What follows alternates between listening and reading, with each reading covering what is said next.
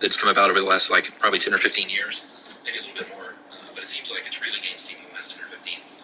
And the idea is that there are all these buzzwords that we are sort of ingrained in. It's dieting, losing weight, getting healthy. They've changed that to, or changing from diet to things like getting healthier, where it's a lifestyle change. And they're trying to avoid those earlier buzzwords. But if you're an anti-diet person, you're saying, you know what, this is all the same stuff, just because you call it a lifestyle now, and you're talking about getting healthy rather than losing weight or going on a diet. It's the same size, it's just a different clothing. Yeah, it's here's the standard, and everyone needs to reach it no matter what. And that really flies in the face of this idea that seems to be one of the tenets of intuitive eating and definitely of the anti-diet movement, which is that every person has their own different, basically genetic weight set point, and that is what your body's going to stay at no matter what. And if you try to contravene that set point, you might be successful for a little bit, but probably the vast majority of people are going to suffer a relapse, I guess, and they'll gain that weight back over time. Give them enough time, they'll gain that weight back, and then the problem is they might even gain even more. And so there are some diets out there that have been demonstrably shown to work, like Weight Watchers, now called WW, like Jenny Craig, now called Jenny Craig still, JC. Although I didn't know it was Australian, so I guess it should be Jenny Craig. How was that? That was great. I don't think it was correct. I thought all of a sudden I was talking to Russell Crowe. Right? So those have been shown to work. The problem is this, that you are signing up for a lifetime of paying attention to what you eat. Like, that's how it works. Like, it'll work, but you have to keep it up for literally the rest of your life if you want to keep that weight off. So, and then other diets just don't work at all, or they'll work temporarily, but then just go right back, and then you gain some weight. And they seem to have figured out, at least according to intuitive eating dietitians and anti-dieting movement proponents, that there seems to be some biological response by the body to dieting, and it's almost this comedy of errors that just makes everything even worse when you try to diet. Yeah, I mean, the idea is, if with any diet, pretty much, you're restricting food in some way, whether it's a kind of food or the amount of food. There is almost always going to be some amount of hunger involved, even though they all say, with this diet, you'll never be hungry again. They all say that, but that's sort of the idea with any diet is you're restricting yourself. And anti-diet proponents say, you know what, when that happens, your body is wired to want to eat and survive. And when you're consuming less food energy, that's going to create that energy deficit, and that's when you're going to be burning those fat stores, and that is how you lose weight. But your body is also going to trigger a biological starvation response. It's going to mean you're going to fail eventually because your body's saying, I got to eat. I think I'm lost in the middle of the woods all of a sudden. And go eat. You're hungry. Yeah. You're more hungry than you would have been. Right. So this can very, very easily lead to binge eating because you're not just hungry, you're hangry at this point. Yeah. And so when you finally do give in and start to eat, you're going to eat more than you would have if you were just plain hungry, right? That's a huge problem with it, but it seems to be even more nuanced than that, and that the body seems to enter basically a kind of starvation mode, where once it does manage to get you out of that, or starvation response, where it does get you out of that diet and back into eating, what you've just done is scare your brain, it seems like. So where your brain says, well, I didn't realize that food scarcity was going to be an issue in our lifetime, so now that I realize it is, I'm going to take that set point of adiposity, which is the amount of fat you would generally store on yourself. I'm going to inch it up a little higher so that my person can store more fat, because we need to make sure that if this ever happens again, we have plenty of energy stores. So when you come out of dieting, you can actually gain more weight than you had before because of that adiposity set point being increased. And then as a result, as a response, you end up dieting again. Your brain says, it happened again. So your adiposity set point might be set even higher. So you'll gain even more weight back. And it's a phenomenon that we're just starting to understand. I can't tell if it's just theoretical or an interpretation of evidence, but a term I've seen for it is called diet-induced obesity. And it's just fascinating to think that dieting can actually make you heavier than you would have been if you hadn't dieted at all. Yeah, I mean, here's the thing I don't think we mentioned yet. When your body goes into that biological response that says, oh boy, you got to eat now, it's also saying you got to eat something that's really high in calories. It's like, don't reach for the Triscuit, friend. You need that pimento cheese on white bread. Which, yeah. Palmetto cheese, you ever have that stuff? I've got some on my fridge right now, buddy. Man, it's the best. It's hard to go back to anything else, to be honest. I didn't even know there was anything else that worked. Although there's a listener who makes Queen Charlotte pimento cheese out of Charlotte, North Carolina. Is it good? It's Queen Charlotte. It's extremely good, yes. It's like high-end pimento cheese, but it's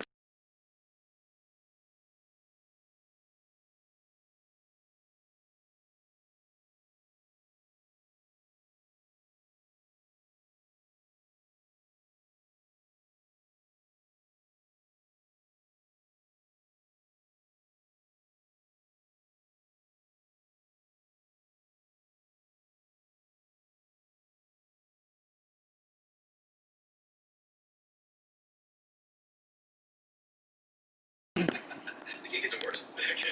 All right. Good. So what were we talking about? Oh yeah. So your body wants even like high calorie foods to pack that weight back on, and it's going to pack on more than last time because you've scared it into thinking that it's going to possibly run into scarcity again. So that's what you're doing, is you're basically forcing your body into a starvation mode to lose weight, where your body responds by saying, like, I'm 2 steps ahead of you, you're not going to win this game. And then you're eventually going to keep gaining more and more weight back and dieting more and more. And here's the other big part of it too, Chuck, is that you're going to end up on this disappointing treadmill where you've wasted all this time and energy and emotion into something that's just going to frustrate you. And the anti-dieting people just say, stop. Well, which can trigger what leads you to eat to begin with, which is stress and anxiety about your weight. And then there are people like Christy Harrison, author, she's a podcaster of Food Psych and author of Anti-Diet: Reclaim Your Time, Money, Well-Being, and Happiness Through Intuitive Eating. She's also a registered dietitian, so she knows what she's talking about too. Yeah, so she says, you know what, this, your nutrition, your physical activity, smoking, alcohol, any kind of behavioral health determinant is just about 30% of your overall health anyway. And, you know, people hang everything on this, like that, like an ideal weight means I'm healthy. And of course, I think people should quit smoking. I'm not saying, hey, go on and smoke anyway. But there are people that say all of this stuff combined is only about 30% of your health. And I'm sure your genetics have a lot to do with it. Somebody's anxiety and stress level may be so high that they have, you know, a steel cable running through their body at all times. And they may be thin, but they may drop dead from that heart attack in their 40s because they're not addressing other factors in their life other than food. Right. And it's kind of rich, too, for the diet culture to be like, well, what about health? What about health? Because there's some pretty unhealthy diets out there. I ran across a few that have come and gone over the years, and then sometimes are revived. Have you heard of the Sleeping Beauty diet? Is that you take a nap every time you're hungry? You take sleeping pills at night, so you sleep longer, so you're not awake to eat. Don't forget Deal a Meal, which wasn't necessarily bad, but it was definitely calorie restricted. Richard Simmons, very colorful, cute little cards or something. Yeah. The grapefruit diet, the cabbage soup diet. Grapefruit diet is very 70s. Severely, and the cabbage soup diet, I didn't realize this dates back to the 50s. And it works. The thing is, it's calorie restricted, so you're entering that starvation response. And it'll work at first. It's just you eat more when you finally get to eat again. And then there's this one is, I just can't believe this. This is a real thing, Chuck. The feeding tube diet. I didn't even want to look that up. I did, and it's exactly what you think. Yeah, I figured. A doctor, like I guess a Dr. Nick type, fits you with a nasogastric tube that delivers about 800 calories of nutrients directly to your stomach, and under the severe calorie restriction, you will shed the weight. But again, you're going to gain it all back, and then some probably when you start eating again. So that's still going on. Really? Yes. So the idea that not dieting is unhealthy is awfully rich, coming from people who undertake some of these extraordinarily dangerous diets. Like, you can get a kidney infection from that feeding tube diet. Like, a lot of stuff can go wrong. But there are some things that do exist in the world that you have to kind of consider. And one of them is the obesity epidemic, which is tough to get around. But astoundingly, the anti-diet movement has been like, we got this. Yeah, I mean, the anti-diet movement says there is no public health crisis going on, unless you're talking about the diet culture, burn. They're like, there is no obesity epidemic. If you look at the average weight of Americans compared to the generation before, it's about 6 to 11 pounds more. And maybe what this has done, if you look at the BMI scale, which basically says there are 3 types of people, or I guess 4, underweight, normal, overweight, and obese, that 6 to 11 pounds, which amounts to 10 extra calories a day over time, that might nudge you into a different category, from overweight to obese or from normal to overweight. But BMI and mortality are just, and this is what they're saying, is that's causation. Like, we think we have evidence that shows that being obese and having a higher BMI doesn't mean you're going to die sooner. That's astoundingly contrary to common sense, it seems like, or at least the common perception of the link between being overweight and being dead, basically. Yeah. And apparently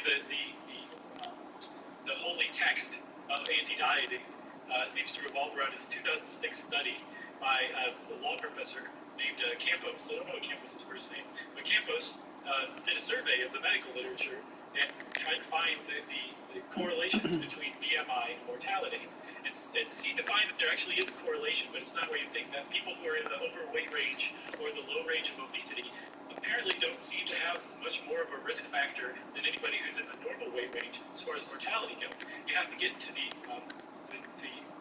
far side of obesity and then the far side of underweight to get to where you're actually at risk of dying. So that's super contrary to what most people think.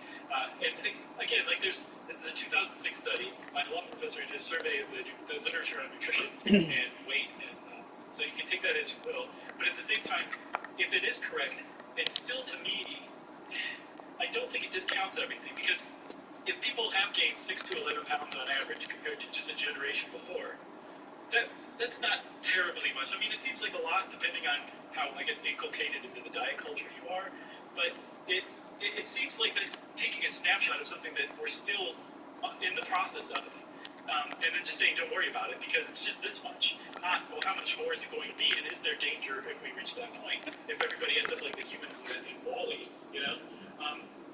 And it's kind of akin to saying, like, well, it's just the living room that's on fire right now. There's the whole rest of the house is not on fire. Stop your moral panic about house fires. It's very similar to that. So I'm not saying that it's wrong, and I'm not saying that it doesn't help the anti-diet movement's ideas, but I think that just to say, like, bam, case closed is a little glib.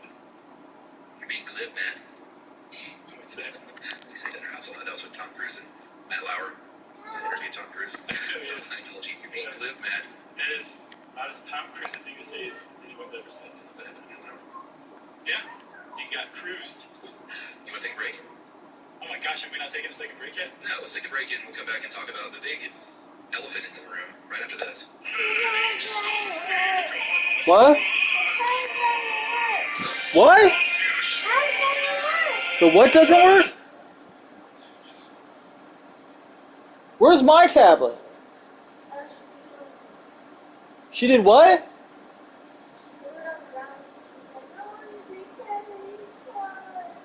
She threw my tablet on the ground?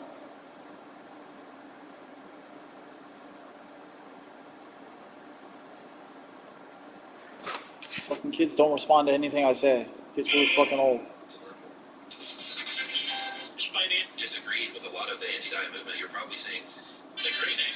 Stuxnet with an X. So the elephant in the room is nutrition. I think this is the glaring thing that if you've been listening so far and disagreed with a lot of the anti-diet movement, you're probably saying, you can't eat just Oreos just because it makes you feel good. You gotta have nutrition. The body needs nutrition. And here's the thing, the body does need nutrition, but the anti-diet movement says, just unwire your brain on this moral judgment on food. And if you get to intuitive eating, what we're saying is listen to your body, and if you eat these just Oreos for lunch, you're going to feel like garbage later on. Right. And if you're listening to your body is going to tell you that it wants nutrition, and it wants good vegetables, and it wants whole foods.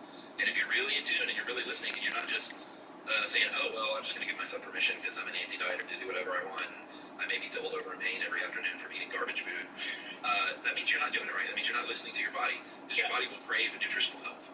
Right. You're just being a smart aleck at it. That's right. So that's kind of like the big thing among registered dietitians and nutritionists that basically says, like, you know, yeah, we're in favor of anti-dieting, and we're definitely in favor of people being body positive.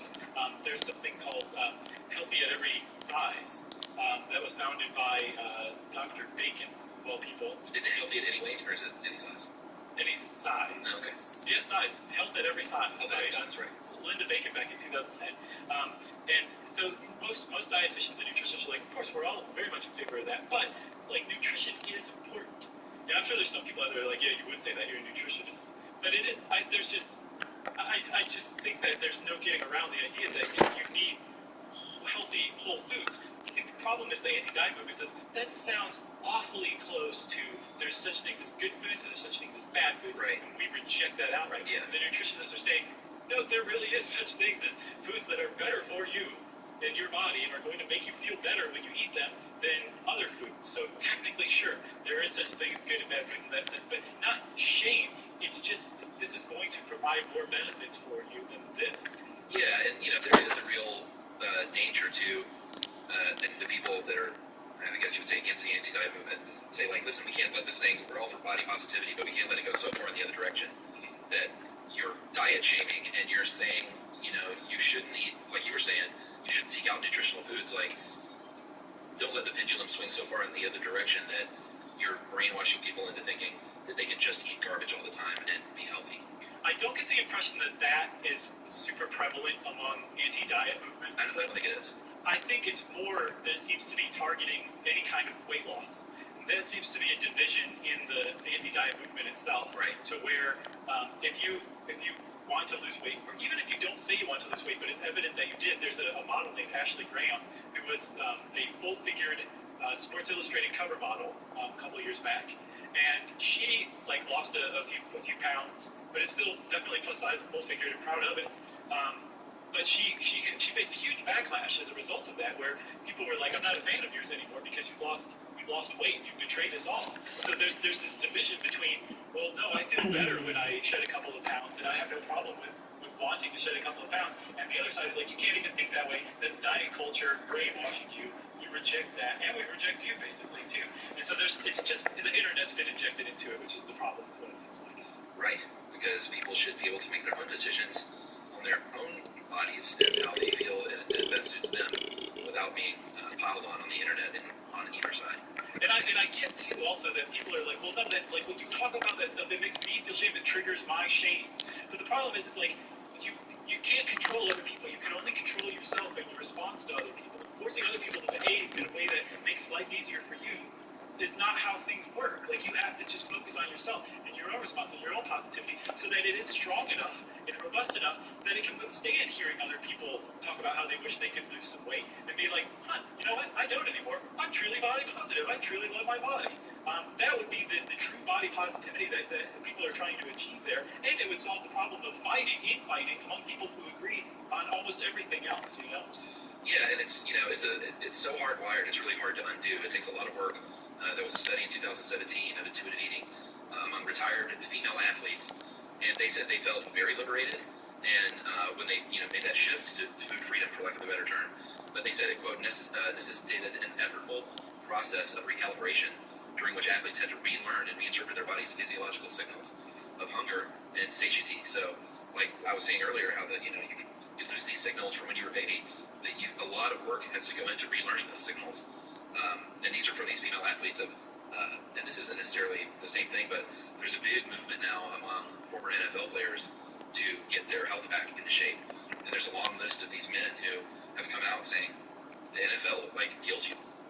The weight that you have to keep on, the amount of food that you have to eat to be an offensive or defensive lineman. And the before and after pictures of some of these guys, they were 6'4", 320 on the offensive line, that are now 6'4", 225. Wow. It's unbelievable, and they're just I've never felt better in my life, and I can walk around now, and I don't feel like I'm, carrying a sled behind me. Right. Because the NFL is just no, man, you gotta weigh 325 pounds if you want to be on the line. Yeah, and then I think also the opposite way is for people who are in sports and have to be severely calorie restricted.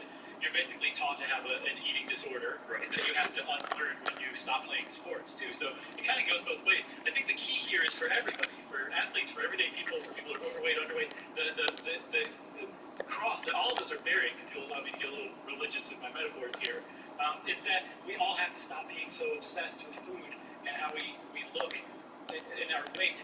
And it's just, we're all almost all of us are on the same sort of journey. It's good to remember that we're on it together, traveling together. Stop squabbling with one another. I definitely honor my hunger. You got anything else? I got nothing else. Okay. Thank you for listening, everybody. We hope this helped. We hope it didn't set anybody off. If it did, email us, let us know. We apologize in advance. It was definitely not worth it.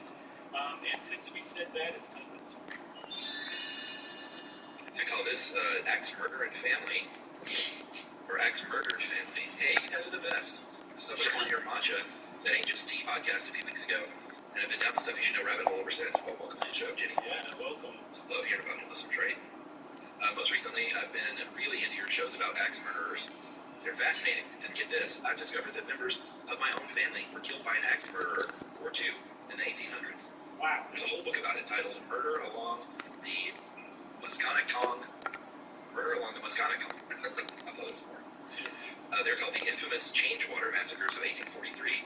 The Kastner family, which is my family line, was sleeping one night when two men who were attempting to rob them came in and murdered the mother, uncle, and 2-year-old sister with axes. They had lured the father outside, killed him, and threw him in a ditch right before that. What's amazing is that there were 2 survivors. Little JP and his older brother Victor were asleep on a cot behind the doorway. The murderers had no clue the boys were there, and they were left unharmed and slept through the whole thing at 6 and 10 years old. What's interesting is that I'm not sure if the 2 men convicted were killers. Were the killers. More than 2 other men were originally arrested, so it's kind of sketchy. You guys should check it out. Thanks for all you do. You're a comfort, especially during this strange season. That is from Jenny Farnan. Thanks, Jenny. That's awesome. Probably just Farnan. I like Farnan, the destroyer, the matcha drinker. Thanks, Jenny. We appreciate you listening. Can you imagine those 2 boys, 6 and 10, being like, "Hey, who's up for pancake?" when they wake up? Is it too soon? It's an 1834 murder, Chuck. And the other one says, "Nah, I'd rather have waffle." Oh boy, we'll probably edit this part out a little bit, yeah. We might cut this, but if we don't, you guys can let us know how much we suck. Write to us via email at stuffpodcast@iheartradio.com. Stuff You Should Know is a production of iHeartRadio's How Stuff Works. For more podcasts from iHeartRadio, visit the iHeartRadio app, Apple Podcasts, or wherever you listen to your favorite shows.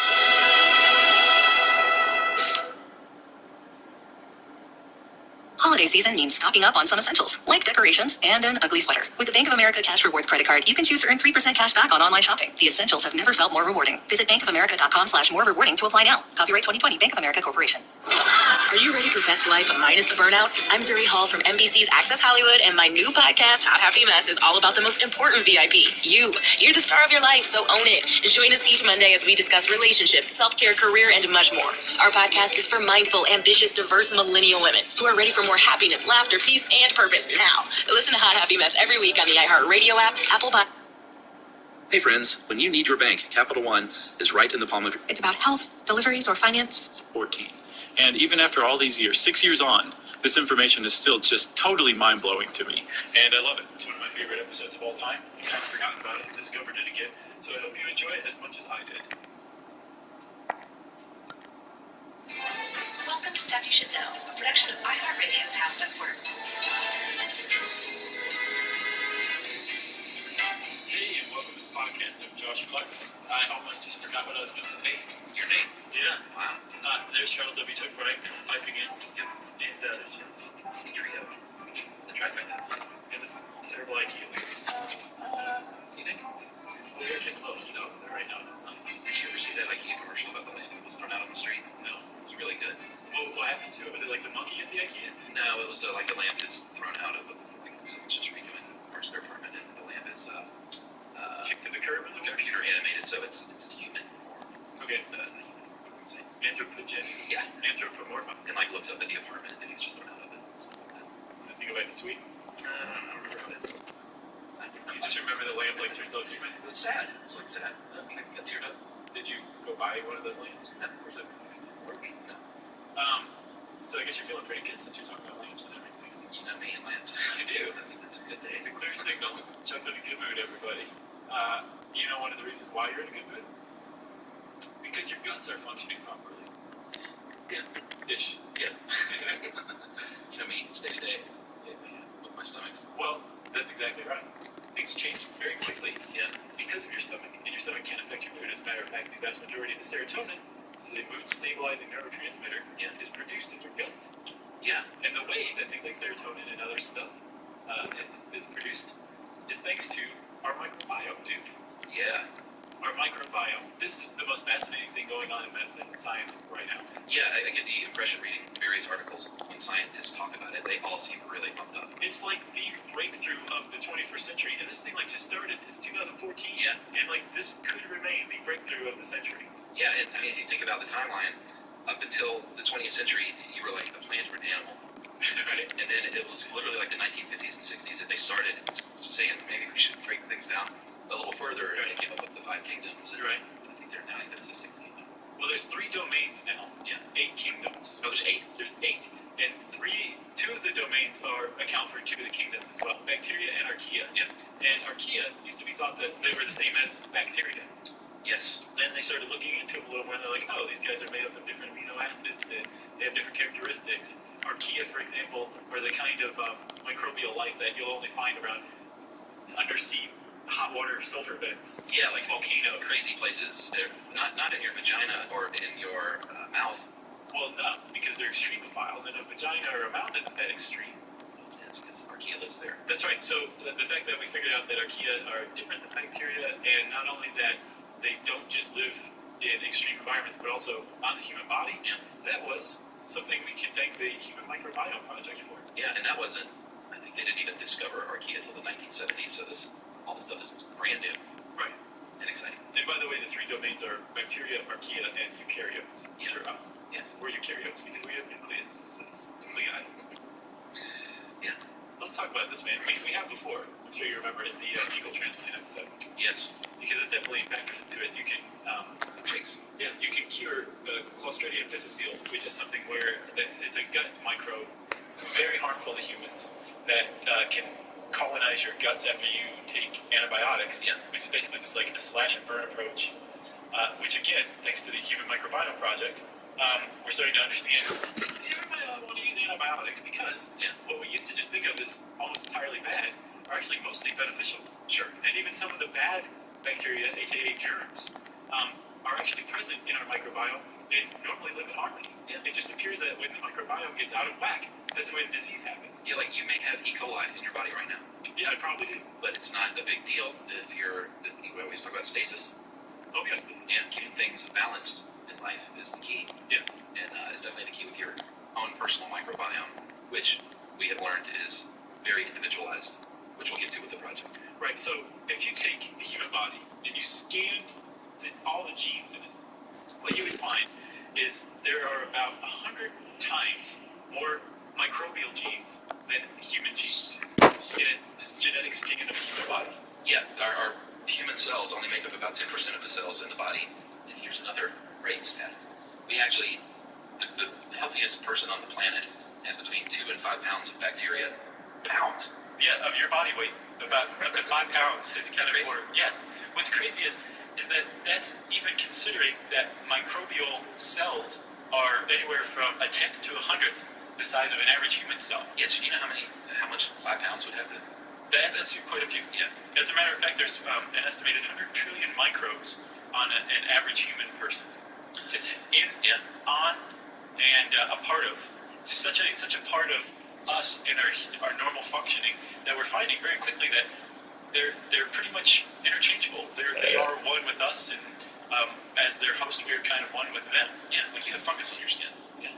No big deal, right? Well, that's another thing too we should talk about. When people say microbe, it's kind of a catch-all word for any tiny, typically unicellular life, and that's the case here too. But it doesn't just mean bacteria. The human microbiome is made up of lots of bacteria, lots of different types of bacteria. For example, the mouth may have up to 5,000 different species of bacteria. Yeah, and they're not just lazing around in your body. Like, they are responsible for keeping your body in check, or sometimes responsible for it being out of whack. Right. But they're all doing something, or laying there waiting to do something. You also have what's called a virome. You have viruses in your microbiome, and they appear to be present to keep the bacteria populations from getting out of control. Like, they're there to infect bacteria, to kill them off, and it's kind of like they're the lions, they're the gazelles of the microbiome. Okay. You take away the lions, you got too many gazelles. Yeah. They all start to starve, they don't function correctly, they may even eat each other. You don't want to see a gazelle eat another gazelle. So you have lions there, and the lions, these apex predators, keep the gazelle population in check and ultimately healthy, paradoxically. Yeah, true. Same thing with the virome in your microbiome. Yeah, I mean, we know they ate gut bacteria, aids digestion, and we'll get to gut bacteria more. I mean, they're discovering just all kinds of things it affects. Right. Synthesize vitamins. When you poop in the toilet, you look at your poop, which you should do, by the way, like, on a regular basis.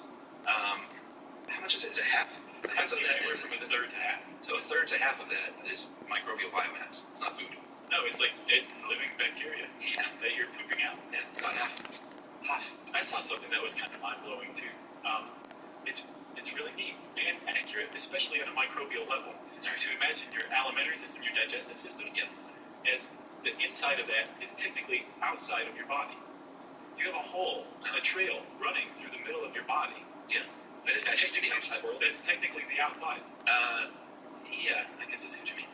just chew on it for a minute. Yeah. Like the inside of your digestive system is technically the outside of your body. Like that's outside of your body. Yeah, it's confusing. It is, but once your head wraps around it, it's like one hand clapping kind of thing. Right. And you're just like, whoa, that is neat.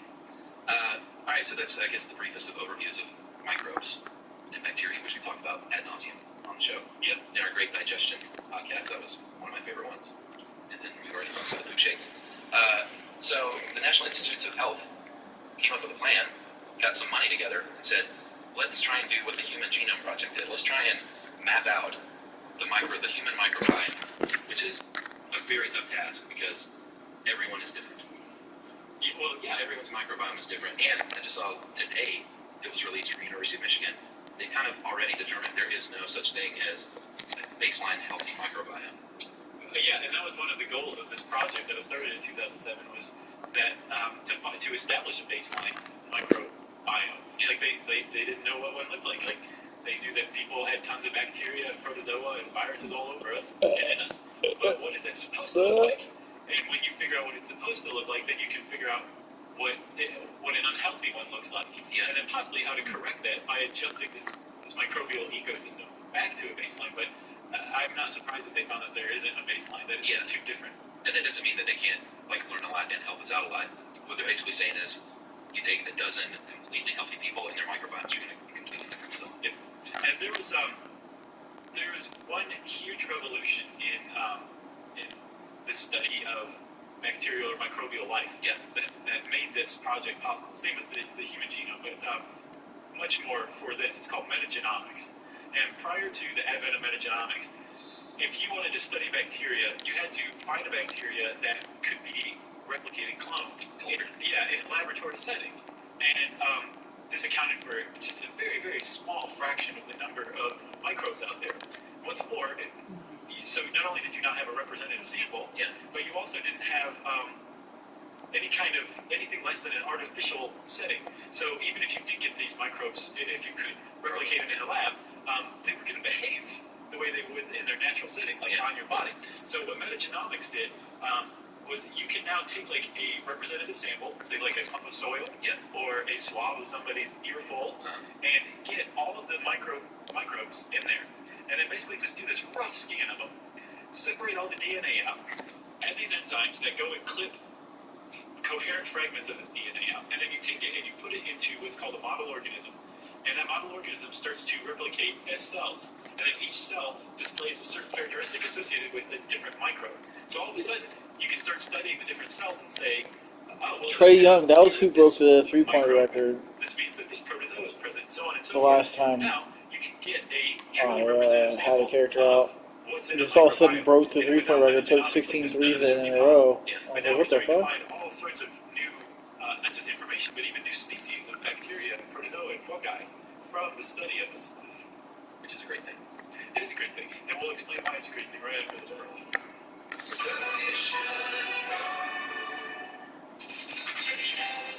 Hello, folks. This holiday season may feature more merriment with our devices than ever before as we stay connected with family, friends, and a blizzard of online shopping. But all that online activity can mean chances of exposing your personal information. Yep. Whether you're buying gifts or getting something special for yourself, you may not know that your identity's been compromised or that your info has been sold on the dark web.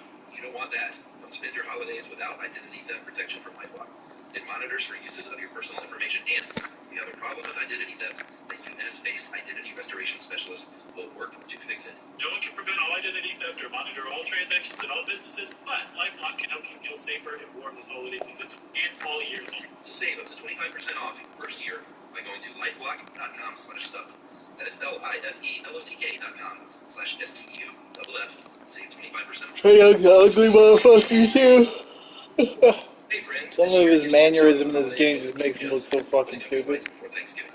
It means shopping and shipping early too. FedEx is expecting a record number of packages will be shipped this holiday. It's going to be a shipping marathon, also known as the Shipathon. FedEx is training harder than ever to deliver packages quickly and safely. So make sure you shop and ship early this season. Visit FedEx.com/holidayguide to learn more.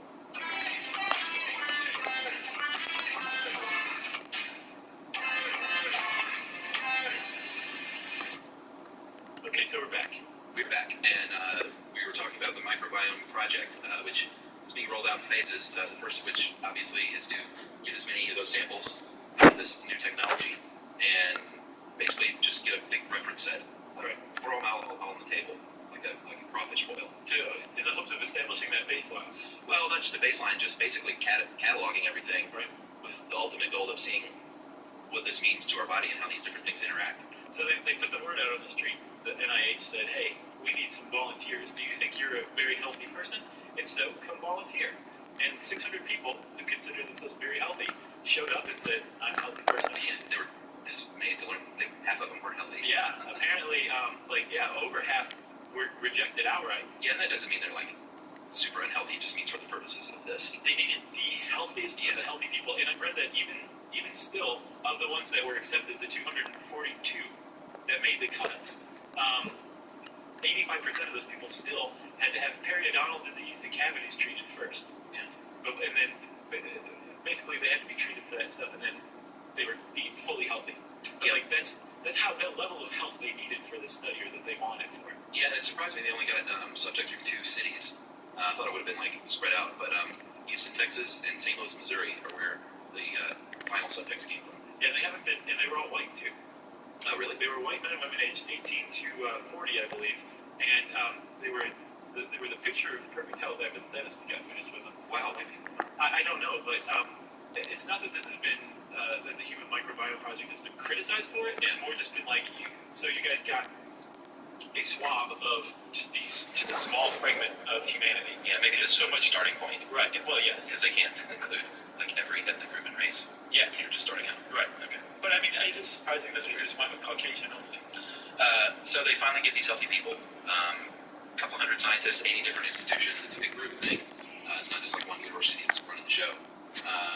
Budget of about $170 million to start out with, and a bunch of cotton swabs. Yeah, lots of them. Over 11,000 cotton swabs. Generic cotton swabs. Yeah, right. They swabbed each man in 15 locations. Yeah. Women in 18 locations. 3 of the locations were in the vagina. Men don't have vaginas. They don't, but men have ears and armpits and elbow folds. Yeah, mouths. Yeah. So there's up your nose, stool samples. Yep. They're getting this. They're swabbing all the moist places. Right. That's exactly right. Not just moist places, but I think that's where you're gonna find the gold. Sure. Yeah. Well, no, it's true. Like your forearm actually is typically pretty dry. Yeah. But it has one of the most diverse array of bacterial species in your whole microbiome. Yeah. You have about an average of 43. Yeah. People, when you hear this, don't think that didn't get the reaction I was expecting. Well, that seemed low to me. Yeah. Because I'm used to hearing like thousands. Thousands of bacteria, not necessarily species. Yeah, that's true. Although I think the mouth is going to top that from what I read. Like that. Yeah. Up to 5,000 species. I believe it. But I think one of our goals here, and the goal of scientists, is to stop people from like changing the tide of how we even think about this stuff. So when you hear that, all the bacteria in your mouth and under your armpit, don't think gross. Think awesome. Well, yeah, for the most part. Yeah. So the project, I guess, is still very much in its nascent stages, Chuck. Basically, they project itself. Yeah, they had the initial legwork, and then they did the second phase, which is sequencing these things. Which, again, like I just painted the broadest picture of metagenomic sequencing. Yeah. It is one of the most involved, insane, complex processes I've ever tried to understand. It's more complex than the breathalyzer. Remember that? It used kryptonite somehow. Yeah, that was very surprising. Yeah, if you don't know what we're talking about, go listen to our breathalyzers episode. Those are complicated machines. Yeah, I thought there were fairies inside the little box that just said, smells like beer. Yeah, metagenomics is better to just kind of understand it like little fairies performing magic than to really dive into it. But the point is, this project, they have all this data now. Now they have to sort through it. They have the problem of big data, where it's just an overwhelming amount of data. Like trillions of bytes of data. 3.5 trillion bytes of data, which is about 1,000 times more than the Human Genome Project. And at first you're like, oh wait, that doesn't make sense. We're talking about bacteria. Yeah. And you go, oh yeah, that's right. We have about 100 to 200 times the genes in our microbiome than we do in just the human genome. So yeah, that's a lot of data. And now they're starting to figure out how to sort through it.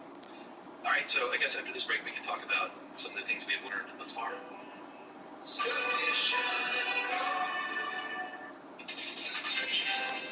Hey everybody, it's Josh and Chuck, and we bet that you're listening to us on your phone right now, right? Well, it's no surprise because the phone is probably the most powerful instrument all of us have in the world right now. But you would think we would give a little more thought to what we encase those wonderful instruments in, don't you think, Chuck? That's right, and that's why we're talking about Peak Design, because they have just launched a complete system of mobile cases, mounts, and accessories that are designed to be beautiful, delightful to use, and most importantly, 100% carbon neutral and built to last a lifetime. They're the world's most crowd-funded company, and they're available for pre-order on Kickstarter. Just head over to peakdesign.com/SYSK for a limited time steep discount. All accessories are going to work with the new iPhone 12 MagSafe system. To learn more about the mobile by Peak Design and all the other amazing products they have, just go to peakdesign.com/SYSK. Here's something you might not know. Blue Moon beer was created during the 1995 baseball season at the Sandlot Brewery at Coors Field in Denver, Colorado. That's right. The Blue Moon founder and brewmaster was inspired by the flavorful Belgian wits he enjoyed while studying brewing in Brussels. Yeah, and somebody tasted it, and they said, beer this good only comes around once in a blue moon, and hence the name was born. And not just a name, a really good, delicious beer, a bright, well-crafted beer with a twist of flavor, best served with an unmistakable signature orange garnish in a glass to showcase the whole beautiful, hazy color of it. That's right. Once in a blue moon can happen more than once in a blue moon, you know. So the next time you're out with friends or enjoying a night in, reach for a Blue Moon. It's the beer you can enjoy every day. And you can have Blue Moon delivered right to your door by going to get.bluemoonbeer.com and finding delivery options near you. Blue Moon reached for the moon. Celebrate responsibly. Blue Moon Brewing Company, Golden, Colorado. Hey.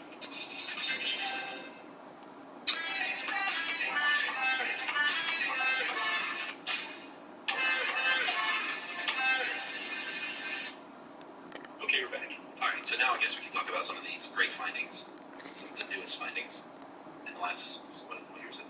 Well, they started in 2007. Yeah, 7 years old. And it seems like the first crop of amazing stuff started in about 2012. Yeah, so after they had categorized things and got thrown all the crawfish out on the table. Right, the corn. Yeah. The little corn's good. Have you ever done that? I've had that before, yeah. It's good stuff. It's fun. Go to a big party.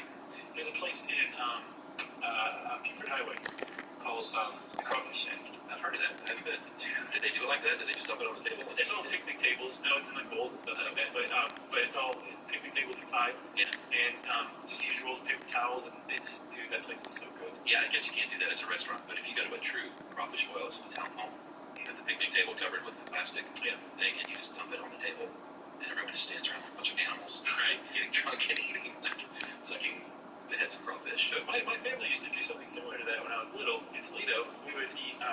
My dad called it garbage pail stew. Yeah. Are you familiar? Is it like all the leftovers? No, it's like you use a trash can to make it. Oh, right. Never heard of it. Over like a flame. Okay. And obviously you use a new trash can, like a brand new one. So I guess when Dad got a new trash can, we would have garbage pail stew. Anyway, a metal trash can? It was more like a the plastic just added. No, you're just trying to like a like the big old large ones, right? What are the old timey ones? What kind of flame you got in your house? I don't remember what he cooked it on. I don't like in my mind's eye. I can't look down. I can just see. I can just see the kind of the top of it. But anyway, it was like a Yankee Northern Midwestern version of it. So there's like lots of cabbage in it, and like kielbasa and stuff like that. But it was essentially the same thing. Yeah. And you would eat it on like newspaper.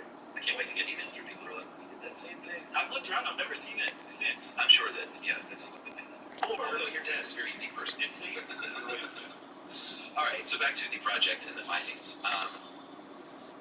One of the things they've learned is that Periodontus, this gum disease, some bacteria are elevated if you have Periodontus. So that's going to give you a little insight to maybe how you can better take care of your mouth. What kind of bacteria you need in there, what kind you don't. Yeah, exactly. And like, for example, Streptococcus mutans is responsible for cavities. So we want to take care of your Streptococcus mutans. The thing is, Chuck, that reading this made me wonder, like, are we going to go the other direction now, where it's like, we understand that you can't just use antibiotics to get rid of everything. Yeah. But if we identify bacteria, it's like, oh, well, that one gives you cavities. Let's get rid of all of that and find some sort of medicine that just gets rid of that. Right. And it could make things even worse in a whole other direction. Yeah. Like, one thing that I figured out from this is that the microbiome appears to exist in balance. Yeah. Like stuff that should make us sick, E. coli, right. Kinds of strep, staph, that kind of thing. Like, it exists on a healthy person's microbiome, and it's just hanging out there. Yeah. So it doesn't mean that they're inherently disease-causing for us, or that they're inevitably disease-causing. Apparently, if they exist in harmony with their neighbors, that's the way it's supposed to be. Yeah, we can't just root out just ones that make us sick and get rid of those because I think it'll have repercussions. But we might have a future where instead of an antibiotic, you actually take a bacteria that will attack the other bacteria, the bad stuff. Right, or you can, right, exactly. Like, as long as we're not intervening and going after a specific bacteria, yeah, you can aid the bacteria, like you say, that will fight it naturally, like by eating some sort of sugary paste. You know? Or probiotics, I mean, that's what that is, right? Yeah, they're all the rage. I mean, that's an issue that's being examined in more detail thanks to the microbiome. Do probiotics work? Yeah. And apparently the jury's still out. Yeah. Like, in theory, they should work. Yeah. But it depends on, whether these things are actually colonizing your guts. And also, I have the impression that it's like, you don't really know what you're doing when you're adding, like, all these new people in the neighborhood. Yeah, and because everyone's You got a Curry on the 76ers, huh? Probiotic for one person might be great, and for another person might not do anything. Curry, Simmons. Yeah, which is another goal of the Human Microbiome Project, that if we start to understand, what a colony, maybe there's not a normal colony for everybody, but what an individual's normal colony looks like, right? Then you can take blood or samples and make adjustments based specifically on what you need right there. Yeah, it could be the end of pharmaceutical drugs, conceivably. I know they're doing a lot of research into how your gut bacteria affects obesity and your weight. They have found obese mice and transferred microbes from their gut into skinny mice, and the skinny mice gain weight. And there's just type in gut bacteria and obesity, and there are a lot of studies going on now thinking that maybe correcting your gut bacteria could actually help you help your metabolism, straighten out. Right, like they think the bacteria itself directly informs how the body uses or stores energy. Yeah. Yeah.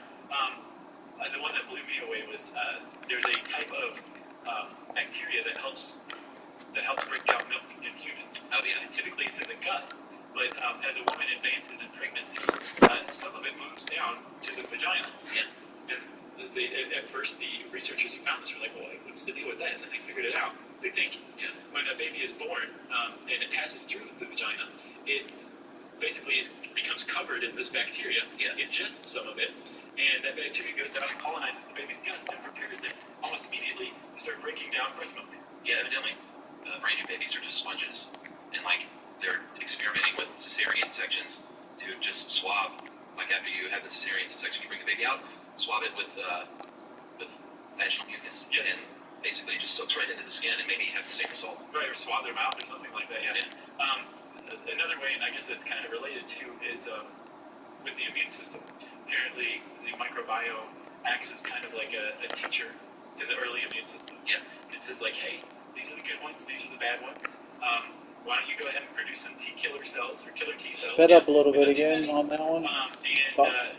We'll just go ahead and keep the homeostasis going. I mean, it's a good thing, you're getting more rating, but it sucks because you gotta slowly keep adjusting to the new shot because it keeps changing every few points. Their immune systems have a tendency to go crazy.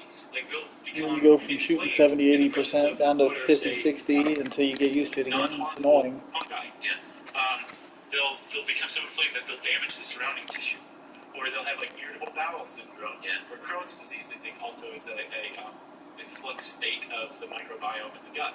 So apparently it directly impacts the immune system as well, which, my friend, lends a lot of weight to the hygiene hypothesis. Yeah, that's basically the notion that here in the West and even in developing countries now, children are seeing such a decrease in infection with their kids that when they grow up, they have an increased number of allergies and maybe autoimmune issues. Yeah. And you kind of see it playing out, Right. It's a real thing. If you're slathering your child with Purell, you're not doing them any favors. Right. So they may have asthma later on because of that. Exactly. They're coming to think that it's because of the just a wow, that's a big difference between those two shots. Yeah, and I think they found now even they think one I hit at the top, it was early. One I hit the top, it was late. So all because one was in the corner, one was at the hash. Maybe because of your gut bacteria. Right. And it makes just utter and complete sense too. Your body has been exposed to these things early on, learned that they're not harmful, and no longer produces antibodies as a result of their presence. Yeah. Because that's all. Gotta get used to it. It's a case of mistaken identity. You gotta change. I don't want to change jump shots yet. I might at some point, but not until it's some of the other interesting things they found so far is that what is that? there wasn't a single microbe that everyone had in the study. Yeah. Which is pretty interesting. In that microbes are most similar on the same site of different people. So like you and I have more similar microbes in our armpit than more different people. Right, then your microbes in your armpit has to do with your belly button. Yeah.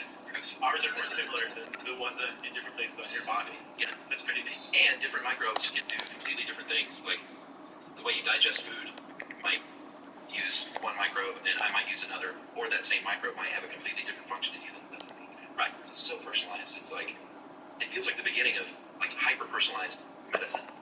I think it is. In the future. I definitely think it is. I think it's also the beginning of a kinder, gentler approach to treating disease. Yeah.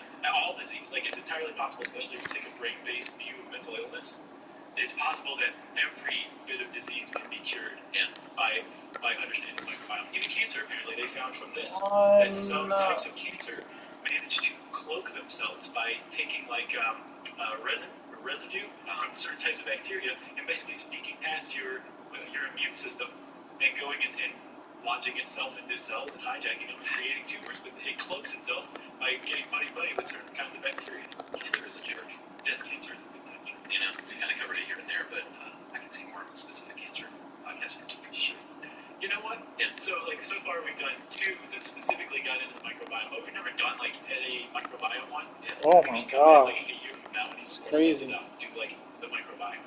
Yeah, I have to launch it now. Making breakthroughs at a pretty rapid pace. Yes. So in a year, everyone might be skinny Yeah. because of the microbiome. Have you seen a picture of like an obese mouse next to like a skinny or normal sized mouse? Yeah. It's pretty depressing. It is. Okay, so I will see you here at the end of next April God willing. for the microbiome one. Deal. All right. If you want to learn more about the human microbiome, you can type those words into the search bar at howstuffworks.com. And I said howstuffworks.com, so it's time for the listener mail.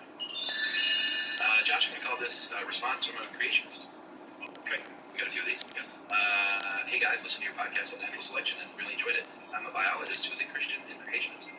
Natural selection is not what we disagree on. And when I say we, I mean most creationists. But of course, with every group, there are outliers. We agree with microevolution, changes that occur within the species, not macroevolution. We do still have species Embiid. developed into a completely different species. I was thinking he wasn't there. Associate with evolution. The only major differences between creationists and They got a evolutionists really is that interesting the Earth is lineup in between this 6 game. and 10,000 years old. It's crazy. And again, excluding the outliers. And that all organisms. I mean, so do we with having Kawhi Leonard by on our it. God. For example, we believe that everyone came from Adam and Eve. Tobias Harris, Ben Simmons, Joel Embiid, Ricky Rubio, Seth Curry. A small number of species were created by our God, and all the forms we have today evolved through natural selection. So the only main difference that we have with evolutionists is the ultimate origin of species. The areas of evolution that we can see clearly occurring in front of our eyes we agree with. It's the areas that evolutionists theorize about that we don't agree with. So while there are differences between creationism and evolution, there are actually more similarities. That is Eric from South Bend, Indiana. Thanks a lot, Eric. Very salient point. Wow. Yeah, I love it when like experts come out of the woodwork, especially when they're experts with a twist. Yes, and I love being refuted and refuting and reading reputations, and we'll always read these things. Refutation life. That's right. If you want to refute something we've said or agree with us or whatever, if you just want to get in touch about anything, you can tweet to us at SYSK Podcast. You can tweet us on Facebook.com/WCHNO. We're on Pinterest. We're on Instagram. And if you want to send an email to Chuck, Jerry, and me, you can address it to stuffpodcast@howstuffworks.com. Oh, we're good. Oh, slightly early. Production of iHeartRadio's How Stuff Works. For more podcasts from iHeartRadio, visit the iHeartRadio app, Apple Podcasts, or wherever you listen to your favorite shows. Holiday season means stocking up on some essentials, like decorations and an ugly sweater. With the Bank of America Cash Rewards credit card, you can choose to earn 3% cash back on online shopping. The essentials have never felt more rewarding. Visit bankofamerica.com/more rewarding. I've over-adjusted in my mind, apparently, if I'm getting slightly early. Are you ready to invest your life minus the burnout? I'm Zuri Hall from NBC's Access Hollywood, and my new podcast, How Happy Mess, is all about the most important VIP. You. You're the star of your life, so own it. Join us each Monday as we discuss relationships, self-care, career, and much more. Bang. Oh my God, slightly early again. You are ready for more happiness, laughter, peace, and purpose. Wow. Listen to How Happy Apparently Mess I need to relax. Radio app, Apple Podcasts, or wherever you get your podcasts. Hey friends, when you need your bank, Capital One is right in the palm of your hand. So you can check your balance, deposit checks, pay bills, and transfer money from your phone with a top-rated app. And when you're not banking, put it back in your pocket. The banking experience built around you and your life. This is banking reimagined. Get started online anytime. What's in your wallet? Capital One, NA, member FDIC. This episode is brought to you by IBM. Today, answers matter more than ever before.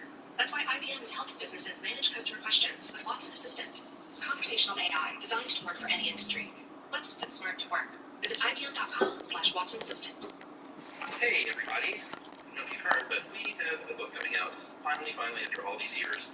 It's great. It's fun. You're going to love it. It's called Stuff You Should Know, an incomplete compendium of mostly interesting things. Yep, and it's 26 jam-packed chapters that we wrote with another guy named Nils Parker, who's amazing, and is illustrated amazingly by our illustrator, Carly Minardo, and it's just an all-around joy to pick up and read. Even though we haven't physically held in our hands yet, it's like we have Chuck in our dreams so far.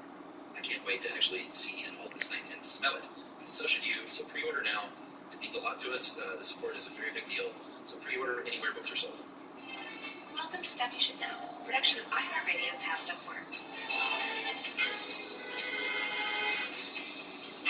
Hey, welcome to the podcast. I'm Josh Clark. There's Charles W. Chuck Bryan over there. This is Stuff You Should Know.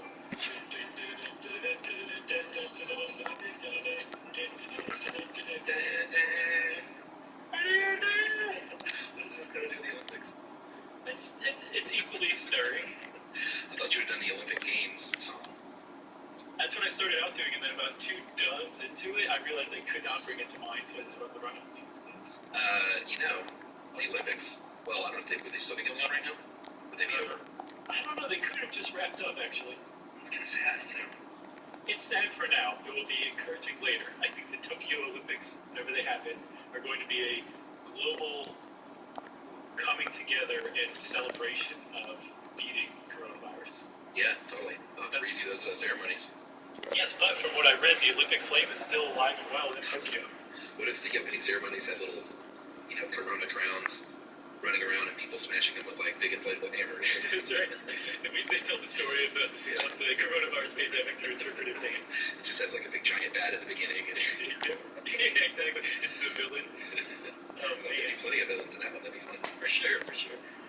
So we're obviously talking Olympic torches. If you hadn't guessed or hadn't bothered to look at the title of this episode, yeah, I'm kind of excited about this because it's just dyed in the wool SYSK episode, and that is very niche. It's about one specific thing that's a part of a much larger thing, which we've not yet done an episode on. Yeah, and the kind of thing where one day when you're watching an Olympic ceremony again, you see that flame. Yeah. You'll have that insider knowledge. Yeah, you'll think. So, Chuck, I didn't know much about Olympic torches. I've seen a torch lighting or two in my time on television only. Yeah. But it's pretty interesting actually. The kind of the history of it, and how the things are made. I was reading over I guess you'd call it like a request for proposal, a PDF from the London Olympics Committee years ago. Basically saying, hey, this is a call out to all designers who want to try their hand at designing the London Olympic torch. Here's all the details you need to know. It's really fascinating stuff. And we're going to convey that fascination post-haste. Of that RFP or of just torches? Maybe a little bit of both, actually. So, the history of the torch, we're talking, you got to go back to Greece if you're going to talk about anything Olympic history-wise. And if you go back far enough, you're going to hear a story about Prometheus stealing fire from Zeus, giving that to humans. That's how they say we got fire. Sure. And in order to commemorate that, the Greeks had these relay races like we all know and love, except instead of passing a little aluminum baton, they would pass live fire and flame via torch. Yeah, they would set a cow on fire, push it to the next person. The one thing on Prometheus, I was looking him up. So he was punished by Zeus for stealing fire and giving it to humans. Being a bad boy. A naughty Monty. And he had his liver eaten out by an eagle every day. And because he was an immortal titan, his liver would grow back each night, and then it would be eaten by an eagle again the next day. That's how I feel these days. Eagles eating their liver every day. That is kind of 2020. But it regenerates, though. Yeah. So, but I guess the upshot of all this is that fire was extremely important to the Greeks, and they showed it off as much. So when they started having Olympic Games back in, I guess, 776 BCE, yeah. They wanted to make fire kind of a prominent part of it. So they celebrated this theft fire from Zeus by Prometheus by having a torch relay, where there was basically like today's baton relay marathons or runs or whatever you call them, but it was with a torch, and whoever reached the end with their lit torch won that relay race. That's how kind of the Olympic torch was born. Yeah, and the games back then were a very big deal in that they would stop war, which is something they loved to do, just to take part in these games. And they had these runners, they called them heralds of peace, that would go all through Greece saying, truce everybody, right? And they would hope they don't get speared. And if they made it through, that truce would remain all during the Olympics until the flame is extinguished, and then they start spearing again immediately. Yeah, and the point was so that anybody who wanted to go watch the Olympics could make it through Greece unkilled to go watch, and then make it back home unkilled, hopefully, too. Unkilled. Yeah. So if you go back to Olympia, there was an altar there dedicated to Hera, who's the goddess of birth and marriage.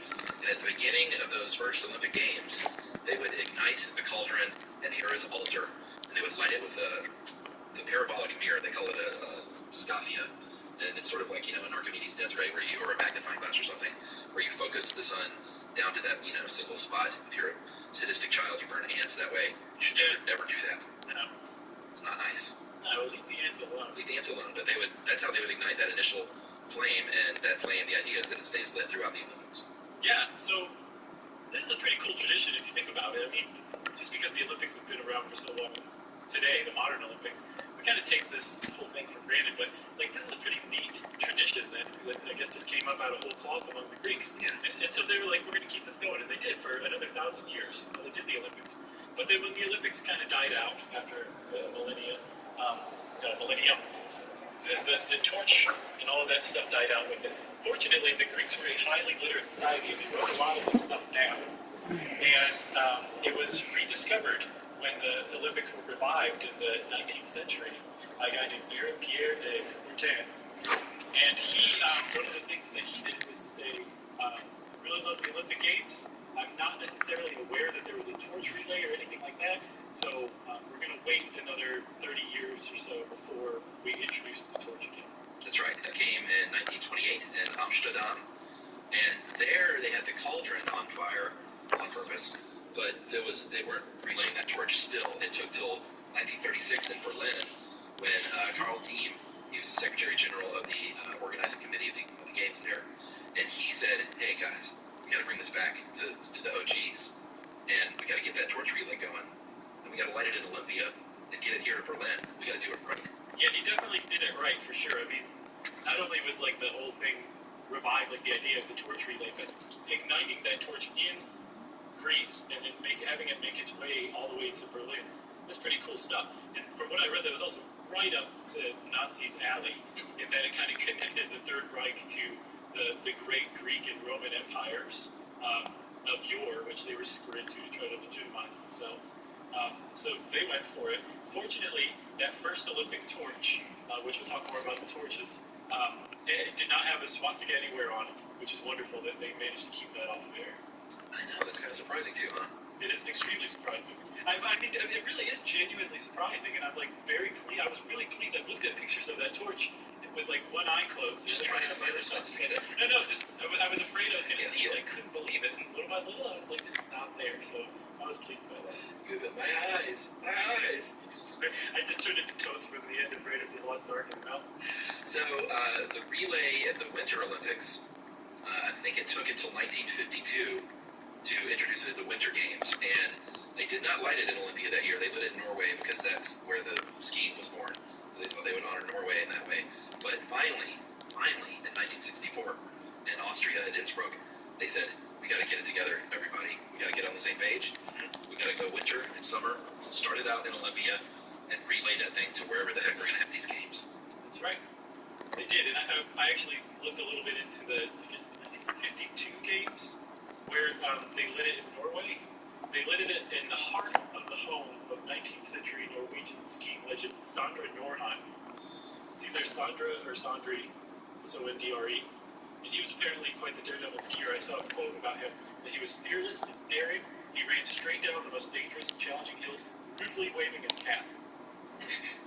Which just made me love that guy immediately. Yeah, and I think those games ended up in Helsinki. Well, there's a little nugget I'll drop in the next segment here after we break. Oh, I can't wait. I've got another segment or another nugget on that. There's one other time in history when the Winter Olympic torch was lit in the hearth of the home of 19th century Norwegian skiing legend Sondre Norheim was in Squaw Valley in 1960 because the Olympic Committee couldn't get their act together fast enough to organize a lighting ceremony in Greece. So Norway stepped in again and said, Oh, she's got a fireplace. We've seen it in action. he. Oh, he? Yeah, party at Sondre's house. I'm sure we're mispronouncing it. What's that? Rudely waving his cane. You want to take a break yet? Let's do it. All right, everybody, we're going to take a break. We're going to come back and guess what we're going to talk about? Olympic torches.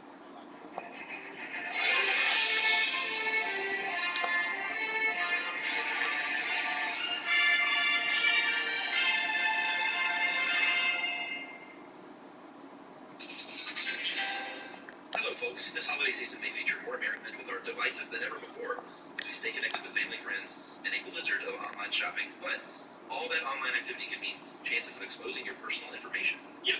Whether you're buying gifts or getting something special for yourself, you may not know that your identity's been compromised or that your info has been sold on the dark web. You don't want that. Don't spend your holidays without identity theft protection from LifeLock.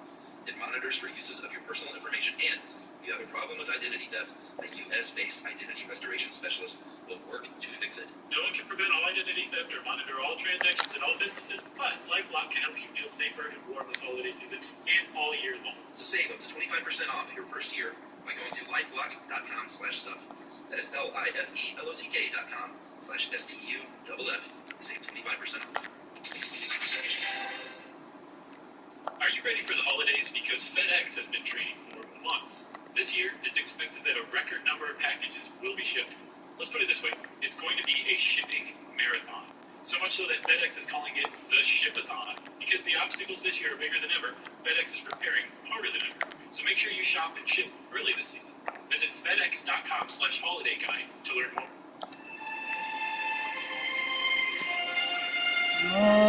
Still got a half hour before daily spin resets, so get another game in.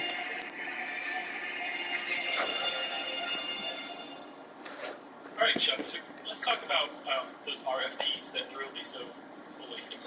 Yeah, if you want to be the firm, the design firm that designs and builds the torch, you got to get in there and you got to submit your proposal. You got to grease some palms. You got to tip the right doorman, if you know what I mean.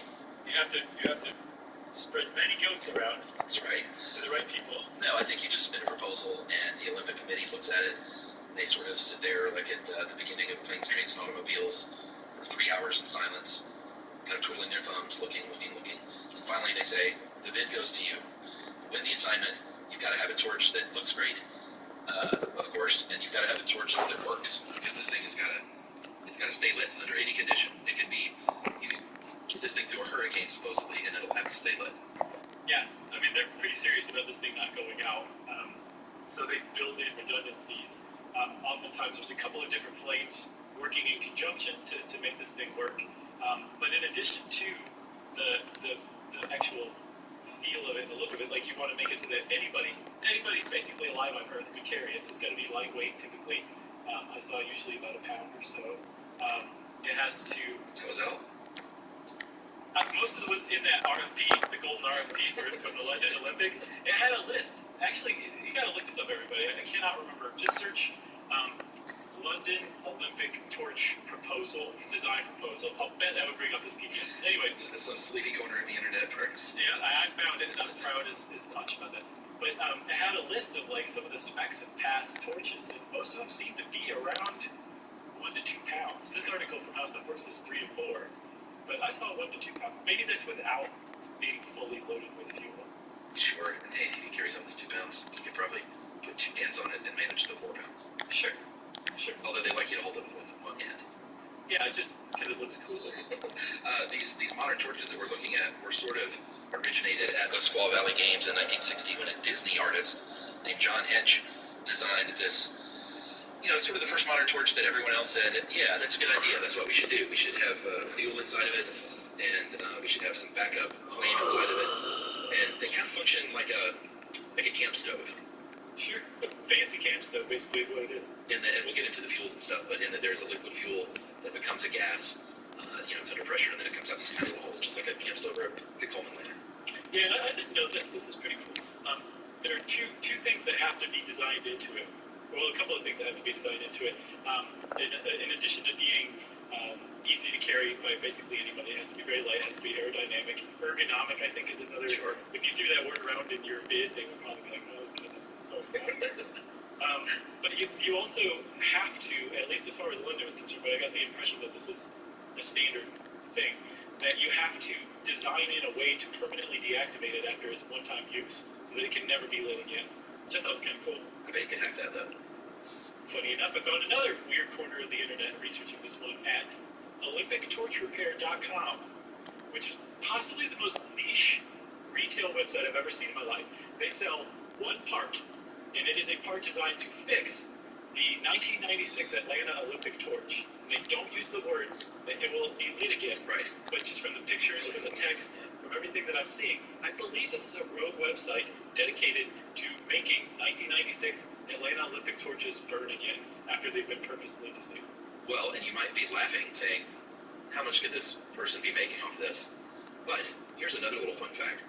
There are anywhere from 10 to 15,000 of these torches that are built.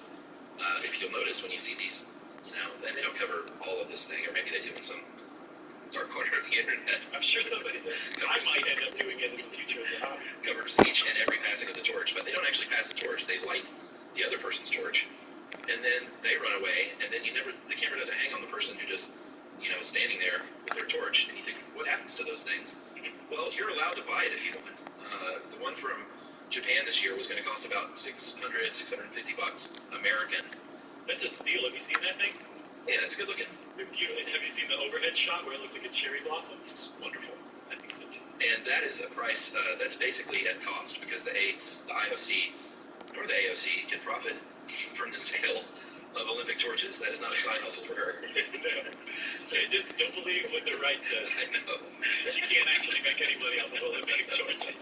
So that's basically cost. And it turns out there's quite an aftermarket for these things too. I think there are right now 2 complete collections for individuals in the world, and another guy that's close. And they cost anywhere from $1,500 to $4,000 for the newer ones, $15,000 to $70,000 for older ones. And I think the priciest ever was that 1952 Helsinki one. How much? $880,000. Oh boy. Because they only made 22 of them. So obviously, rarity is going to drive that price up. The highest I saw was less than that. It was $215,000 for the 1960 Squaw Valley one. Oh yeah. That Disney designer made. And I think I saw like they made 100 of them. So you'd have to have some coin to have a complete collection. And that's a very niche collection as well. I mean, more power to you, but... And I have to say, like, a lot of them, they're not very pleasing to the eye. Yeah. There's some Olympic torches out there. I mean, Mexico City 1968 is, if it's not a hand whisk, I don't know what it is. Yeah, let Kawhi whoop his old team. It actually, according to the Don't know why Kawhi joined me to begin with, but guess he wanted to win some rings. And LeBron was in here, I guess. I'm making t-shirts out of different pages. That is the longest burning Olympic torch in the history of Olympic torches. Most of these things are designed to burn 10 or 15 minutes, which is alarming if you're like, well, wait a minute, we don't want the Olympic flame to burn out. But as we'll see, these relays are actually super short. This one, the Mexico City 1968 torch, could burn up to 30 minutes. Dude, I like this torch. The whisk? I think it looks great. I think it looks like a whisk. I don't think it looks bad. I just think it looks like a kitchen whisk, and I can't think of anything else but whipping cream when I look at it. I'm looking at 2 different torches, though, for Mexico. One looks like a whisk, and one looks like sort of like an Aztec club. So there's 2 torches. I don't know. I'm gonna have to get to the bottom of this. Okay. Because I'm seeing 2 torches. Let me know what you find, because I'm gonna have to add it to my niche website about Olympic torches. Oh goodness. So I don't remember where we're going with that. Oh, you're talking about the Tokyo one where you can buy it. Yeah, so sure. when you have the torch, when your torch relay is done, it's taken from you, disabled, put in its packaging, and then presented to you if you've indicated you want to buy it. And if not, they throw it into the nearest river. But I think that's pretty cool that you get to buy it if you want to, and it's disabled, so you can never light it again unless you know the guy who runs the Olympic torch repair. But one of the other things too that they has become kind of a thing, especially in the last like 30 years or maybe more, is sustainability built into this. And you want to. It's not a requirement, but I get the impression From the NoEmpathy. that's exactly where we're going to go. That you're probably doing nothing but helping your bid if you have figured out some sort of sustainable angle to it, like the Tokyo torch. Again, it's just rose gold looking, but it's actually aluminum. And the aluminum is made from former temporary housing that was used after the Fukushima disaster to house some of the residents who've been displaced. It's one of the hard stuff there. Yeah. Yes. I'm sure the person who designed that was like, I got the thing that's going to get, we're going to win this bid with this. Well, now is it true? Now, but they don't know. I mean, no, I shoot down airplanes in my spare time. I have a bunch of them in my backyard. I know what to do. I like the view from the top better Yeah, it's than gorgeous. the side. Yes, and one of the things when we talked about flames and them being redundant, you don't want that flame to go out. So one of the things that 2020 torch has is from each of those rounded petals that looks like the petal of a cherry blossom flower provides a flame, and they all come together to build one big flame. Yeah. But because you have 5 different smaller flames, that big flame, even if it flickers or wanes, it's never going to go out. Yeah, you've got 5 redundancies. Exactly. So the fuel, they've used a bunch of things over the years because you want something to burn bright, something that you can see during the daytime. You want something that's not dangerous. But there have been some dangerous torches over the years. They've used gunpowder, they've used olive oil, they used to use something called hexamine, which is formaldehyde and ammonia. Can't be safe. And naphthalene. So in our soap episode, Chuck, one of the things I didn't get to talk about was that Fel's Naphtha laundry soap. Yeah. You ever seen that stuff? I don't think so. It's like this hipsterific laundry soap that's old-timey that they still make. But naphtha is benzene, and it's actually really, really bad for you. So they were basically burning benzene in this stuff. And all sorts of bad things can happen, like your red blood cells can function. Yeah, that's no good. You can also have nasty smoke, like in the case of Atlantis, was pretty smoky. In 56, they had magnesium and aluminum lighting the flame, and there were chunks of flame that fell off. So you don't want that either. You want something that burns clean, that looks good. I think now they use propane and butane, which makes a lot of sense. That's what you use in lighters and in gas grills. And like I said, it works like a little camp stove. You've got this fuel being pushed through a valve. There's a fuel reservoir, and then you have all these little tiny openings, just like a camp stove will. And once it squeezes through there, it builds up that pressure. Then finally, once it's out the other side, the pressure drops, turns into a gas, and it's ready to burn at a consistent rate. Right. And again, there's a couple of flames, typically one that burns really hot but small, that is almost like a pilot light for the bigger ones in that 2020 torch. There's 5 of those things. And then you've got the bigger, brighter flame that is big and bold and just says, in your face, world, I'm the Olympic flame. But it's much less stable. It flickers a lot more in the wind, but it's not going to go out because you got those pilot lights. It's sort of like the understudy to the Broadway star. Yeah, but the understudy is really the one who's giving the star all of the suggestions and notes that are making the star a star. And we'll get to the route here in a few minutes, but this thing, goes a long way, and sometimes even across oceans, and sometimes underwater, which is what happened in 2000 when it went across the Great Barrier Reef, very symbolically. It had a flare inside this thing to keep the flame burning in the water, which is pretty amazing. Yeah.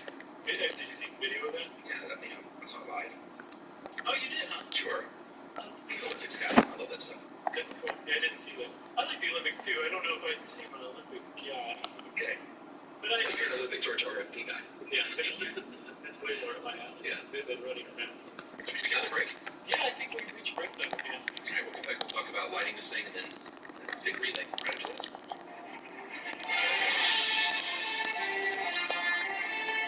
That's the reason my dude's not a starter though, is because AD's here. They ain't gonna start me over AD.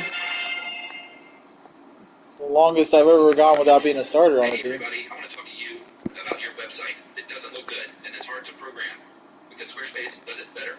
Yeah, they do. Squarespace is this amazing magical tool that you can just basically go, and all of a sudden you have a website to do whatever you want with. You can use it to sell stuff. You can use it to tell the world about all the great thoughts you have. And now, Squarespace also offers email campaigns, so you can take your business and blow it up. Yeah, we use Squarespace ourselves. Our very popular SYSK Live website keeps track of all of our comings and goings and all of our live shows. And it's always a joy to go in there and update the Squarespace site because it's so easy and it always looks so great and it makes me feel smarter than I am. Yeah, they offer customizable layouts, powerful editing, mobile editing, not just for your website, but also for email campaigns too. So go check it out. Go to squarespace.com/stuff today. So just go to squarespace.com/stuff today for a free trial.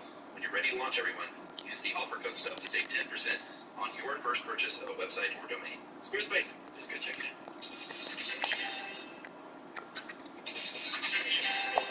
Hey Chuck, did you know No, the McDonald's, which you tend to think of as a pretty huge global restaurant, is actually a local one too. That's right. Each McDonald's is owned and operated by people who live where that McDonald's is.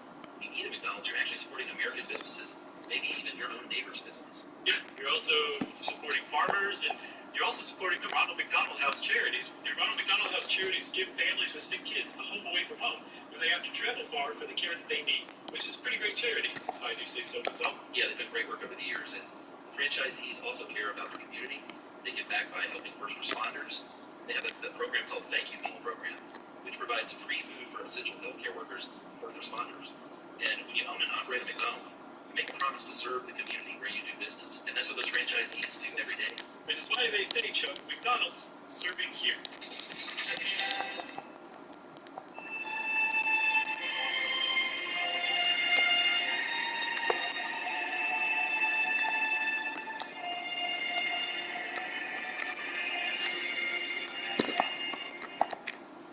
Alright, Chuck, so we're back to talk about the actual lighting of this thing. And if you guys will remember, we talked about lighting the torch using parabolic mirror to concentrate the sun's rays all the way back in the 770s BC.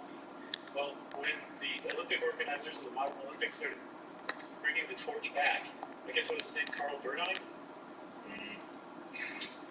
I think it was, so the German guy from the 1936 Olympics, I believe he had this, like, that's, he went right to him. He was also a sports historian, by the way, which gives away why he was so awesome. Damn it, why is everybody moving around while I'm trying to fucking just do a pass back? Every time we It's annoying. light a torch for Olympia, they use parabolic mirror to concentrate the sun's rays, and just stick a torch in there and it catches flame, and then there you have the official Olympic flame that will make its way from Olympia to the host city somehow, some way. Yeah, they make a big show of it. They have an actor dressed as a ceremonial priestess in these robes, and, like the ancient Greeks, and they act it out. And for the Winter Games, they actually the relay begins at the monument to the guy you spoke of earlier, Pierre de Coubertin, founded those first games. But the Summer Games, aka the other games, are geared to a fire pot at that altar of Hera. Yeah, Hera, Zeus's wife, sister wife. And then the relay begins. And, how this works out is determined at every Olympics. The organizing committee determines the route. There's always some silly Olympic theme. It's not always silly, sometimes it's nice. But I'm not a big theme guy. No, you didn't like the 1996 Olympics. What's it? That was the mascot, that wasn't the theme. Oh, I thought it was both. I think the theme was redneckery. The theme was get her done. I was looking online today because remember they had those, I've talked about it before, those stainless steel pickup trucks Yeah. in Atlanta, and I was like, where are those things now? And I could find nary any evidence that they ever existed, so I don't know if they scrubbed the internet, but I know you're better in the dark corners of the web, so I'll maybe, see what I can do. maybe we'll go in together and buy one. That would be pretty awesome, actually. So, like I said, the route is determined by the committee. Sometimes it goes from country to country on a plane, sometimes it's a train. There have been dog sleds, there's been motorcycles and horseback. And if you are a person who is tasked with carrying this thing, like I think you have to be able to go at least 437 yards, 400 meters. You've got to be at least 14 years old. I would like to throw our name in that, quite frankly, for future Olympic Games. That'd be fun. I'd be willing to carry it with you. You could put a hand on it. Yeah. But you've done something for the community, or you're a notable human being, Yeah, or you work for the company who's sponsoring the Olympics. Right. You're a C-level executive. Which is absolutely true. We're not kidding. No, and I mean, like, there's sometimes hundreds, sometimes thousands of people who are involved in this. Because I mean, if you're running like basically a football field and a half, and you're taking this thing That's thousands of kilometers, right? You need a lot of people to do that. So there's a lot of people involved in the Olympic relays, and there's a lot of people who, just kind of ended up there because they were a sponsor. But there's also interesting people too. Sometimes they're not even people. But I was looking at the Pyeongchang 2018 Winter Olympics relay, and there was a robot named Hubo who was a torch bearer. And Hubo not only carried the torch, Hubo drove the torch, like basically a dune buggy, with a human being in the passenger seat, and then got out, approached a brick wall, almost fell over, was righted by some other humans, cut through the brick wall, and then passed the torch through the hole Hugo had cut into the brick wall. That's the level of zaniness that can be achieved with the torch relay because there's so many people involved. Did you see the Olympics the other day? The torch relay? Oh, did you carry the torch? No, I rode in the dune buggy of the robot.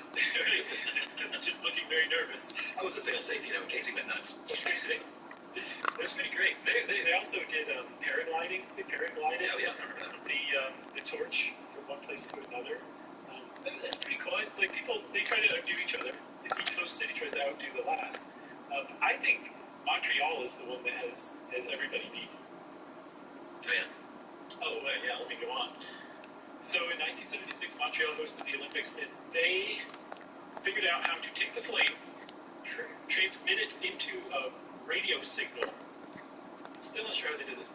Shot that signal up to a satellite, and then beamed the signal back down from a satellite to Canada, where it lit another cauldron, another torch.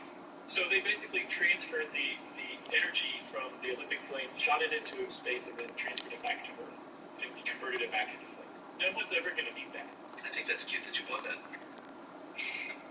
Well, okay. I guess, yeah, I hadn't really thought of that. You didn't see the guy. He was in the buggy. He was also behind there, punching the button. Yeah, the relight button. It is a thing for sure. No, I hadn't really thought about that. So if you do notice these people that are actually on the street carrying these things, you'll notice they have security. There's actually a medical team. There's plenty of media. They have extra torches on hand because they don't want that thing to go out on camera. And eventually it's going to make its way to the Olympic Stadium, where the big secret, they keep it a big secret now, who that final individual is going to be. Very much kept a lid on, because you don't want that kid now, because that's the big moment. And that's always a big deal, whoever they choose for that final person to light the cauldron. And there have been a lot of big moments throughout the years, and I think Atlanta's, when they came in there, Janet Evans, she didn't even know who she was going to hand it to. And out comes Muhammad Ali. That was really one of the great Olympic moments. I watched it again today, and I was like, why am I crying? It's so cool. It is amazing to hear that crowd when they figure out who it is at first. Apparently no one knew. Like, I think it was Costas who was doing the... Probably Costas, yeah. I think it was. He hadn't gotten pink eye that year. So he was still good to be the commentator. It was Costas and somebody else, and they didn't know, apparently. And I guess Dick Ebersol, who was a longtime NBC executive, have you ever read that book Live from New York on Saturday Night Live? No, but I knew that he took over for a little while. Yeah, he figures big in there, and I can't remember if he did a good job or a bad job, but I have a good impression of him, so I think he did good. But anyway, he figures big into that book, and that book is definitely worth reading. It goes up to maybe the mid to late 80s, from the start to the mid to late 80s, and it's all just like behind the scenes interviews and gossip and oral history of the whole thing. It's really interesting. But anyway, Dick Ebersol lobbied really hard to get Muhammad Ali to be the guy, because it was originally going to be Evander Holyfield. Yeah. And Holyfield actually ran it for about 10 feet. And then handed it off to Janet Evans. Yeah, they had to get him in there. Yeah, and then Janet Evans took it up this ramp, and then all of a sudden, it looks like Janet Evans is going to be the one to light it, and then all of a sudden, at the top of the ramp, Muhammad Ali pops out. And he punches Janet Evans in the face. And then the crowd just goes nuts. You're like, you should have got it. Yeah, especially when he has it lit, and he holds it aloft, and his hand is trembling from the parking tremors. And they just are going bonkers. It's like you said, it's probably the all-time great Olympic moment as far as America's concerned. A few other highlights in Barcelona '92. We can forget Paralympic archer Antonio Rebolo. It's great when he shot that fiery arrow. That was pretty sweet. I can't believe he made it too. Like that, just that what they gambled on that. He could have missed. He could have gone out and it didn't, and he made it, and it lit the cauldron. It's just beautiful. Well, it actually didn't light the cauldron, but that was the. Please stop dashing my Olympic torch. That was an ignition button, because you can't take that chance. I'll tell you what, Chuck. When I form my weird niche little Olympic torch website, it's going to be all fantasy. None of this behind the scenes grittiness. It's just going to be face value stuff. 64 Tokyo, when they hosted their first games, they had the Hiroshima baby, aka Yohanori Sakai, was born on August 6, 1945, the day Americans dropped the nuclear bomb on Hiroshima. He was 19 years old at the time. He lit that thing. What about Seoul and those cooked doves? That was rough. I wasn't aware of that until we were researching this. Were you? I don't remember that. I certainly watched the games that year, but I was probably too young to understand that those doves did not make it out alive. Dude, I put my hand in my mouth like, oh my god, I can't believe what I just saw. That was awful. But they released the doves as part of the opening ceremony, and then some of the doves gathered in the cauldron. And it's not funny. I don't know what. No, it's sad. Well, there's a certain element to it that's funny, but in the worst way. You know what I mean? And the three people whose job it was to light the Olympic cauldron with their which is they did, and some of the birds didn't fly away. Yeah, and you can see some of them sort of dancing in the flame. It's that part's awful, but the whole idea of the thing is so preposterous and contrary to what they're trying to do with the Olympic spirit. They sacrifice some doves. Yeah, that was tough to watch. Yay, it's roll time. Takes about 20 minutes to run a game, 5-minute quarters right now for me. And that's with me fouling like crazy to keep the, shit going and stuff. Skis down a ski jump, 70 meters, which is quite a few feet, more than 70 meters. Well, that's the exact same as 70 meters, but in feet. Just going some ridiculous speed with the torch that will go out and lands this jump just beautifully. It's absolutely nerve-wracking, even knowing that it didn't go out. When I was watching it the other day, I was like, don't go out, don't go out. Right, yeah, because it looked like it could have been at a moment, but no, it stayed straight. And then let's see, there's a couple more worth mentioning. 1996, 2008, 2014, the flight went to space, which is pretty cool. Let's not forget 1976 Montreal. And then it was on the Concorde once. It flew on the Concorde, I believe, 1992 for the Barcelona games. Amazing. So that's it for the Olympic tours, everybody. We'll talk more about the Olympics someday when we can do an episode on the Olympics. But in the meantime, hope you enjoyed this. And since I said that, it's time for this one. We call this Chuck, check your privilege. Did you see this one? Yeah. Hey guys, this is in reference to your WASP podcast. Great information. Love the podcast, but at the end it was almost amusing that you assumed people have the means to hire a professional to remove a wasp nest from their property. I said almost. Almost amusing. Equally amusing, which I guess is equally almost amusing, is the idea of fashioning a kind of trap. Remember that part? Did you say that? I don't know. I say a lot of risk being stung dozens of times for what? Guys, I don't think you should be shoving PETA-style, in quotes, non-lethal rhetoric down people's throats, naysaying the killing of vermin and pests, especially when your solutions don't accommodate outside the middle class. Pretty sure there are poverty-stricken individuals that love to learn and love this podcast as well. You very well could be unintentionally alienating them and thinking that they are being inhumane, when in fact they have no choice. Think bigger picture, Chuck. That is from James Huggins. NBA store item? To do that, James. I'm sorry. That could possibly be awesome. Message was leave it alone. Probably not, but it Don't could do be. anything to it. Don't spend money. I've never paid money to have a wasp nest removed. Do you know, Chuck, I have to tell you, just yesterday I was challenged to live up to my own words. And there was a wasp in our screen porch. And I had a fly swatter. He was trying to just lightly move it out. I was like, I'm not going to kill you. I'm not going to kill you. He's like, I know what that thing is. He wouldn't. Number one, he wouldn't come after me. So we proved that wasps are not necessarily super aggressive like they have a reputation for. Right. But then he also wouldn't make his way toward the open door. Right. So I thought of this ingenious method. I grabbed like a little bowl, which virtually anyone on Earth can afford. Put the bowl over the wasp so that it was trapped between the bowl and the screen. Then I took the fly swatter and I split it up between the bowl and the screen to create a cover for the bowl. And then ran that thing right out of the porch, removed the fly swatter from the bowl, and the wasp flew away like, have a good day. Amazing. That's a nice method. She gets like a magazine and like a Tupperware. Yeah, for kind of any piece. Hi, welcome in. Yeah, and that's not elitist. No, it's not. I don't disagree with James's overall message. I think it was more his delivery that's a little, He's working. Sure. So if you want to get in touch with us, if we can. Oh, this is tough. I like my Lakers shit, but I do like some Lakers hoodie and warm-up jackets and stuff. I'm a sucker for them usually. Stuff You Should Know is a production of iHeartRadio's House of Works. For more podcasts from iHeartRadio, visit the iHeartRadio app, Apple Podcasts, and wherever you listen to your favorite shows.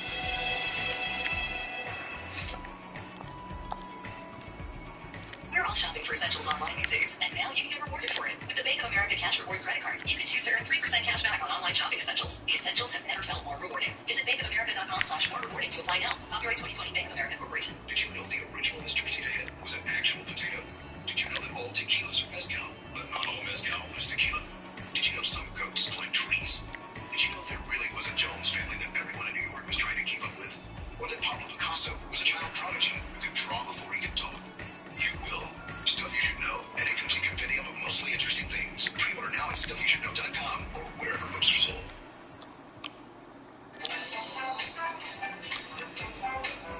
Hey, and welcome to the Short Stuff. I'm Josh. There's Chuck. There's Bill Gates. No time to explain. This is Short Stuff. Let's get to it. Okay. Thanks for coming back and joining us, Bill, to talk about COVID and vaccines and therapeutics.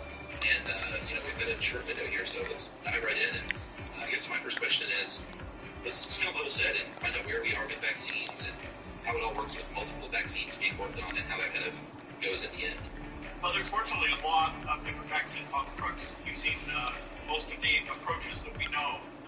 And as we get these out in larger human studies and eventually have a human emergency use authorization, we'll start to understand from various candidates how much they prevent disease transmission, how much they prevent how often you get sick, whether they work in the elderly, and what type of duration they have. And so there'll be quite a range on those parameters for these vaccines. But eventually we want one that's both very good at transmission blocking and preventing sickness and pasturation and is cheap so that we get out to a large I want to try the goggles. Come by if you need anything else. They're expensive as shit, so it's not like you're ever going to buy them just to try them out because you can't even see what they look like. So why not do it while it's free, you know? I read one of your posts on Gates no blogs, and you said that that's probably not going to happen right out of the gate. Is there a benefit from having multiple vaccines kind of working in conjunction, or is it the best route to just kind of keep going after that magic perfect vaccine that works as close to perfect? Well, particularly for the developing countries, we won't be able to afford to go out a whole lot of times. And so, the U.S. Darn, you can't wear it in Pro-Am now. That sucks. It's good to know. He's also funded R&D, but well less than what the U.S. itself has done. And that's got a really good pipeline. The AstraZeneca probably will come out first, then Johnson & Johnson, then Novavax, then Sanofi. Those are the four that are most promising because they're clearly low cost. Moderna and Pfizer in that same time frame are probably pretty expensive and may only end up being used in rich countries. So it's a question of affordability, not necessarily efficacy. Yeah, well, of the six, the likelihood that they all work without side effects is pretty low. Now, the phase 1 studies, that's pretty small numbers. You're not going out and find sick people. But there you can see what the antibody response looks like. And if you use some very advanced tools, you can look at the other side of the immune system, the T-cell side, and try and gauge what type of responses you're getting there. And I have to say that all these vaccines look pretty good. The Novavax, which just came out this week, has the best numbers. But, this kind of respiratory disease, particularly your lungs, is easier than many other vaccination tests like malaria or HIV or TB. So, I hate to keep harping on the multiple vaccine thing, but are we looking at a situation in 6-8 months to a year where families are going to have to research which one works best, or is it sort of a regional availability? Well, certainly in the United States, the government will have a clear opinion about the first one that's rolling out. And if that first vaccine adds enough transmission blocking, then what you have is you have whatever previous protection we get from other coronavirus family viruses and the immunity we get from the natural infection for this coronavirus, plus whoever we vaccinate. And so between those three, you can get up to herd immunity where the total number of cases is very small pretty quickly, probably adding 20-25% of the U.S. population to the vaccinated would do that. And so that's 70 million people to be vaccinated, and almost all these vaccines unfortunately going to require 2 doses, so that's 140 million doses. The various efforts are building in factories in parallel, at least with the scale for the United States. We're trying to make sure factories get built for the entire world, which is, the U.S. is only 5% of the world's population, so that's a 20 times harder problem, and the rest of the world's not as rich, so getting enough money is very difficult. The U.S. is one of the countries where you could decide to go with the first generation vaccine and then decide that its efficacy was limited enough that you would 4 months later say, no, now you also need to go and get this vaccine. After all, the economic damage we're trying to put an end to is trillions and trillions. And, making these vaccines and deploying them, assuming there's no side effects, that's just billions. So, it's highly leveraged investment. You kind of mentioned that, we also need to be focusing on other parts of the world too, low and middle income countries who can't necessarily afford to throw billions of dollars at this problem. How do we help other countries and other human beings that just don't happen to live in the United States or Canada or the care of Australia. How do we help them? Is it just a matter of direct aid? Is it a matter of shared research? Is it a matter of just pumping out a bunch of doses and shipping them over there? Or is it a thing where if we in the United States pay a bunch of money for a vaccine that's going to make it that much more likely for the pharma companies to sell it for low or no cost to other companies? What's the economics of that? Yeah, typically the vaccine companies for the poorest countries, developing countries, the group called Gavi, that we support and U.S. government and other government support, it does the buying for these poor countries. The vaccine manufacturers agree that they're not getting any profit, nor are they getting any recovery for their fixed costs, their R&D and trial type costs. They're just getting close to that marginal cost. And that makes sense because they're not giving up something they would get otherwise. And so all these manufacturers will have tiered pricing. The price to the rich countries, middle-income countries, and the poorest countries will be different. Some of the companies have agreed to make no profit, so when they price to the rich and the middle income, they'll just recover their fixed costs. In the poor countries, it's just that marginal cost. A number of these constructs look like they'll be around $2 per dose, perhaps even less. Still kind of cool. Something different. Very some glasses on, goggles, whatever. The adenovirus, which is AstraZeneca, J&J, and the subunit protein, which is includes Novavax and the Sanofi approaches. The RNA platform, which you can think I'm kind of leaving that out, in the long run, we're very enthusiastic about that because the speed of development and having generic factories, even when you don't know which pathogen you're going after, will work very well for that. So we've been funding that for about a decade. Unfortunately, it's in terms of scaling up the manufacturing in a portion of it called the lipid, the costs are still higher than these other approaches. So for the big world, I doubt those vaccines, which includes Moderna and Pfizer, BioNTech, I doubt they'll play much of a role. And what you're talking about just now, you were talking about different types of vaccines that are being tested. So there's an RNA vaccine that Moderna's working on that vaccine's never been produced using RNA, right? I forgot to do the workouts. Can you just talk a little bit about how RNA... For some reason in my head I keep thinking, I've already done the workouts, but that was that last character that I spent 2 days on. I haven't done it on this guy yet. RNA is the name of these molecules that are like the software code that tell your cells what proteins... Just I don't need to do them. And, so the software idea here is that instead of actually sending the particles for the immune system to recognize and get ready to attack, you actually send some lines of instructions, the RNA, that tell your own cells to make that protein. And then once they make it, then the immune system sees that. And so the amount of RNA you need to send could be way smaller because the instructions are smaller than the actual proteins themselves. Now, we still have to package up the RNA to get it inside the cells, and that creates some cost. That's the so-called lipid. But the basic idea is really brilliant. And in the future of vaccines, this will be a critical way to make vaccines because the speed and the cost will get figured out, and you don't have these general factories, whether it's for malaria or cancer vaccines. And so it's great. Moderna, BioNTech, CureVac, these are companies that were founded based on using that particular approach. Well, let's take a quick break, everybody, and we will be right back with Bill Gates.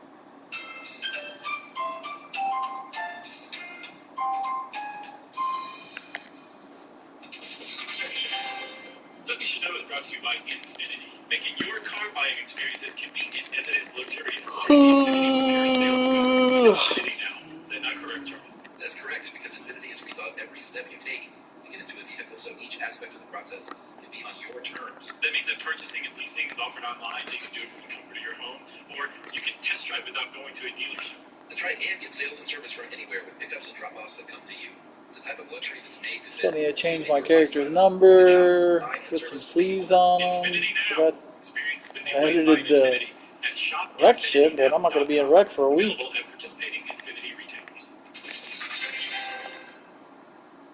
You're ready to get back into yoga. So you ordered the essentials, a non-slip mat, yoga blocks to keep balance, and an exercise ball. And you used your Bank of America Cash Rewards credit card, choosing to earn 3% cash back on online shopping, or up to 5.25% as a preferred rewards member, which you put towards the cost of your most essential yoga gear, noise-canceling headphones. Apply for yours at bankofamerica.com/more-rewarding. Copyright 2020 Bank of America Corporation.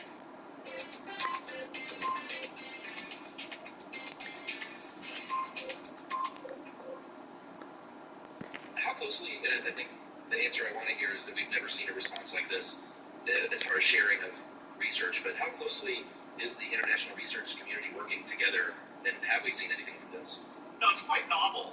And what we're going to have is the company who invents a vaccine is going to allow other companies to use their factories to do the manufacture, so we scale up very quickly to this billions of doses. And that's never been done before. And so our foundation, because we have a lot of that expertise, people who spent their careers at these private sector companies, we're able to broker through our relationships with the companies and the governments how that works. So, for example, 2 of the companies in India have big capacity, but they're unlikely to invent one of these vaccines. But Serum and BioE are these 2 companies, and so we're giving money to them and making sure the licensing and cooperation is such that they can latch on to whichever of the other companies' work looks promising and be there to make a lot of the volume. So yes, I'm very pleased with the cooperation. We didn't practice for this the way we should have, either the governments or the private sector, but my days are mostly those conversations, which everybody has a good attitude. Very few people are being greedy about this. Most are being willing to do things in a very novel, high-speed way. Now, just follow up on that.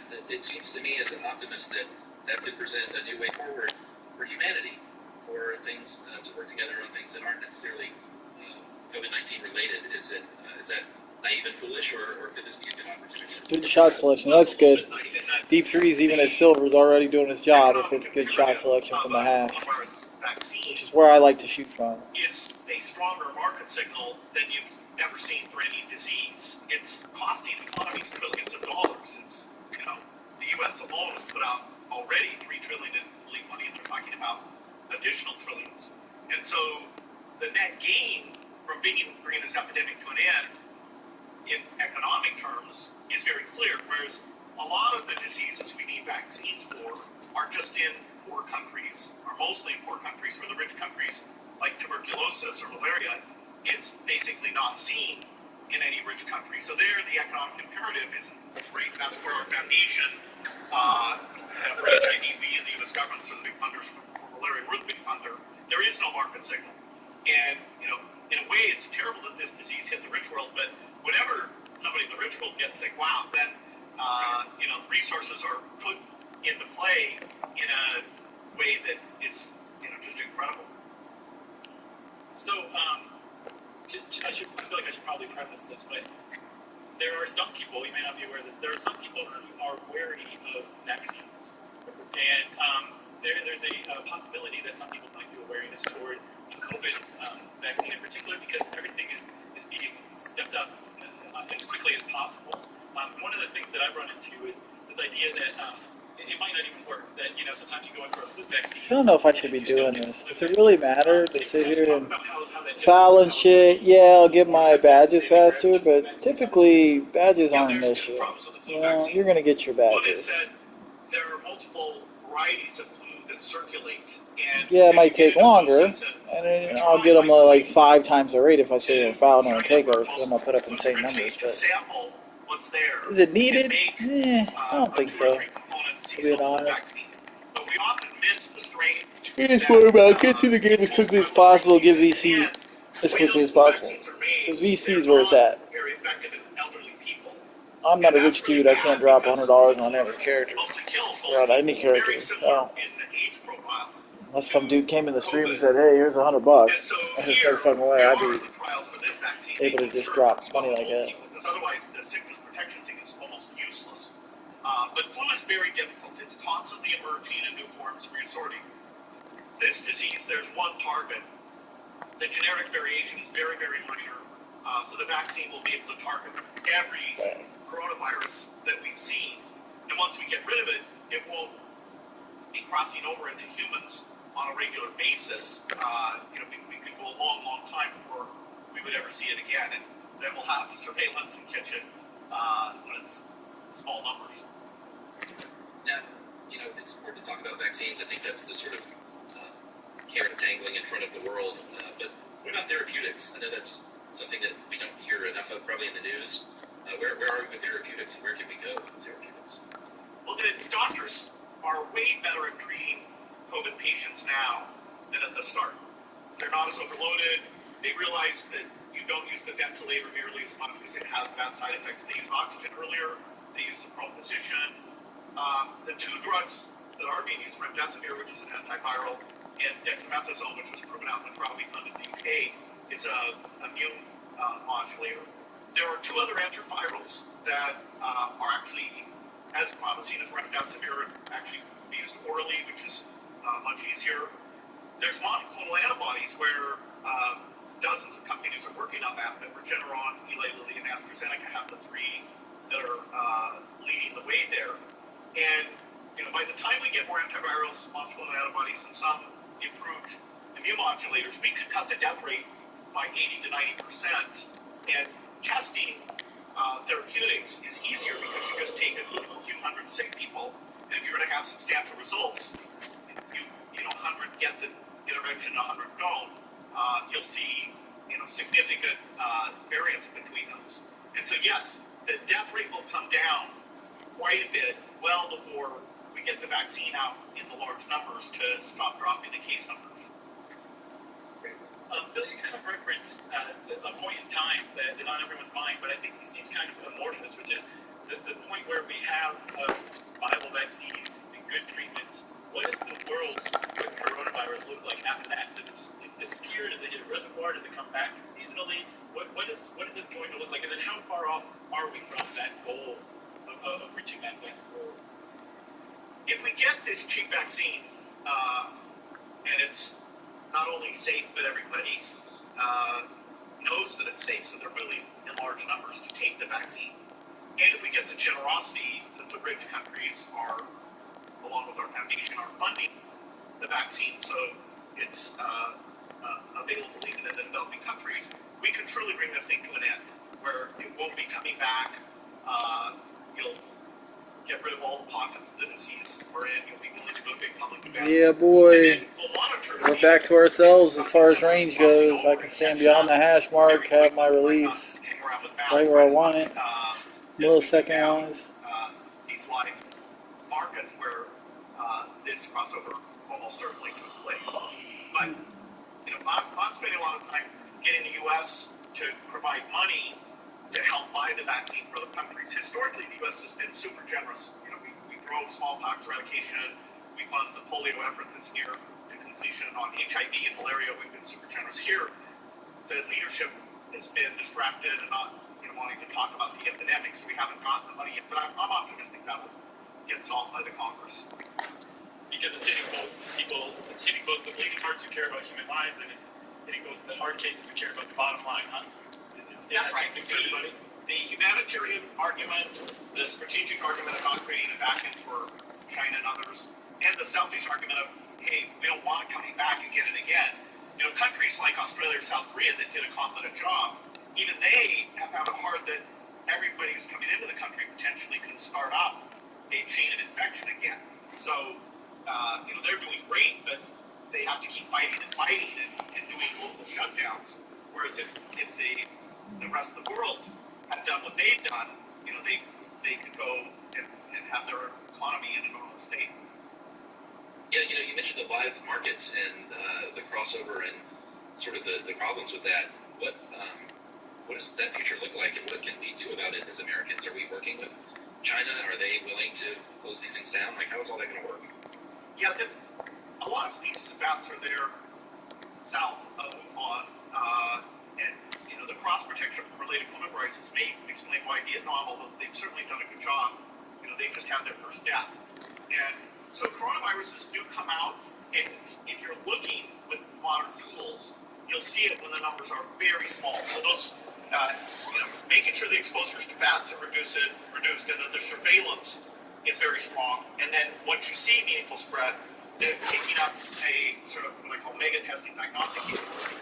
That is all very doable, and so we won't suffer from a coronavirus being widespread like this again. We will really have our act together with pretty modest level of resources. Chuck, I have one last question. Do you have any more? I got one more, but you go first.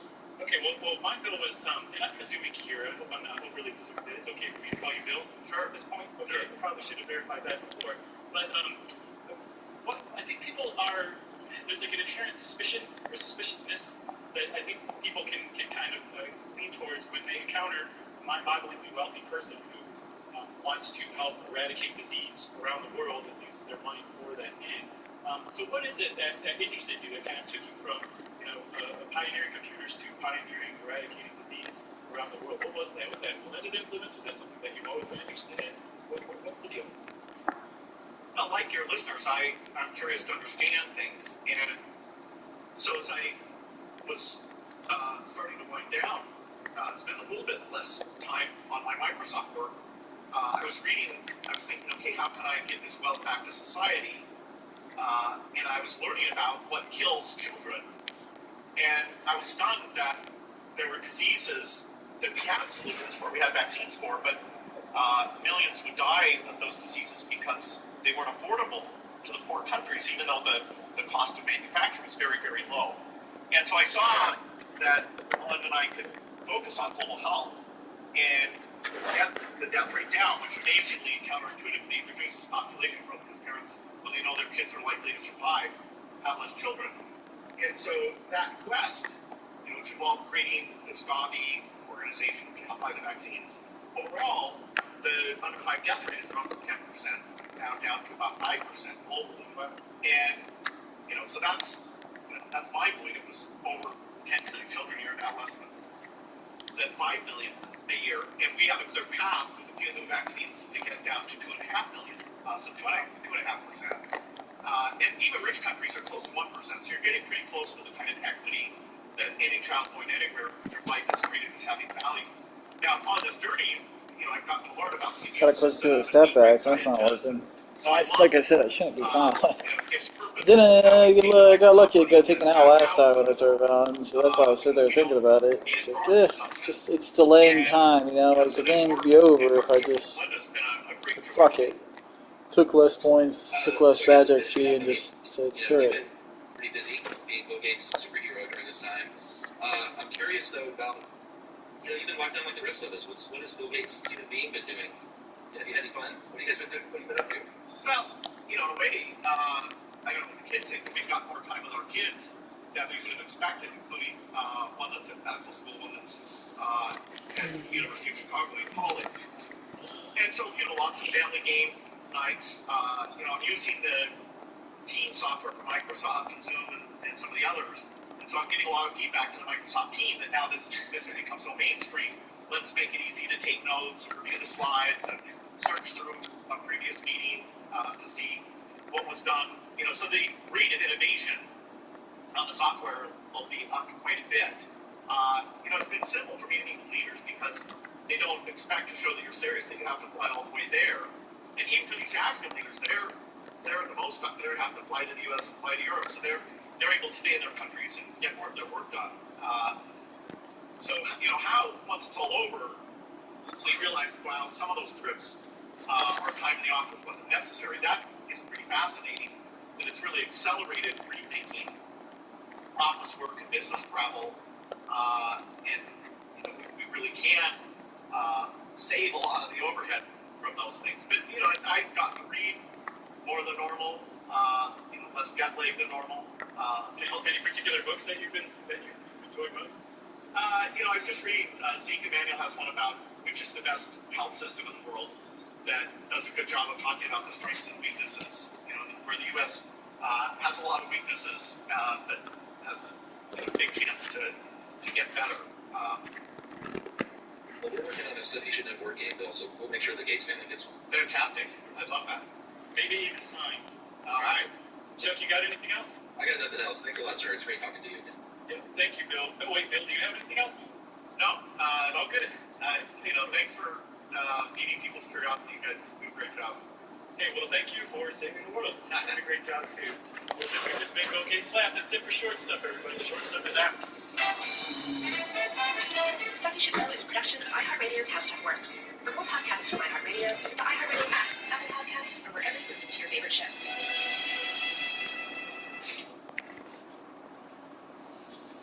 Hey friends, when you need your bank, Capital One is right in the palm of your hand. So you can check your balance, deposit checks, pay bills, and transfer money from your phone with a top-rated app. And when you're done banking, put it back in your pocket. The banking experience built around you and your life. This is banking reimagined. Get started online anytime. What's in your wallet? Capital One, N.A., member FDIC. This episode is brought to you by IBM. Today, answers matter more than ever before. That's why IBM is helping businesses manage customer questions with Watson Assistant. It's conversational AI designed to work for any industry. Let's put smart to work. Visit IBM.com/Watson Assistant. Hey, everybody. I don't know if you've heard, but we have a book coming out. Finally, after all these years. It's great, it's fun, and you're going to love it. It's called Stuff You Should Know, an incomplete compendium of mostly interesting things. Yep, and it's 26 jam-packed chapters that he wrote with another guy named Mills Parker, who's amazing, and it's illustrated amazingly by our illustrator, Carly Minardo, and it's just an all-around joy to pick up and read. Even though we haven't physically held it in our hands yet, it's like we have Chuck in our dreams so far. I can't wait to actually see and hold this thing and smell it. And so should you. So pre-order now. It means a lot to us. The support is a very big deal. So pre-order anywhere books are sold. Welcome to Stuff You Should Know, a production of iHeartRadio's How Stuff Works. Hey, and welcome to Pump Up the Volume. I'm Josh. There's Chuck. Jerry's out there somewhere, reaching to get to the machine. This is, we'll just say it's Stuff You Should Know. I love it when I sent you this research. You were like, the first thing you said was Pump Up the Volume. Sure, man. It's such a great movie. You know what's funny is I didn't think about that once until you said that. And I was like, oh, yeah. Yeah, it was all about piracy and radios. Yeah, I love that movie. I just hadn't seen it. I think probably since then. It has a really has a good soundtrack. It has Bad Brains and Henry Rollins doing Kick Out the Jams. Yeah. It's a nice song. It also has probably the best Soundgarden song of all time, Heretic. Yeah, well, it's tough to call for me as a Soundgarden nut, but yeah, good song. It is a good song. Which one's better than that? I like a lot of Soundgarden, so yeah, I have probably 20 tied for first songs. Okay, wait, is that one of them? Yeah, it's up there. Oh, thanks for that. I love it. It's great. I mean, I love all Soundgarden songs. Sure. Yeah, I guess I do too now that I think about it. I think it could have had something to do with Chris Cornell's voice too. Man, R.I.P. Yeah, for real. I used to joke about imagining the first time that he sung in the shower when he was 13 or something. You'd like, well, I'd be like, oh, I think I know what I'm going to do for a living. Yeah, exactly. Shower. So we're talking about Pump Up the Volume and Chris Cornell right now because this episode is about pirate radio. Specifically, it's about the British pirate radio invasion of the 60s that I had no idea about. I've never seen that movie, Pirate Radio, but I intend to now. Have you seen it? I haven't seen the movie, but I was related with the story. Put one more point in a 3-point. Now I'm throwing off again. Really fucking real nice again, and now. Yeah, but I just found the whole thing. I don't know if mind-blowing is the right word, but certainly deeply interesting. And I think it's cool because it's one of those pieces to the jigsaw puzzle of history, at least rock history, that you didn't even realize you didn't have. You know, I mean me. Yeah, and here's the thing: is there were other pirate radio stations all around the world, and there always have been. What the fuck? Radio and restrictions on radio, but hey, and as long as there's rock, Chuck, there always will be.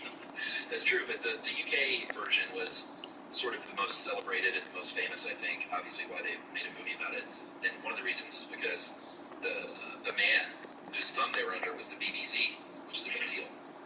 It was a big deal because here in the United States, and I know ahoy to all of you listeners outside of the United States where you're like, well, yeah, this is what it was like.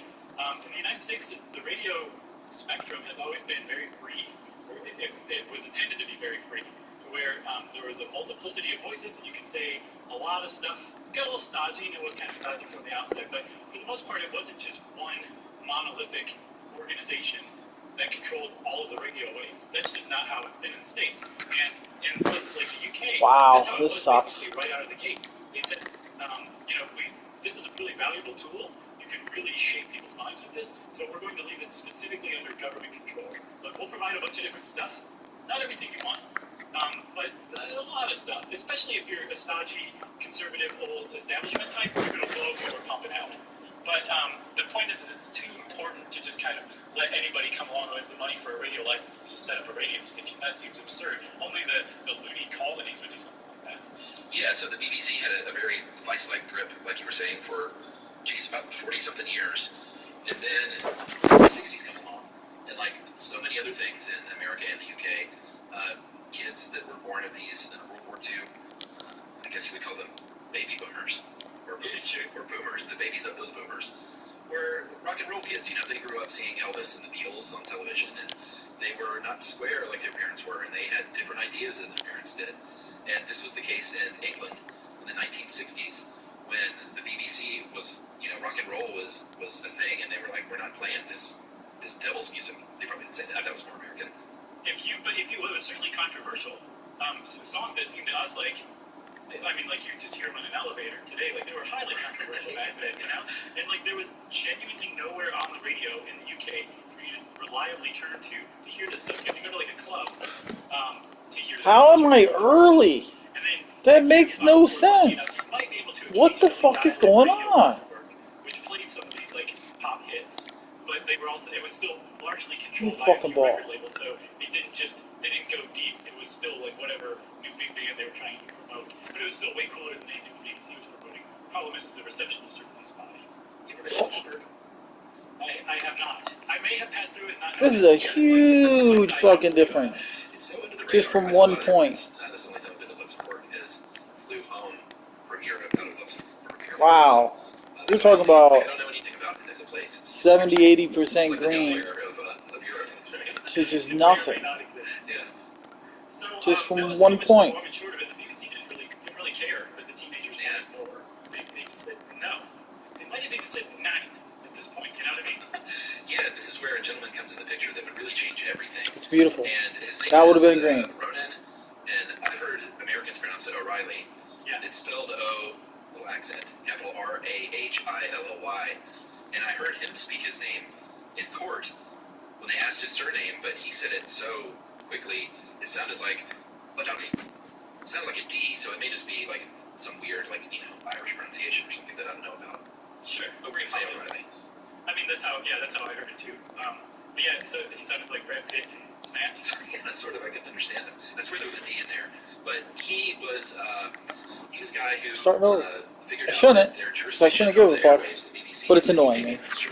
And because it's annoying me, I feel like I don't have a choice. Off the coast, 3 miles here in the States. And he said, he didn't invent the idea of planning a boat out there and broadcasting. Other countries were doing this kind of thing and exploiting this loophole already. But he said, this is something we should do. The kids want their rock and roll. They want their MTV. We don't know what that is yet. And I'm going to bring it to them. Yeah, so he actually took inspiration, like you were saying, there are some Scandinavian countries, specifically Sweden and Denmark, that have been home to pirate radio stations that were docked off the coast. And for very similar reasons, too. There was a state monopoly on radio broadcasting at the time.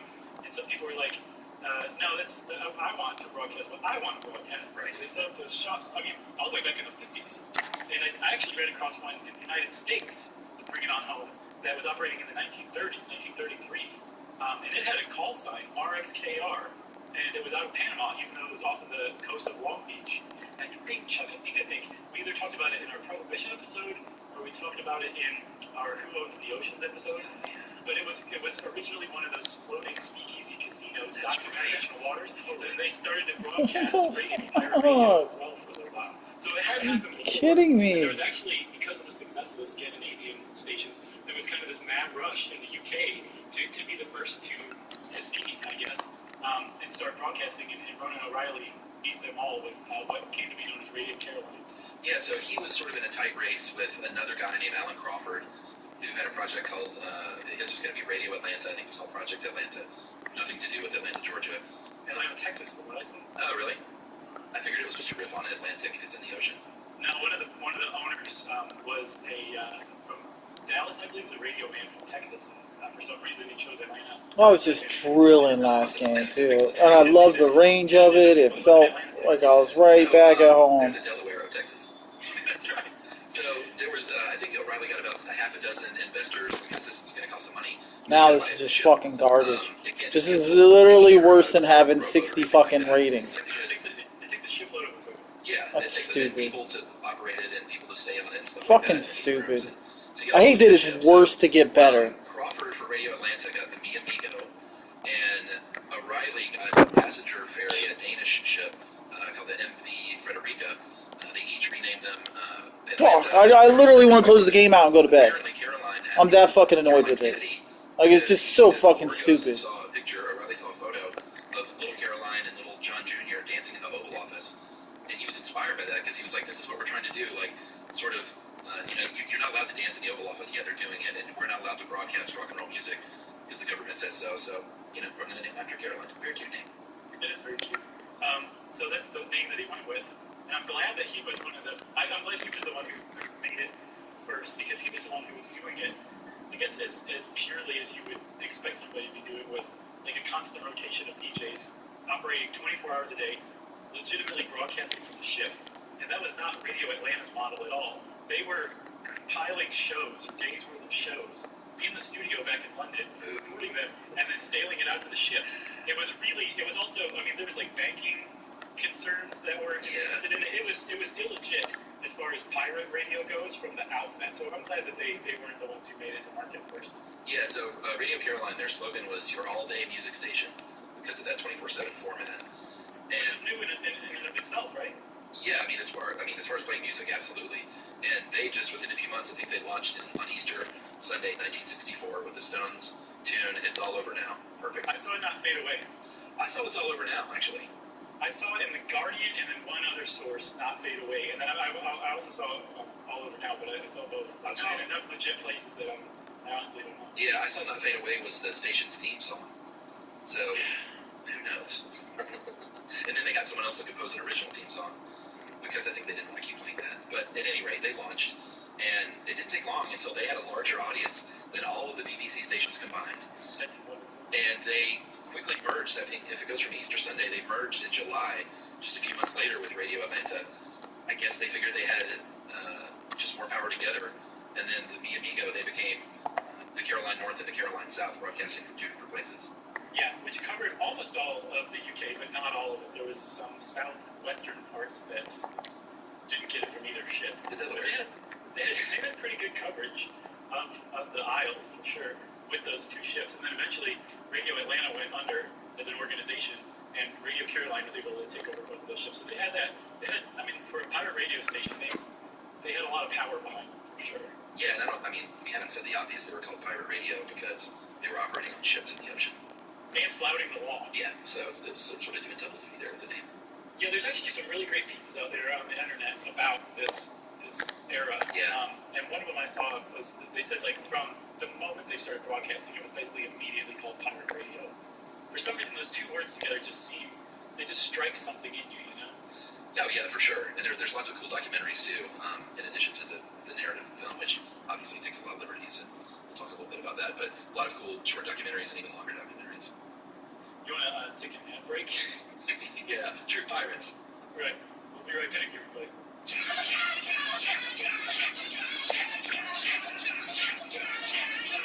Assistant to learn more. You can take your business and blow it up. Yeah, we use Squarespace ourselves. Our very popular SYSK lot. We launch everyone. Use the offer code stuff. Ads you've ever heard. Yeah, I'm sure they were very subversive and flouting anti-establishment. Yeah, exactly. So, Radio Caroline's up and running, and when I said earlier, Chuck, that there was like it represents a piece of the puzzle of rock and roll history, pop culture history, that I didn't know existed. But when I said that, I meant this specific group of pirate radio stations, but really Radio Caroline, from what I can tell, had such a pronounced effect on music that they actually managed to reshape it, rechange it, because the BBC was basically saying, we're only playing stodgy stuff your parents like literally square records. That's how square the music we're playing is. There's no place for you bands to play the music you want to play. So you have to make music that we will play on BBC. And all of a sudden now, there was this really potent outlet that hadn't existed before. And those bands that had started out kind of prim and BBC ready were now able to start taking acid like on a daily basis and really explore like their musical abilities and try new things. And they knew that there was a good chance that it would get played on Radio Caroline or some of the other pirate radio stations. And in that, it actually shaped psychedelia. It shaped the psychedelic music scene by just giving it a place to start. Yeah, they had to fill, it says here, about 2,500 songs each week because they were going 24/7.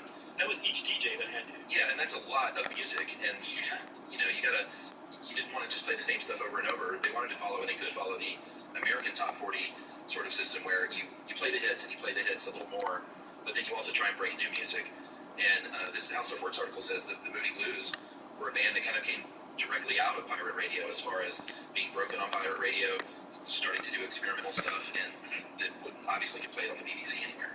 Having started out as playing music that would get played on the BBC, and then being allowed to kind of alter to what they wanted to be. Totally. And one of the song I saw that's widely considered the first pirate radio hit of the swinging 60s in the UK is Tom Jones. It's Not Unusual. Yeah, it's on. Now that is unusual as far as facts go. You think? That makes the Carlton dance one degree removed from British 60s pirate radio. I would not have seen that connection before. Yeah, and I mean, you hear It's Not Unusual. It's a cool song, and Tom Jones was a cool dude. Yeah. But it definitely feels way more square to my ears now than early psychedelia. For sure. I mean, sure, the whole thing is from front to back about smoking hash and how much Tom Jones loved his hash. But still today, it seems a little tame, for sure. Yeah, he's so great. He's Welsh, right? I don't know, probably. I think he's Welsh.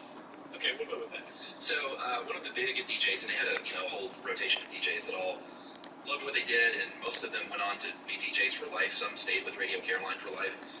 I guess that's the sort of spoiler, is that they're still around today, and you can listen to them on the internet and on the radio, even though they have a legal license now. But I was listening to their stream. You can stream sort of the classic version, which is music from back then, and it's just fantastic. Oh, yeah. It's like a good WFMU playlist. If you ever remember, we were on FMU for a while, the classic New Jersey freeform radio station that's so great. They clearly had some space to fill, too. Yeah, so I encourage you to go listen to Radio Caroline and check it out. But one of the more famous DJs to come out of that scene was Tony Blackburn. And he was a fan of Radio Luxembourg just as a listener. And saw an ad in the NME, New Musical Express, still a great magazine. Sure, it's been around since the 50s, I read. Oh, it's fantastic. That Melody Maker are two of the best.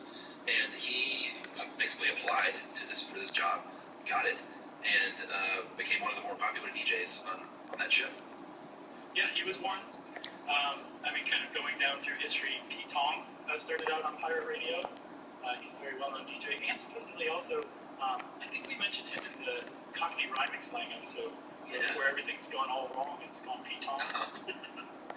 Well, yeah, we definitely did, because we talked about that. It's better than nothing, I think. And then there was another very famous DJ. His name Jazz Jeff. Yeah, I'm the DJ, he's the rapper. Remember that they had to explain it to everybody? Sure. So the guy I'm thinking of is DJ Andy Archer.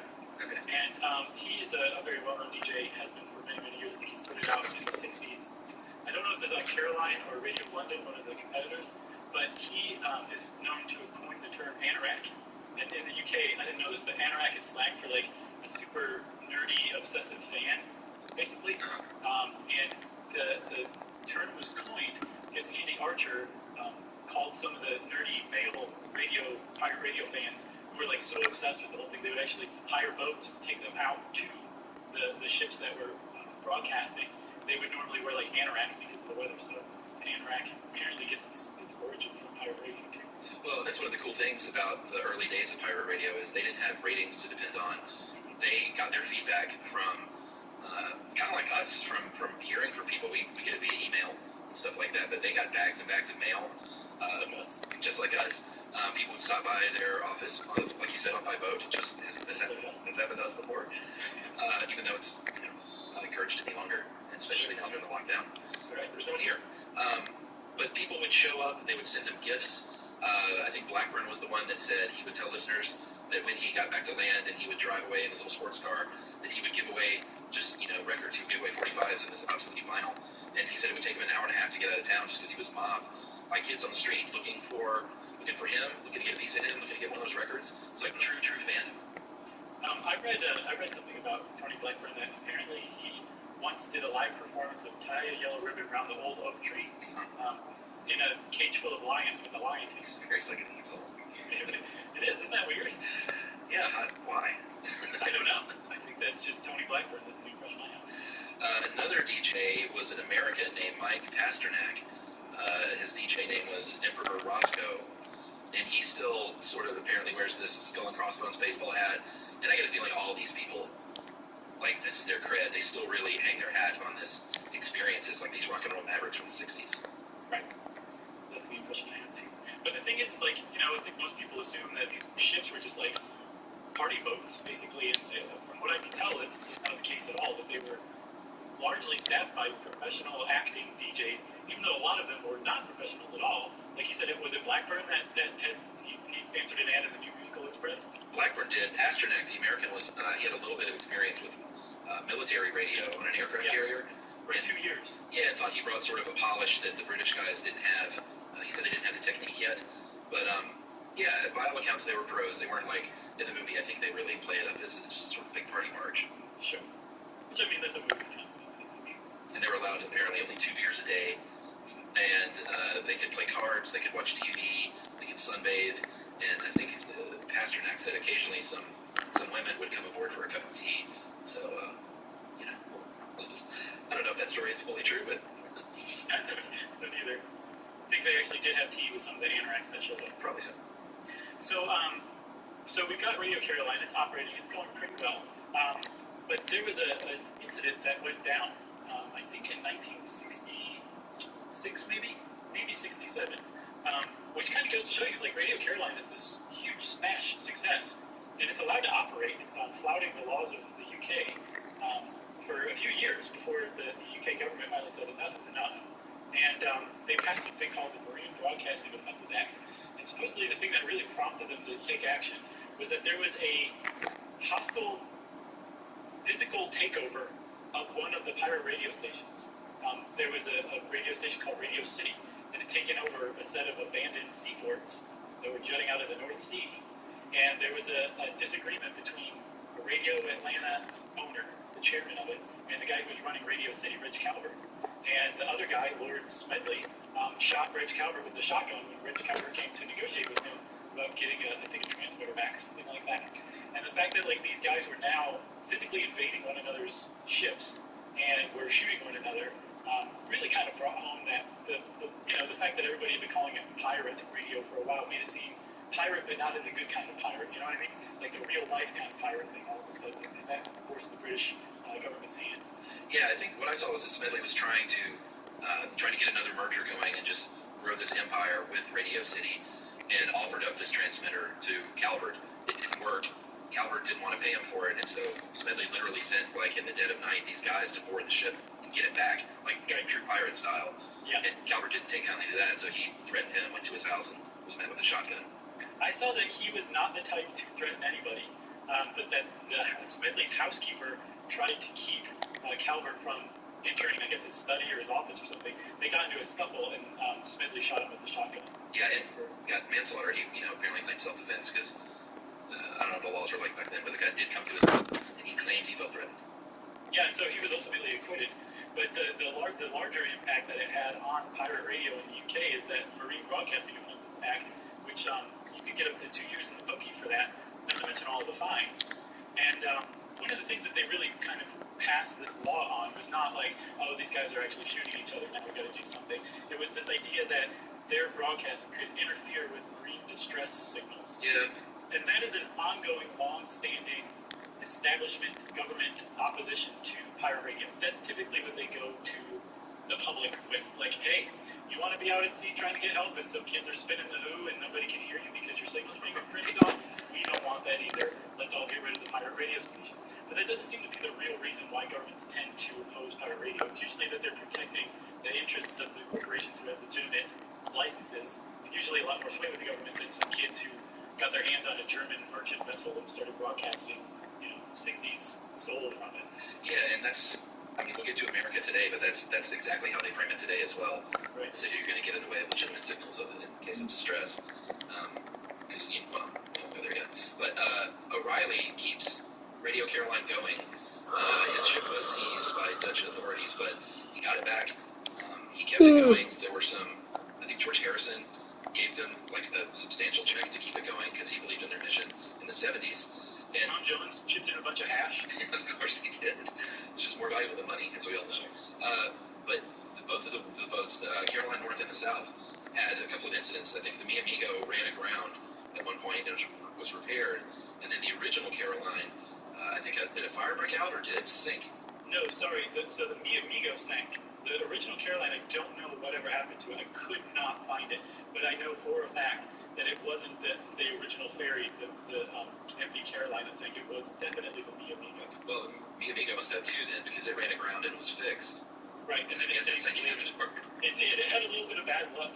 What cracks me up in this entire story is that there was a German vessel called the Mi Amigo. My friend in Spanish. It's a German merchant vessel. Oh wait, I think the Carolinas is a museum now, so that one did survive, right? No, the Ross's Revenge. Oh, okay. So they came up with another German ship, the Ross Revenge, to replace the Mi Amigo. That one eventually has been outfitted to be a museum, which I can't tell. They have a website, and it sounds like the last update was from 2014, and I don't know if it's actually open or not. If it is, they definitely need to update their website. But that's the plan, at least. I don't know if they ran out of money or something. Yeah, I think there's a couple of different museums, but I would love to, on our next UK trip, go check these places out. That'd be lovely. I can't wait to get back to the UK and Australia too, man. Yeah, I think we had even sort of loosely earmarked this year or next year for another international trip, and I think that's going to happen. That kind of fell through. And also, sorry, but I'm also excited to get back to New Zealand too. Yeah, because I didn't even get enough time there. Oh, wait, and Canada. Well, we always love to go to Canada. That's easy. Sure. Yeah. Should we take another break? Yeah, let's take a break. All right, we'll go to Germany next time too. Let's go to Germany. It's my homeland. Well, that's not true. We'll be right back.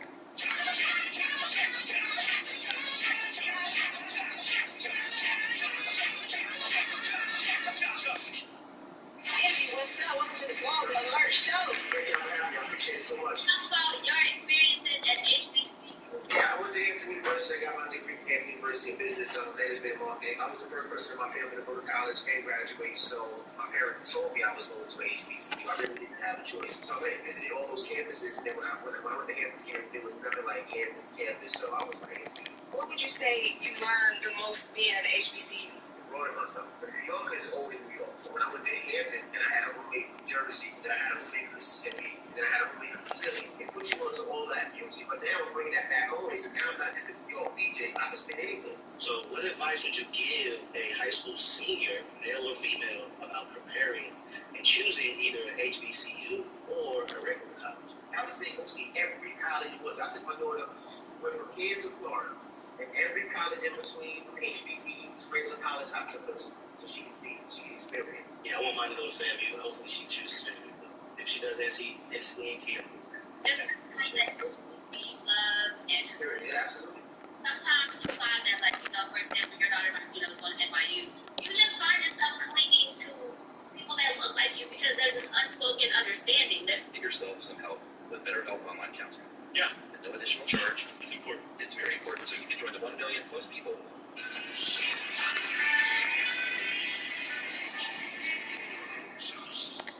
By the way, I said Germany was my homeland because I took German in high school and college, speak German, and have been to Germany and love it. I'm not German in any way. What's your ancestry? It's fully, like I did the DNA test, it's fully like UK Irish, sort of European, and then it said like 1% East African or something like that. I got like 2% or 0.2%. Yeah, it was like 0.002% Ashkenazi Jew. Oh, nice. And then I got 2% something Neanderthal. This all checks out.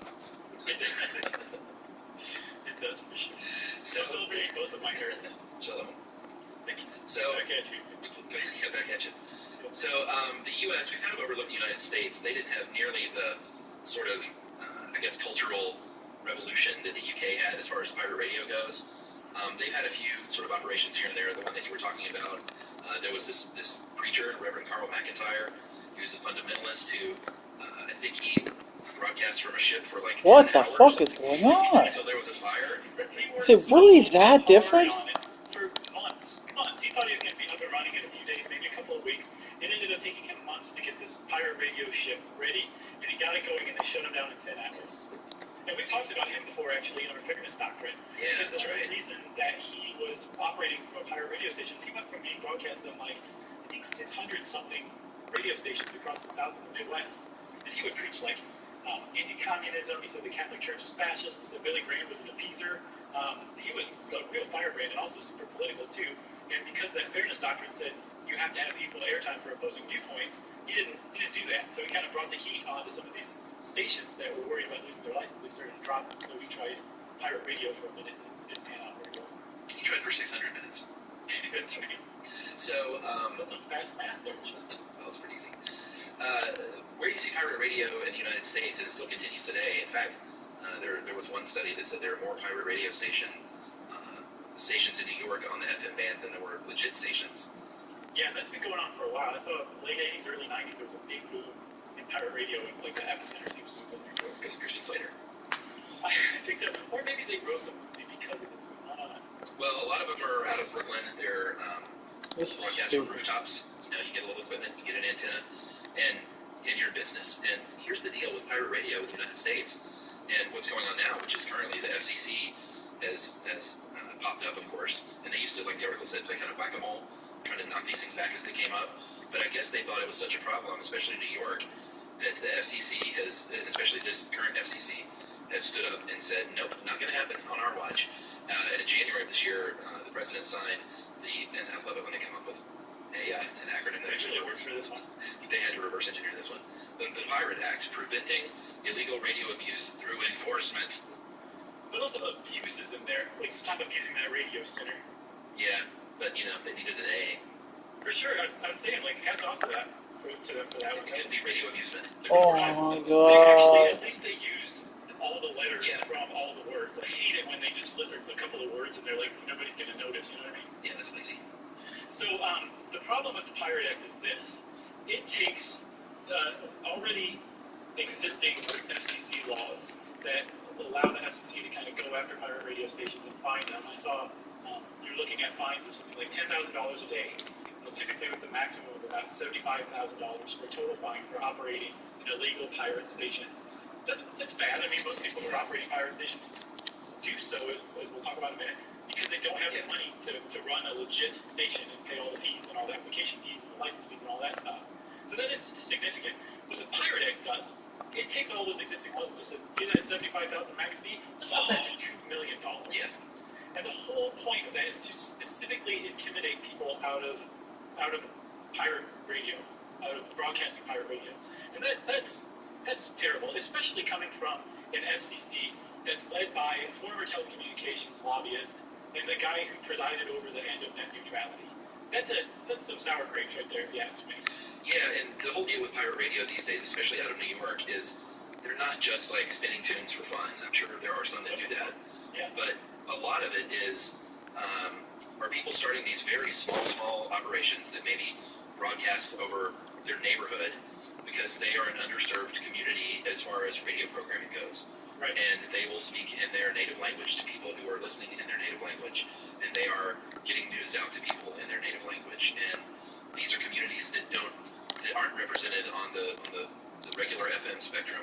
And there's a big argument to be made that this is almost like a public service in a way to these underserved communities.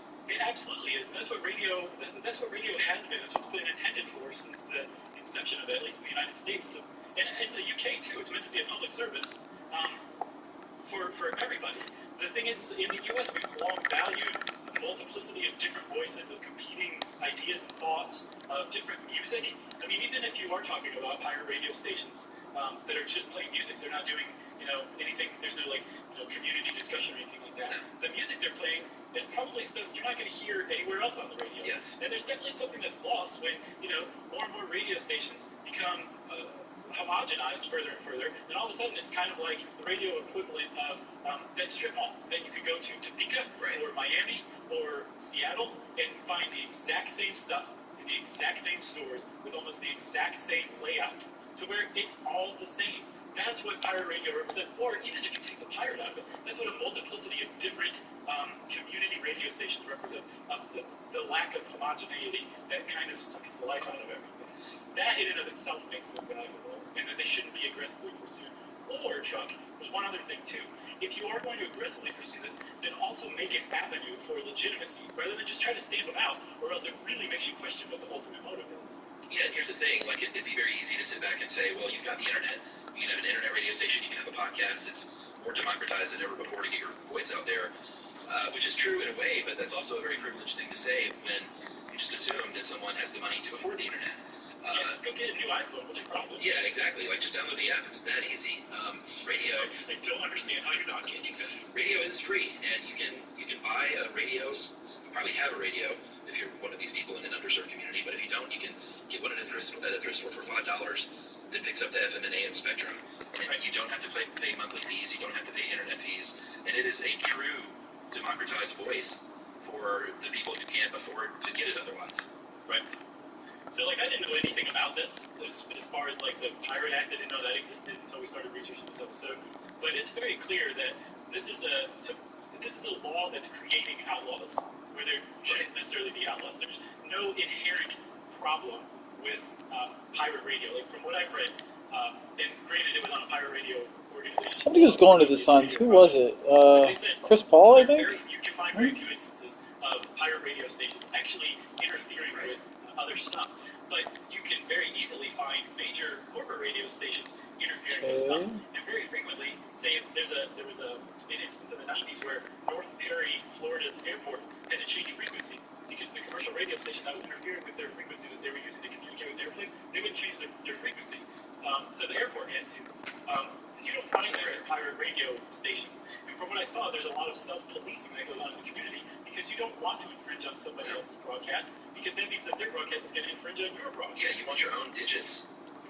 In America, like we said before, to reiterate, they're standing behind the same thing the BBC did, which is it can interfere with sharing of vital public safety information.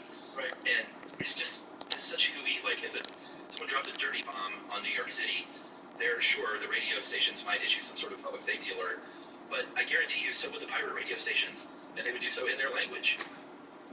That's true. Yeah, that's right. Yeah, because there's a lot of evidence that pirate radio stations serve immigrant communities because they have like kind of this cultural tie to radio as a technology. So when they come over here to the United States, they expect to get their information from radio. Yeah, they wouldn't like the Twin Towers fall. I guarantee you, pirate radio stations weren't like, we're just going to keep spinning the tunes. You know, I'm sure they did like every other broadcast and TV show and radio show in the world. I'm sure they ceased their programming and started handing out vital information. Oh yeah, for sure. I can't prove it, but I can't imagine that they did otherwise. I like what you did there too. You like they're like, well, what are you gonna do? I mean, pirate radio interferes with stuff. You're like, oh yeah, what are you gonna do if there's a dirty bomb in New York? You just threw it right back in the FCC's face. That was good. The thing is from what I've seen, small government conservatives and libertarians should be all over that Pirate Act. They should be very much up in arms about this and about the way that the FCC targets small illegal radio stations without offering like a legitimate path to legitimacy. And I would like to see that. Right. And by the way, I have an in-show correction. I think I said that preacher's boat caught fire. I don't think it actually caught fire.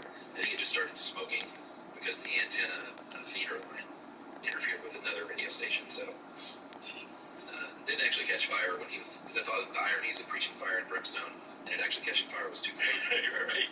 God went, be quiet. It's just smoke. So, if you are interested in pirate radio, The Verge did a whole series on it. Really interesting, in-depth stuff. And, you can also do, I ran across one called The Lot. It's out of, I think, Williamsburg. It is on a little lot in a shipping container. Of course it is. It's like all DJ sets all the time, but it's not pretty great. And they have a webcam of what you can see out the window. It's just cute, nice, and it's just cozy in a way. Yeah, and again, go check out and stream the Radio Caroline Classic version. If you're into like just a good playlist, it's the best. I gotta check that out. I didn't run across that, so thank you for that public service, Chuck. You got anything else? Nope. Okay, well, that's it for Pirate Radio for now. Let me just have this. This is called Hot Off the Presses. Just got this email, and it was just so heartwarming. I had to share it. Hey guys, and Jerry, I love listening to the recent episode on soap.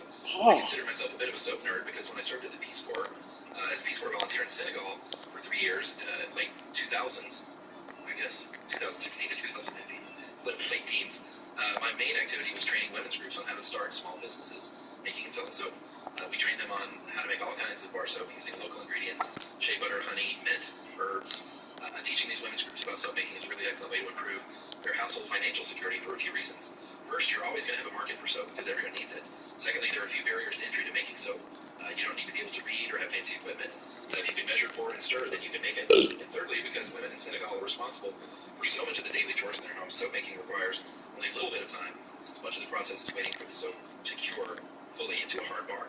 And fourth, making soap is a great way to teach all the basics of starting a business. Marketing, accounting, record keeping, calculating unit costs, profit margins, making creative packaging. Once they master these skills, they can expand to other business opportunities. And fifth, Smells really good.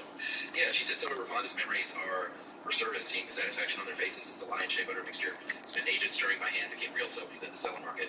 I trained over 150 members or more than 5 women's groups on soap making, and all of the groups continue to make soap and sell it for a profit today, helping make their households more financially secure.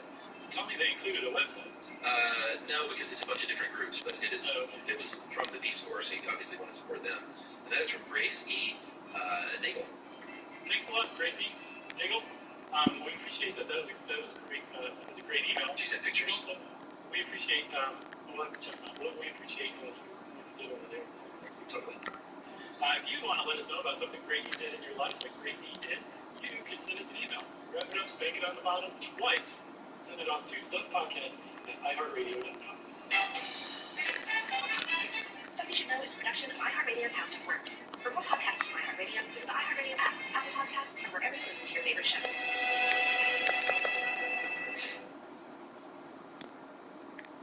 We're all shopping for essentials online these days, and now you can get rewarded for it. With the Bank of America Cash Rewards credit card, you can choose to earn 3% cash back on online shopping essentials. The essentials have never felt more rewarding. Visit bankofamerica.com/more rewarding to apply now. Copyright 2020 Bank of America Corporation. Are you ready for I'm Suri Hall from NBC's Access Hollywood, and my new podcast, Hot Happy Mess, is all about the most important This game is just eating me alive. 53% from 3, from 70 or 80%. All because I increased my 3-point rating. It's like, oh my god. Listen to Hot Happy Mess every week on the iHeartRadio app, Apple Podcasts, or wherever you get your podcasts. Hey friends, when you need your bank, Capital One is right in the palm of your hand. So you can check your balance, deposit checks, pay bills, and transfer money from your phone with a top-rated app. And when you're done banking, put it back in your pocket. A banking experience built around you and your life. This is banking reimagined. Get started online anytime. What's in your wallet? Capital One, N.A., member FDIC. This episode is brought to you by IBM. Today, answers matter more than ever before. That's why IBM is helping businesses manage customer questions with Watson Assistant. It's conversational AI designed to work for any industry. Let's put smart to work. Visit IBM.com/Watson Assistant. Hi, everybody. Are you moonwalking right now? Well, it's Saturday, so you know I'm moonwalking. And this is my Saturday Select Pick from July 21st, 2016, how the moonwalk works. Give a listen right now. Welcome to Stuff You Should Know, a production of iHeartRadio's How Stuff Works. Hey, welcome to the podcast. I'm Josh Clark. There's Charles W. Chuck Bryan, Jerry. So it's moonwalk right at this joint. Can you moonwalk? I think everybody at the Bell House on June 30th knows I can moonwalk. Cannot. I didn't moonwalk, but I think you could just based on my moves, you could make the assumption that I'm an awesome moonwalker. I've seen your moonwalk. It's, herky-jerky. It's that kind of moonwalk that guys like us do. I don't understand. It kind of simulates the moonwalk. I see. You know what I mean? It's a echo of the moonwalk. I wouldn't call it smooth and floaty. Oh, I would. Yeah. No, I know. It's not a great moonwalk. That's right. I never learned the moonwalk because I didn't try to practice the moonwalk more than once. And I was like, I can't do that. Oh, yeah? I just bailed on it. My brother practiced and got okay at it. Oh, I'm surprised he didn't Yes. teach it as a class for free to children in need. No, he got okay at it. But I don't know if I think I bail on things that aren't easy for me. Well, that's definitely a candidate for that. Yeah, I think that's a trait that I have. I don't like to spend a lot of time on something that I don't think I'm good at. I'm not one of those no man, I'm gonna try to moonwalk until I learn it. I see. It's maybe I'm just not a moonwalker. Did you say you bail on books too that don't capture your attention at this point in your life? Is that you? I don't think I said that, but I didn't say that. Oh, okay. But So will you work your way through a book? Well, I'll give it a fair shot. It's been a while since I've bailed on a book though, because I usually just LeBron James, I used to play per game with the fucking Knicks of all teams. I will give a book 2 pages. Yeah, but 3 or 4 times. Right. What am I missing? Let me try that again. Yeah. Yeah. That's fair. I just read a book called Head Full of Ghosts, which is pretty neat. It's like a psychological thriller. Oh yeah. I haven't read a fiction book in forever. And then right now I'm reading The Right Stuff. Tom Wolfe. Classic. Yes. I think Tom Wolfe might be the greatest reporter of all time. Oh yeah. Oh yeah. I don't think there's anybody better. Our buddy Joe Randazzo. Oh yeah. At Midnight Fam. He wait a minute, I thought he was at The Onion. No, he's at midnight. He's working there again. He just recommended a book which I'm really interested in that I wanted to tell you about. Okay. Because it sounds like it's right up your 14. Oh, I was supposed to shoot threes. Okay. Unless I can read one real quick. Right. A Brief History of Humankind. Oh, that sounds neat. By Yuval Noah Harari. Love that guy. And it has a pretty remarkable thesis, which is that humans didn't kill each other off because they can cooperate in large numbers. Because we have a unique ability animals don't have to believe in things that exist only in our imagination. Damn it, I did it again. Try that again. Money and God, right? He said all of these things automatically skip shoot around out of money has the habit. value we just all agreed. So it's essentially fiction, right? The whole concept of money, right? It's just something we've all agreed on. And he said it's this cooperation by believing in these fictional things that is the only reason that humans didn't kill each other off like, any other weird species. Yeah, I've got to check that out. It sounds super interesting. Thanks, Joe. He said it was amazing, so. And thank you for listening. Yeah, maybe you should read it. Just three points. Okay. You still have never read 1491? No, man, I'm a fiction reader. I try to read nonfiction, and I don't know, I just like a good fictional yarn work. I'm quite the opposite. Like I told you, I want to be a Civil War buff. I got one of those huge books that's supposed to be great, and I just can't do it. You're the opposite. Like the Moonwalk. You don't like fiction. I do like it. It's just for so much of the time I'm reading for work. See, I think you would enjoy fiction as a break. Well, that's why I read Head Full of Ghosts. Right. I was like, I'm reading a fiction book. I need to just read something different, use my imagination again. And it worked. It was like it had an effect on me. What was that? What was it? Yeah, what was it about? It was about a girl who may or may not be possessed, and how her family unravels around her. Is it like pop lit? I don't know what that is. Like easy to read, Dean Koontz and. Oh no, it was a little more literary than that. Okay. What the invisible balls and shit. The author who What the hell? wrote the book, I don't remember the dude's name, but yeah, he does a good job. I'm sorry, Dean Koontz and John Grisham all said. They know what they are. Those guys know what they are. Although Dean Koontz, man, that guy's imagination's fantastic. And I always assumed that he was better than Stephen King because he could finish a story. I've never read a Stephen King book. Shock.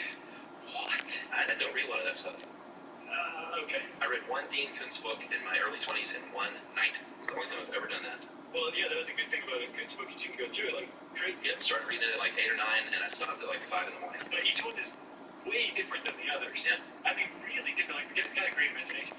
You should read some of Stephen King's work. Like, I know. He's so unfairly. I was actually talking to Hodgman about this the other day. Yeah. He's like very unfairly criticized as a hack, but he's actually. Oh yeah, a lot of people are. Stephen King sucks. But if you, just because he's so prolific, right, and because he very famously has trouble finishing a story. No, really. Yeah.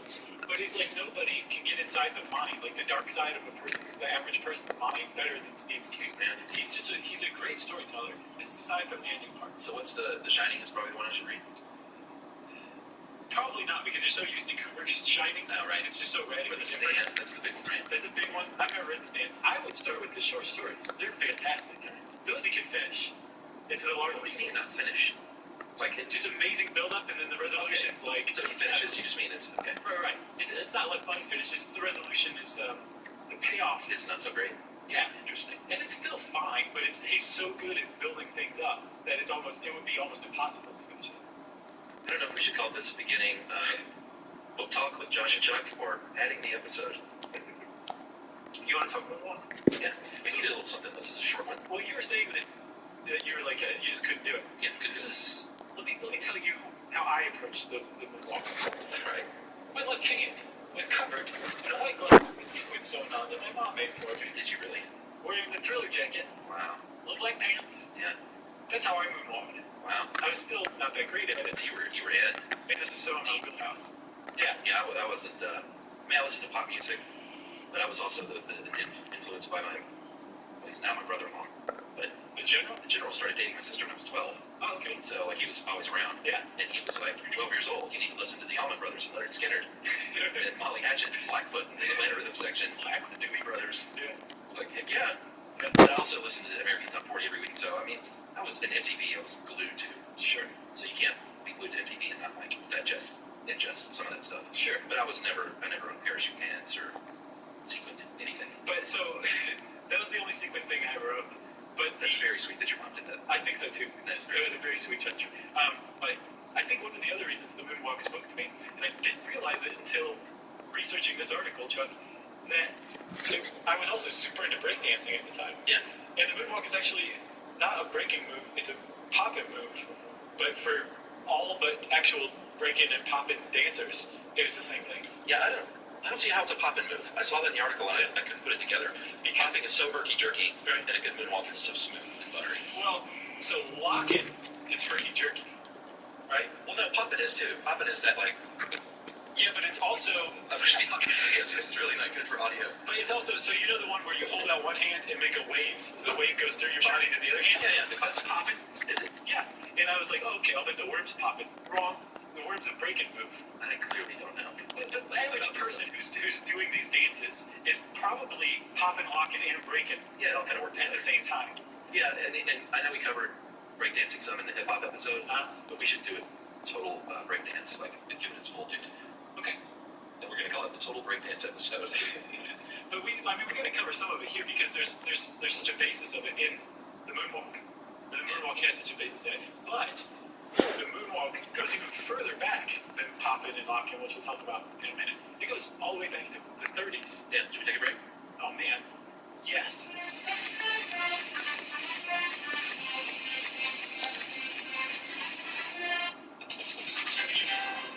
I want to talk to Samson. So I think every time I see this dude's name pop up in the game, the motherfucker's last name is just Samson. Bitch, you know what I want? I want to talk to Samson. So each aspect of the process will be on your terms. That means that purchasing and leasing is offered online, so you can do it from the comfort of your home, or you can test drive without going to a dealership. That's right, and get sales and service from anywhere with pickups and drop-offs that come to you. It's a type of luxury that's made to fit you and your lifestyle, so you can shop, buy, and service the way you want. Infinity Now. Experience the new way to buy an Infinity at shopinfinitynow.com. Available at participating Infinity retailers.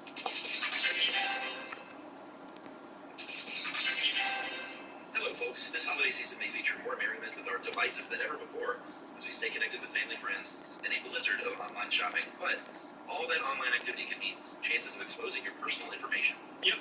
Whether you're buying gifts or getting something special for yourself, you may not know that your identity's been compromised or that your info has been sold on the dark web. You don't want that. Spend your holidays without identity theft protection from LifeLock.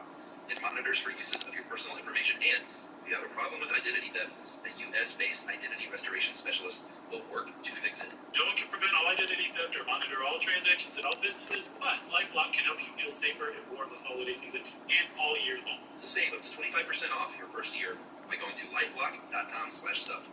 That is LIFELOCK.com/STUFF to save 25% off.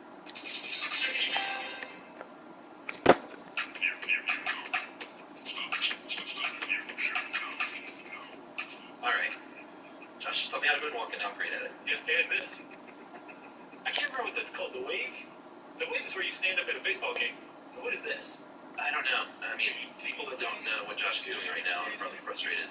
But it's that, that move you do where you wave the one arm and it goes to your body and the other arm waves and then you ask to your friend. Yes. That's a pop-in move. Is it? Yeah. Body pop-in. Clearly doesn't. I don't know what pop-in means. I think the name's a bit of a misnomer. Yeah, probably. Alright. And by the way, people, we might as well get to this. I'm not going to be able to gush much about Michael Jackson. Because I'm one of the people that thinks he did bad things in his private life. So if you don't hear me talking about how awesome he is, that's why. Yeah. I have a hard time separating the art from the artist. Well, I just want to throw it out there. Man, if you believe that, how could you? I'm unconvinced at this point. All right. But I'm just seeing my own A. Yeah, that's a good one. Good one. A bunch of people are like, that's what COA means. Yeah, covering my own A. Yeah, for myself. Anyway, you hear a little bit of callousness in my voice. That's why. So, going back in time, it was not invented by that man. It was, like you said, it goes back to the 1930s. If you look on the YouTubes there, history of the moonwalk, you will see a nice video that shows the evolution of this dance, starting with Cab Calloway in the 1930s, doing something called the Buzz. Great band leader, jazz big band leader. He remains unaccused of anything. He was also awesome in the Blues Brothers. Oh yeah, wow, he was still around for that. That's right. Forgot about that. About 50 years on. Yeah.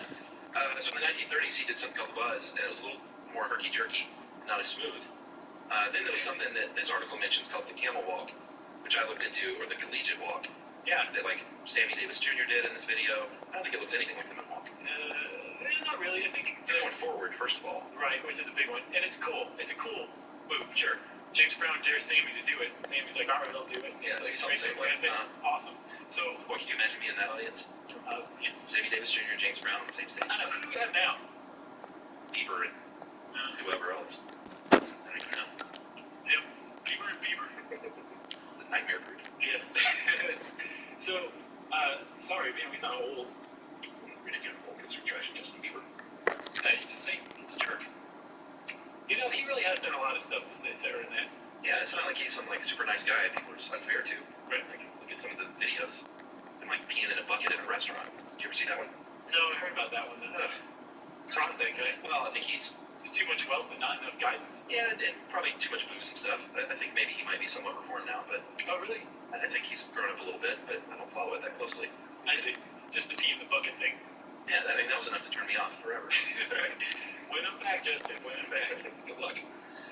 So... we were talking about the camel walk, or the camel walk, yeah. Right? So, you were saying it doesn't look like a moonwalk. In fact, it looks kind of like a reverse moonwalk. Sort of.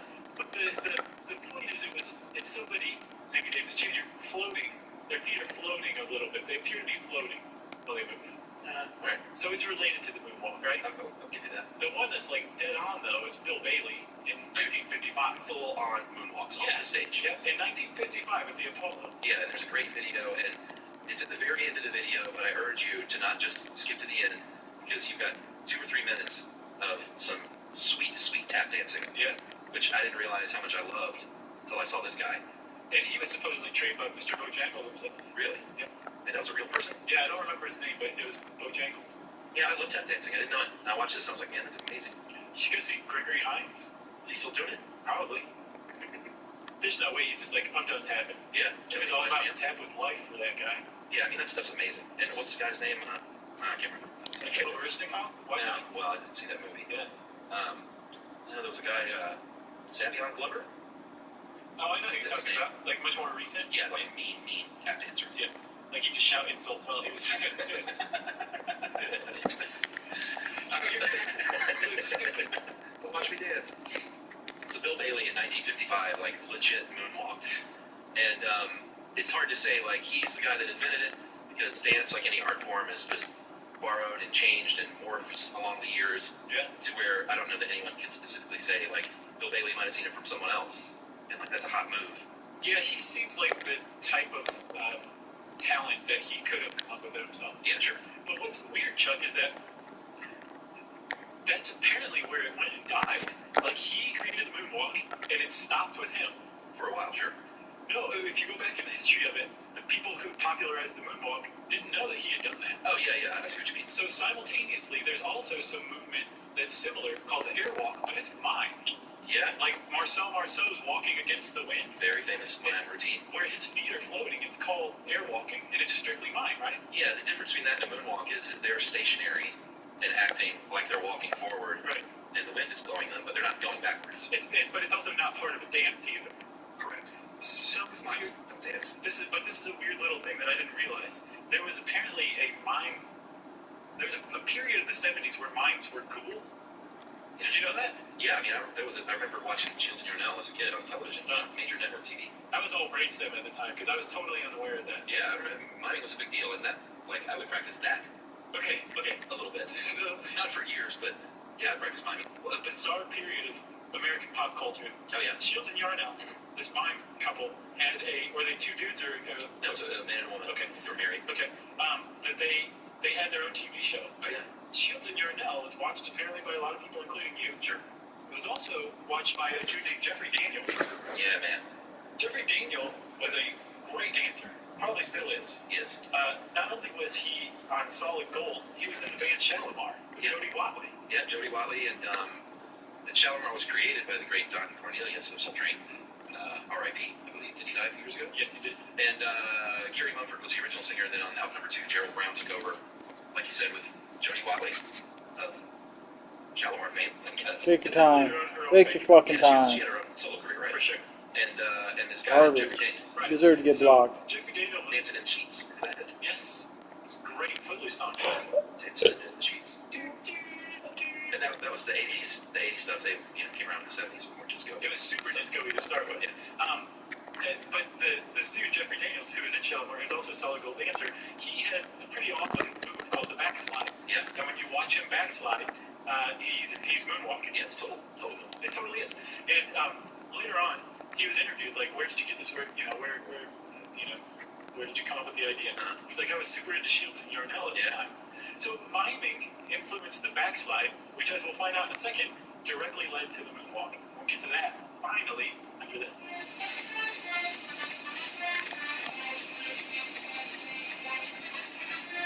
This episode is brought to you by IBM. Today, every answer matters more than ever before. Because whether it's about health, deliveries, or finance, some things just can't wait. That's why IBM's helping businesses manage millions of calls, texts, and chats with Watson Assistant. It's conversational AI designed to help your customers find the answers they need faster, no matter the industry. Let's put smart to work. Visit IBM.com/Watson Assistant to learn more. Hey everybody, I want to talk to you about your website that doesn't look good and is hard to program, because Squarespace does it better. Yeah, they do. Squarespace is this amazing magical tool that you can just basically go bleep, bleep, bleep, and all of a sudden you have a website to do whatever you want with. You can use it to sell stuff. You can use it to tell your world about all the great thoughts you have. And now, Squarespace also offers email campaigns, so you can take your business and blow it up. Yeah, we use Squarespace ourselves. Our very popular SYSK Live website keeps track of all of our comings and goings and all of our live shows, and it's always a joy to go in there and update the Squarespace site because it's so easy, but it always looks so great, and it makes me feel smarter than I am. Yeah, they offer customizable layouts, powerful editing, mobile editing, not just for your website, but also for email campaigns too. So go check it out. Go to squarespace.com/stuff today. So just go to squarespace.com/stuff today for a free trial. When you're ready to launch, everyone, use the offer code STUFF to save 10% on your first purchase of a website or domain. Squarespace, just go check it out.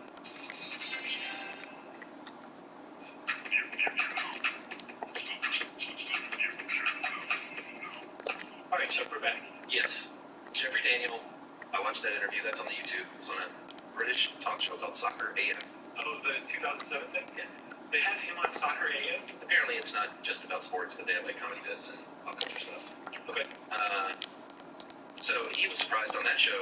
They showed the clip of Bailey in the 50s, and he was like, "What's that?" It's like, I'd never even seen that. He was surprised to see that someone was legit moonwalking. Yeah. 50-something years earlier. Yeah, the same move. Yeah. It's not like, oh, that's kind of close, like maybe the camel walk or the buzz, like Cat Calloway. Yeah, it was a moonwalk. It was the moonwalk, but that's what I'm saying. That's what's so bizarre. Yeah. Is that this guy invented the moonwalk in 1955, and it began and ended with him. And it took mimes getting a TV show to create the moonwalk as we understand it today. Like, well, they could radically different about it. Talk about chaos theory. You know what I'm saying, though? Like, other people could have influenced the mimes that knew about Bill Bailey. Like, I guess that's entirely possible. But Marcel Marceau was doing the airwalk as far back as the 30s before Bill Bailey. Was he around in the 30s? From what I understand. Okay. Which is weird because... Well, he was pretty old in the 70s when he hit it big. So, yeah, I think then he was doing it in the 30s. Because that's what this article says. I didn't find anything. Yeah, it's in the 30s. I didn't find any footage of him from the 30s. Like, all of it seemed to be from the 70s or early 80s. Well, the heyday of mimes. Also looked up, I was curious why people hate mimes, and I did a little research, and of course there's no like definitive thing. There's not like a phobia. No, but everything I saw came down to a few things. They look like clowns. Yeah, the clowns. We did a whole episode on that. Calorophobia. And the silent thing, seems to bug people. Yeah. And then just the notion that they'll get a ball in your face in the park. Yeah. You're out just enjoying your day, and a mime will come up and be like, to start doing their, like, intruding upon you to do their act. Yeah. Which I don't even know if that's the case. Do your act over there? Oh, it is. Believe me. Yeah. Mine's very intrusive. Like the start static. And I finish. So back to Jeffrey Daniel. He's dancing on Soul Train. He's dancing on Solid Gold. There's another couple of dancers named Geron Casper, Candidate. Yep, great name. And Derek Cooley Jackson, Jaxson. Another cool name. And they were moonwalking around or backsliding around. And so all of these dudes were basically kind of laying the foundation for what the moonwalk would come to be. And it got really, like, even if you watch Bailey's, it's a legit moonwalk, but it's not as smooth as Daniel ended up doing it. Yeah. Right. Like, when you see him on Solid Gold, that's one of the smoother moonwalks you'll ever see. And he probably debuted it for the first time in American history on TV on Top of the Pops in 1982. That's what I'm talking about. Yeah, that's so smooth. So, and people thought he was cheating. Yeah, they were like, is the floor oiled or something? Like, what is that? What kind of witchcraft are we watching? Right. It blew everybody away, right? Yeah. But no one knew who this guy was, really. He was a solid gold dancer. At the time, everybody knew who Michael Jackson was. Sure. So, about a year later, almost exactly a year later, NBC broadcast this special called Motown 25. Yeah, big retrospective. It was a huge, huge thing. Diana Ross did her first appearance with the Supremes since 1969. Oh, wow. Marvin Gaye played. I need to see that. There was a battle of the bands between the Temptations and the Four Tops. Who won? Stevie Wonder. I'm sure everybody won. It was like a soccer game. Yeah. Michael Jackson comes out, right? And you'd be like, who's he? Dude, I mean, he was pretty big at the time. Yeah, of course he was. He was huge. But so was Marvin Gaye and the Four Tops and Stevie Wonder, right? Oh, yeah. Michael Jackson comes out and brings the house down. And one of the reasons he brought the house down is because he was doing Billie Jean, which when the thing came out was the #1 song in America. But during the dance, he did the moonwalk. And it was the first time basically anybody who'd seen, had ever seen the moonwalk. Yeah, like no one in America watching this NBC special had been watching Top of the Pops. Yeah, they may have seen stuff on Solid Gold here and there, but it was definitely like a mind blower because it was such a widely watched special. Yeah. For sure. Well, here's the deal.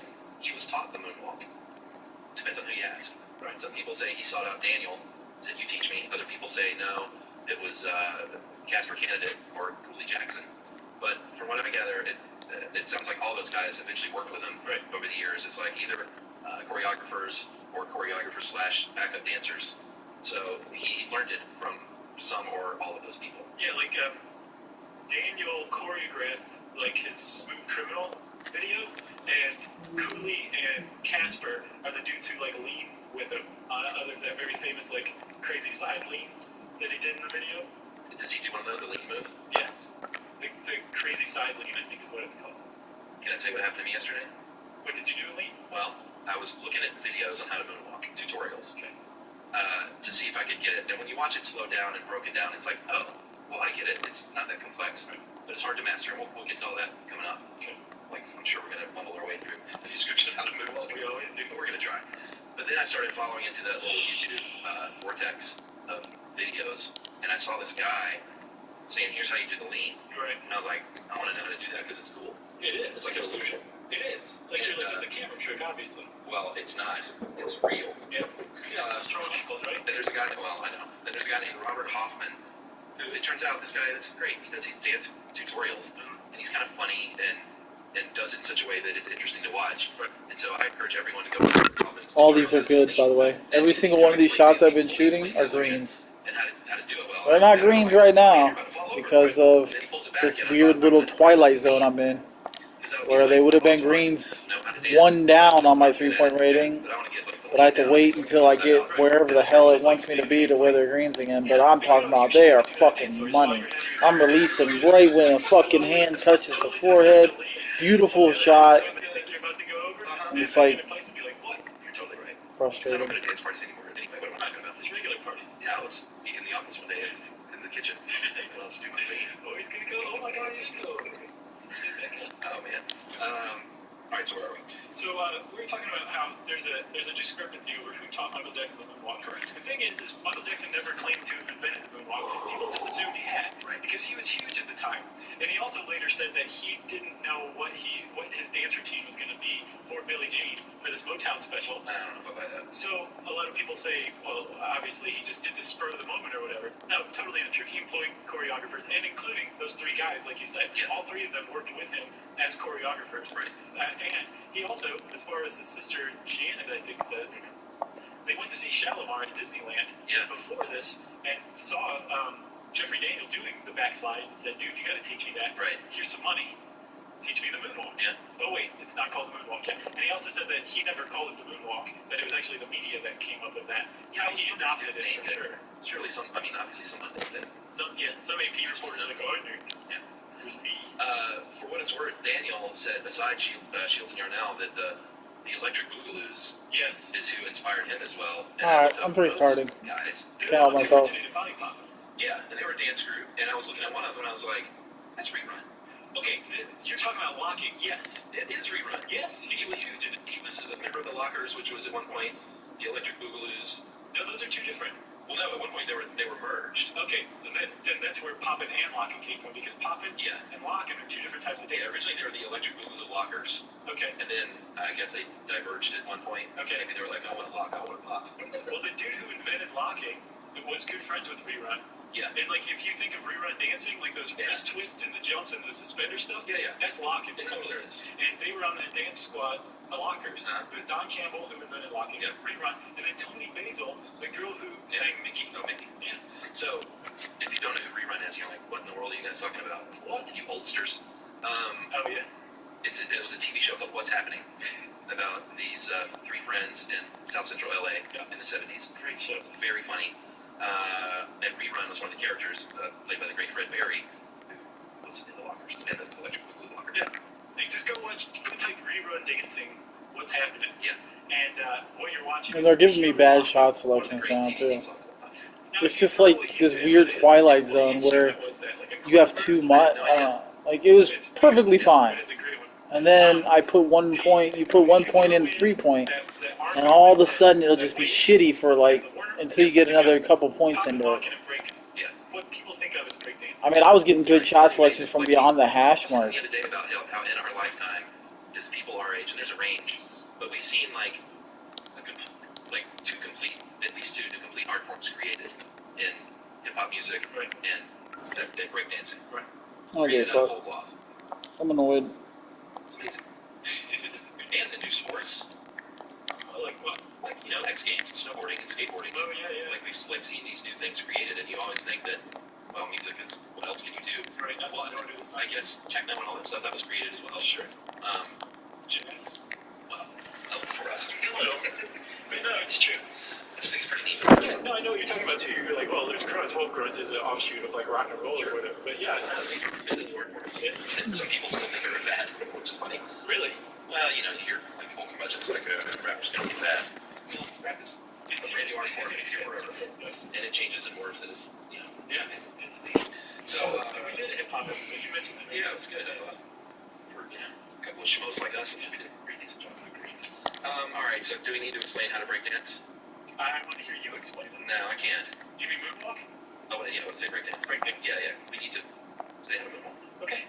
So go ahead. Take it away, Chuck. Well, you're the one who does it so well. All right. Are you ready? Yeah. So you start, first of all, you want to take off your shoes and put on some socks on a nice slick floor. Yeah. Don't try to do it on like pine bark. No. Maybe pour yourself a vodka gimlet. Yeah, well, that's the drink of the moonwalker. So you are on a slick floor wearing socks, and you stand straight up and down, right? And you take your right foot and you put it out in front of you with your foot flat on the floor. Okay. Bend your left knee and go up on the ball of your left foot. Okay. Now, holding yourself in place with just the ball of your foot. Everything is on whatever foot you have up. The ball of whatever foot you have up. Yeah. Take a sip of the gimlet. Right. Maybe another one too. I need one now. And then you drag your foot back, the foot that's on the floor. And as you drag your right foot back past your left, you drop your left heel and raise your right. That's right. And then you repeat the same process, and you're floating. There's the moonwalk, aka the backslide. You're pretty square if you call it the moonwalk these days. We had to title this episode Moonwalk because we wanted everybody to know what we were talking about, but it's called the backslide. Okay? That's correct. And I watched the tutorial, which the guy who did the tutorial actually wasn't great at it. Like he had it down, like how to teach you, but when he did it, I was like, it's not great. Was it Steve Brule? No. Gosh, that would be great. I just think the guy had the wrong shoes on, personally. But I'll bet that's what he blamed it on too. The thing he stressed for a good moonwalk is a long stride, which is where you're lacking, if I can be honest. Oh, it might be too short? Yeah. Okay. Long stride, Josh. Okay. I didn't realize you had so many important opinions about my moonwalk. That foot that you're keeping flat needs to be so flat to create the illusion. Right, what am I doing? I'm not talking about you now. Oh, okay. Your foot was pretty good and flat. That's your stride. I pretend like it's dead, like my foot is dead. Oh, that's good. I drag it. And then when you go to switch feet, he said you really just snap them both real hard to create that illusion. Yeah. Like a completely synchronized, simultaneous snap up and down with those 2 feet. Right. Long stride, that foot flat. Keep that vodka getting flowing. Yeah. And you're going to be moonwalking in no time. And then you can also, because what you're doing, it's supposed to look like you're walking while you're moving backward. You're walking forward but moving backward. Yeah, that's the definition of moonwalk. So you can like add your arms swinging. Sure. Lean, like you're tilt your body forward a little bit. You're real good. Michael Jackson used to like move his head up and down in rhythm to his walking or whatever. Yeah. And it adds to the effect. Totes. Shallow one. I feel like I kind of should try it. Try it right now. Well, I'm not going to do it now.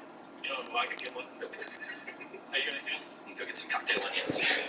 Those are great. Gibson onions. Oh, is that a Gibson I'm thinking of? Yeah, but that's it. What is the lime juice? Yes. Rose's lime? Yeah. If you want to know more about vodka gimlets, you can type that word in the search bar at housethatworks.com. Since I think it's time for listener mail. Before listener mail, this is I'm going to call this correction time. Okay. We need like lullaby music. We do. So, we have corrections on the show from time to time. This was sort of a big one because we really goofed on the Gettysburg Address episode. And boy, did we hear about it. Remember how I said I wanted to be a Civil War buff? I don't anymore. You had a rough start to your career as a Civil War buff? They're not nice people, as it turns out. No one on the internet's a nice person. No, I was just very surprised that people got angry that we messed something up. Not just like, so what did we mess up? We said 50,000 dead. It was 50,000 total casualties. Is that what it was? So we messed up and said mistake casualties for dead, when in fact casualties is dead, missing, or wounded. Okay. And then we also said that, we were talking about the percentage of the Army, like it was this much a percentage of like 25% of the Union Army, and about a third of Lee's Army. Right. But it was just for the Army fighting in that battle, not the total Union Army and the total Confederate Army. And we very specifically were like, oh, we were not. No, this is for the entire Army. So we got a little excited and a little ahead of ourselves. Well, clearly we're the most evil people of the century. Yeah. So very sorry about that, Civil War buffs. Yeah, don't ever contact Chuck again, please. All right, listener mail now? Yeah.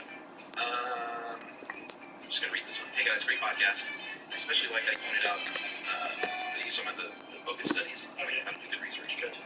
I especially liked how you guys pointed out the pressure when you're an understudy to do studies that support the current theories of your employer. Without getting into a ton of detail in there. And I left research altogether because I became pretty disillusioned with it all. One thing you did not mention is that entire industries get erected based on the results of a few initial studies. The sexiness of the studies aside, which is what we talked about, if a researcher does a good job and does not show anything or has a negative study, their money is often at stake. From my personal experience, this is the largest basis of bias. Whoa, that was a mouthful. It's hard to say when you're missing the two. So, researchers become heavily invested in being right from a face perspective, ACE, and a monetary perspective. We don't really realize this because the scope of the impact of the studies are usually small. But that researcher who suddenly lost all of their grants is a pretty high price to pay for being ethical. I don't really have any answers to how to clean it up, but science is contrarian and by nature anti-consensus. Instead, we have a system that only rewards reinforcement. Good researchers have to be allowed to say, he did this great study and found nothing without fear of losing grant money. Amen. That's from Trevor. Thanks, Trevor. That was very illuminating and enlightening. Very erudite. Yeah. Can I say that? If you want to get in touch with us, you can tweet to us at SYSK Podcast. You can join us on Facebook.com/StuffYouShouldKnow. You can send us an email to StuffPodcast@howthatworks.com. And as always, join us at our home on the web, StuffYouShouldKnow.com.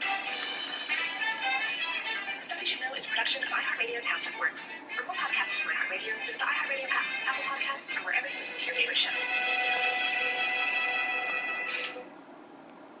We're all shopping for essentials online these days, and now you can get rewarded for it. With the Bank of America Cash Rewards credit card, you can choose to earn 3% cash back on online shopping essentials. The essentials have never felt more rewarding. Visit bankofamerica.com/more-rewarding to apply now. Copyright 2020 Bank of America Corporation. Did you know the original Mr. Potato Head was an actual potato? Did you know that all tequilas are mezcal, but not all mezcal? Hey friends, when you need your bank, Capital One is right in the palm of your hand. So you can check your balance, deposit checks, pay bills, and transfer money from your phone with a top-rated app. And when you're done banking, put it back in your pocket. A banking experience built around you and your life. This is banking reimagined.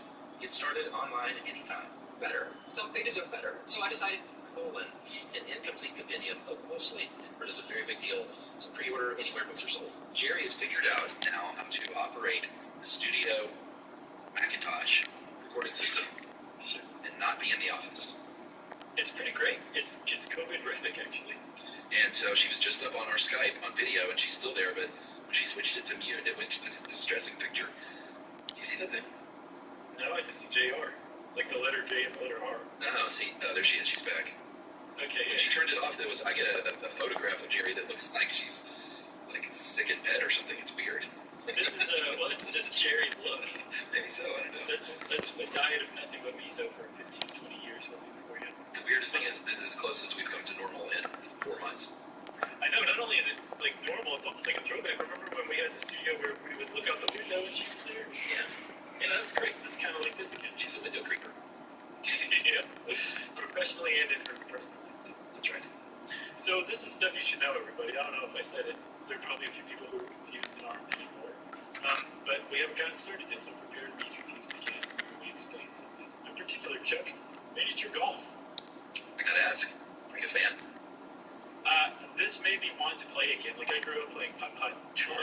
and had very fond memories of all the different colored golf balls. Yeah.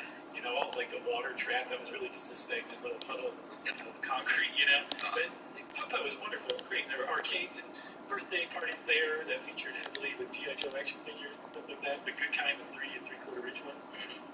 And yeah, I am a fan, if not just nostalgically, in general. Yes. And which style, and as a listener will see soon, there are a couple of different things, but did you grow up playing just sort of the bare bones putt-putt? JaVale McGee is on the Utah Jazz. Volcano. Well, Chuck, if you ask me if I had a rich childhood, I will always tell you, yes, sir, yes, I did. And the reason why is because I grew up having putt-putt close by in Toledo, and we played that a lot. And then when my family would vacation in the summers on Catawba Island on Lake Erie, and this was like pre-cleaned up Lake Erie, there was a rundown little like mini golf with like clowns' mouths and windmills and all that stuff right by the place where we used to stay, like walking distance. And so we played there a lot too. So I had the best of both worlds. I'm really great, just top-notch child.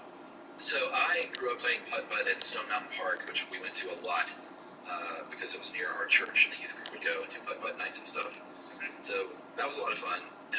And I was sort of partial to those that were like, you know, the real putt-putt where it requires a little bit of skill.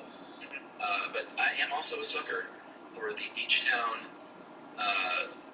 volcano, waterfall, go-kart, bumper boat, arcade scene. Yeah. Don't forget laser tag. I never really did laser tag. I think that came around a little after I was, you know, in my prime years for this kind of thing. Gotcha. Yeah, it wasn't. Same here, but I was looking up now. They have laser tag in a lot of places. But I still love those go-karts, man. We went to Isle of Palms last year. I found a place nearby, and it's like, we gotta go. And everyone was like, oh, I don't know. And then the kids were sort of like, yeah, I guess I'll do it. And I was like, guys, we gotta go. Right, like, what is wrong with all of you? Who are you vacationing with, Chuck? Oh, man, it was so much fun. Is there a carbon monoxide leak at the house you're in? No, those go-karts, I could do that all day. Yeah, for sure. And, of course, I got the guy, you know, the teenager, squeaky voice teenager. And I said, hey, man, which is the fast one? And he was like, number 8. Really? Oh, yeah, and sure enough, it was really fast. You just ran circles around everybody? I did, such that I even lay off on the gas a little bit just to catch up and let people act like they race me. What a sportsman. Yeah, oh, goodness. Well, we'll talk about go-karts one day more in depth, but today we're just going to focus on the miniature golf, okay? Yeah, this is a pretty interesting history, I think. Yeah, I had no idea how far back it went until we started researching this. And actually, it goes all the way back to the 19th century. And this is one of those rare things that's been around a while, but you can actually pinpoint, like, the first one. And the first miniature golf course in the world, as far as anybody knows, is at St. Andrews. It's at the Ladies' Putting Club of St. Andrews. And it was built in 1867 strictly for the women members of the Ladies' Putting Club. Yeah, there's a couple of things at play here. Actually, really just one thing, which is not letting women do things. Yeah. Because there was a decree, basically, that women shall not take the club back past their shoulder. So the 11th commandment. Yeah, like a real golf swing, in other words, was, I guess, improper for a lady to do. The Victorian era was just so stupid when it came to social constraints. I'm trying to figure out why. Does that... I don't know. Patriarchy, I would guess. Well, I just wonder why a full golf swing, would it make their dress rate rise a little above the ankle, or like, I just wonder why. I think also women were expected to not overexert themselves physically, especially in public too. Right. You could kind of construe that as overexertion. Well, and then there's this, which is from an 1890 book by Scottish Baron Lord Wellwood, talking about women and when they should golf and when they shouldn't golf. If they choose, I was going to do a Scottish accent, but I'm just not feeling it. If they choose to play at times when male golfers are feeding or resting, no one can object. But at other times, must we say it, they are in the way. It's kind of snarky to add even the must we say it. Like, do I even need to write this next sentence? It's so just drippingly obvious. But the upshot of this is that's why they created the ladies putting club, is just to sort of get rid of them. Yeah, to get them out of the way of the men. But the joke is on the men, because this putting green, this first miniature golf course in the world, is still around, and it's still considered one of the finest. It's actually nicknamed the Himalayas, because it has all this kind of mountains and hills and hillocks all built into it. And they really kind of stand out, from what I understand, against like the Scottish seascape. And it's a really revered miniature golf course, but it is exactly what it sounds like. It is a golf course in miniature, like just like you take a classic golf course of the variety that was born in Scotland, and you just kind of hit it with a shrink ray, and then you have a genuine bona fide miniature golf course. And that's how the whole thing started out. Yeah, I mean, that's what we would call like a par 3 today, right? Kind of. It seems like par 3 courses are a little different. So this is like, yes, I think it does require more than just a putter. Right, a par 3 would require more than a putter. But there seems to be a few different other kinds of golf courses aside from the miniature golf course. There's the par 3, the pitch and putt, and executive courses all kind of qualify technically as miniature golf courses in different ways. Yeah, the executive course, they got the name because evidently an executive could go play a quick round during lunch. A lot of par 3s, you might have like one par 5 and a couple of par 4s. Is that right? On a par 3? On an executive course. Oh, okay. Yeah, that's really the only thing from what I can tell that differentiates it from a par 3 course. Yeah, it's golf course is just shorter and therefore doesn't take as long. Yeah, and it's not like the hole is smaller and the ball is smaller and the clubs are smaller, like just like your fantasy land there. Instead, it's just the distance from the tee to the hole is shorter. There's fewer bends and stuff like that. So the actual experience takes less time and less energy, and you can just kind of fit it in a shorter amount of time. I think that's the popularity of those things generally. Although pitch and putt courses, I also saw they usually consist of a wedge, an iron, and a putter when you need to play on those. And they're all about the focus on the short game. And as a result, men and women, just average men and women who play golf, can kind of compete pretty evenly because it's all about the short game. It's all about finesse rather than just sheer power of driving as far as you can on like a traditional golf course. Yeah, I mean, I love golf. I just don't play anymore. Like, I grew up playing golf and was not good, but I wasn't terrible for as much as I played. And I still like it. I just don't, have the time or the inclination anymore. But I like the big boy courses with the big par 5s, but I also love a fun little par 3. Like, Florida has a lot of these beautiful par 3s, including some you can play at night that are all lit up. And that's always a lot of fun, too. Yeah, I tried to get acquainted with golf as a youngster. My family had, weirdly enough, because this is not like my family at all, had a membership at Heather Downs Country Club. Oh, well. Yeah, and I loved the pool because they had tons of slush puppies and the best nasty hot dogs you can imagine. And there was a pool and all that. I think I told you the story about the swim league, the swim team where I was the worst swimmer. Yeah. But I also tried to golf for a couple of summers and I just didn't take it up. But I was back in Toledo a couple of years ago, I think right before our Cleveland show, and I visited the country club. I just drove by, and I looked, and the pool is now just like a green field. It's been filled in. Like the little snack shop has been torn down. Like something really bad must have happened there for them to do that to the pool, Yeah, there's and I didn't get to go here much because it was private, but Hidden Hills was a big neighborhood near my house that had a country club. It's still around, isn't it? Well, the neighborhood's there, but the neighborhood has seen its better days, and the country club and golf course is completely just shut down and grown over. It is an abandoned place. It's so cool. It is kind of cool, and then I had the idea of a movie, like a old school type thing, where a bunch of middle-aged men that grew up there go back and raise some money and try and clean the place up and get it going again. Yeah, to hilarity. There has to be a greedy development in their backwood, right? Oh, yeah. So is that the neighborhood that we got kicked out of when we tried to go shoot without a license once around that area? Remember the security guard came up and was like, "Stop what you're doing." I don't remember that. Yeah, it happened one day. Was it on the TV show or a short? Gorilla. No, it was when we were shooting shorts, I think. Yeah, I don't remember that. Yeah. I'm pretty sure that was the... Should we take a break already? Sure. Okay. All right, we'll get back and we'll talk about where mini golf went from here right after this.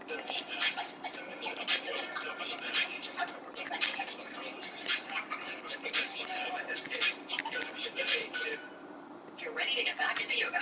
So you ordered the essentials: a non-slip mat, yoga blocks to keep balance, and an exercise ball. and you used your Bank of America Cash Rewards credit card, choosing to earn 3% cash back on online shopping, or up to 5.25% as a preferred rewards member, which you put towards the cost of your most essential yoga gear, noise-canceling headphones. Apply for yours at bankofamerica.com/more rewarding.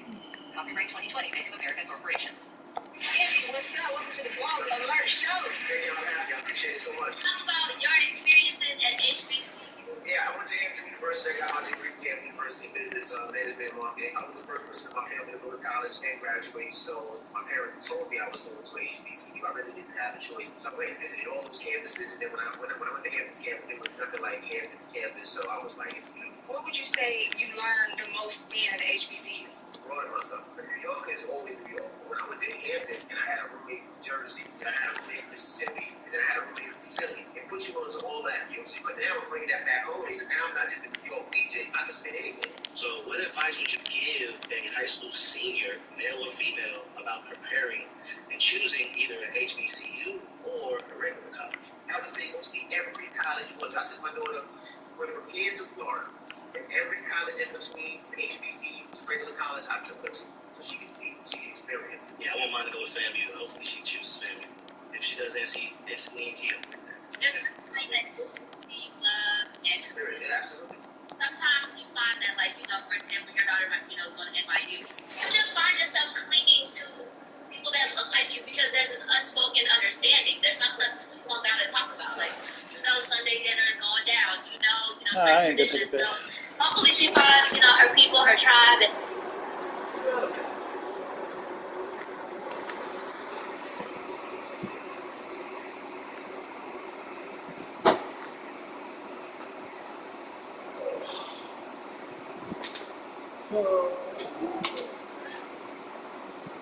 Stretch my legs out some.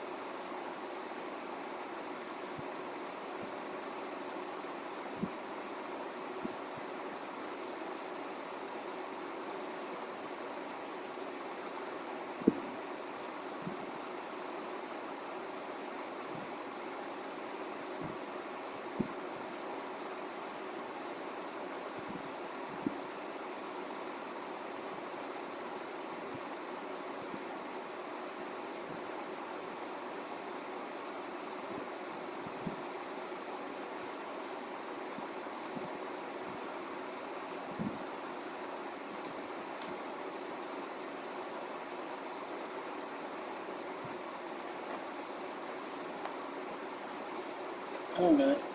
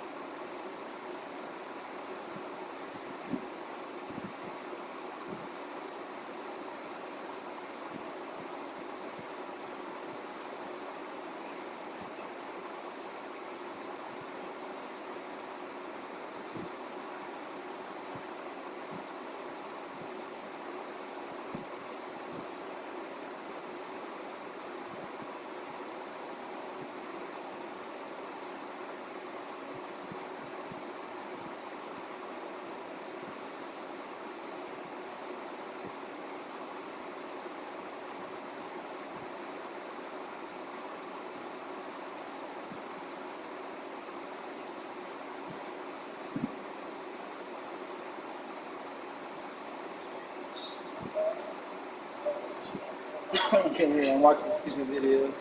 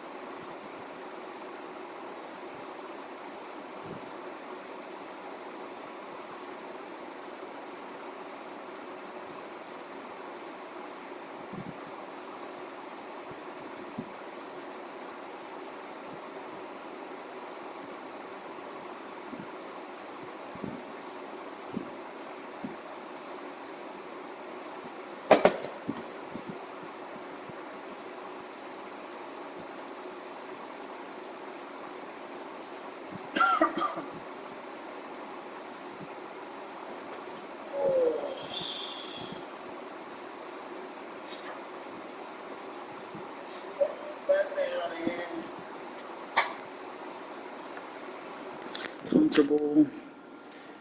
Get back to this absolutely horrible grind that is 2K money grabbing 21.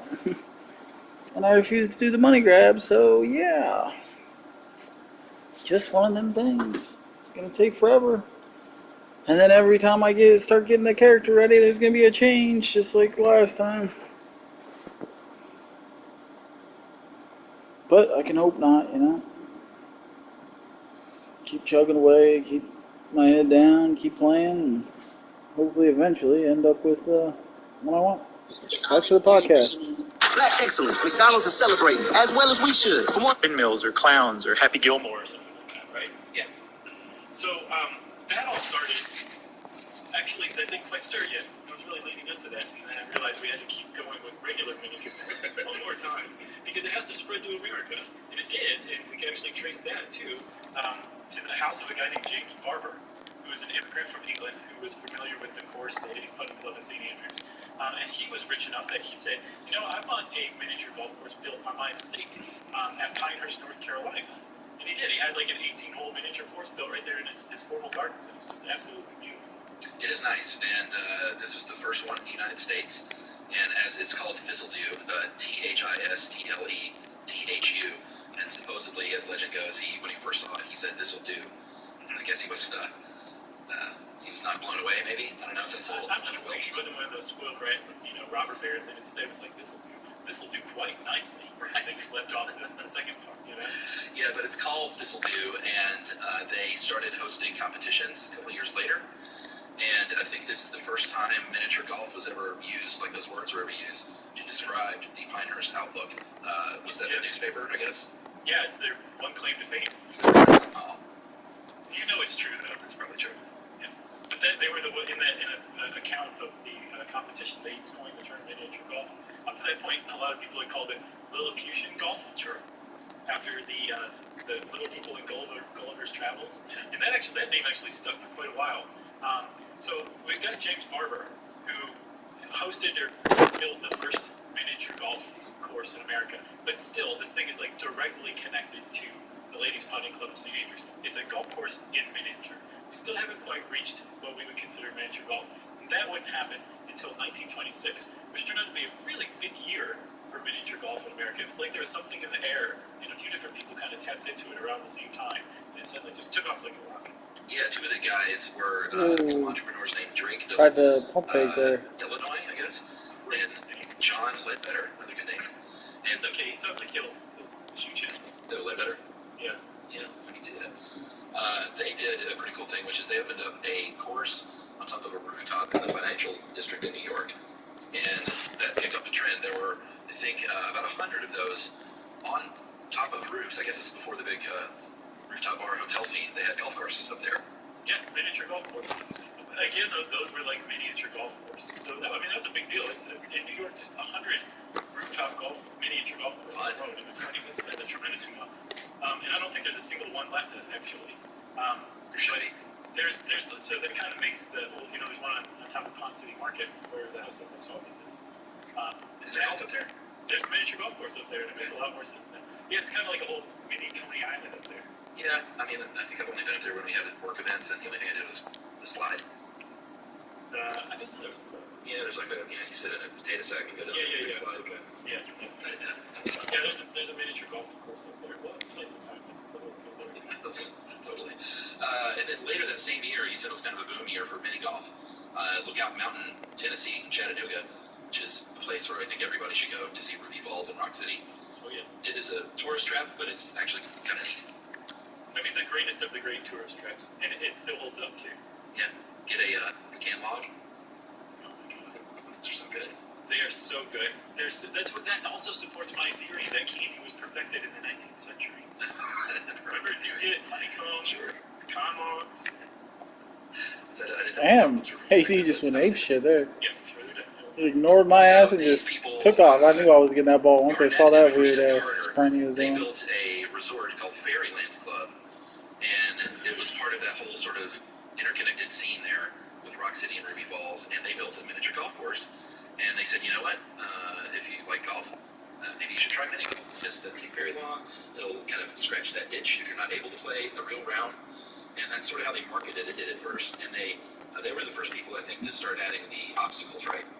They did, yeah. And they used, as they were building like the inn and the resort complex, they used some of the construction materials like drain pipes and barrels and things like that, and built them as hazards. And then because they had this whole like fairy tale theme going up there, they also built Rock City. They're the ones who built Rock City, and that has like a cool little weird, but also very neat fairy tale theme kind of hidden throughout.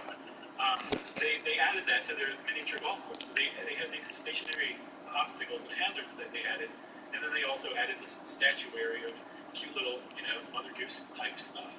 And they actually called the whole thing Tom Thumb Golf. Tom Thumb, from what I understand, is the earliest recorded English fairy tale character from back in 1621. He was a little tiny guy the size of his father's thumb, which is where he got his name. So it's a pretty appropriate name. They must have really been pretty pleased with themselves when they decided to call it Tom Thumb Golf, because it checked all the boxes. Yeah, and we should mention too, we keep saying Rock City, and if you're not from the Southeast, you might think it's just some like redneck area with a bunch of rocks. It's actually a very sweet natural wonder. It's caves that you walk through.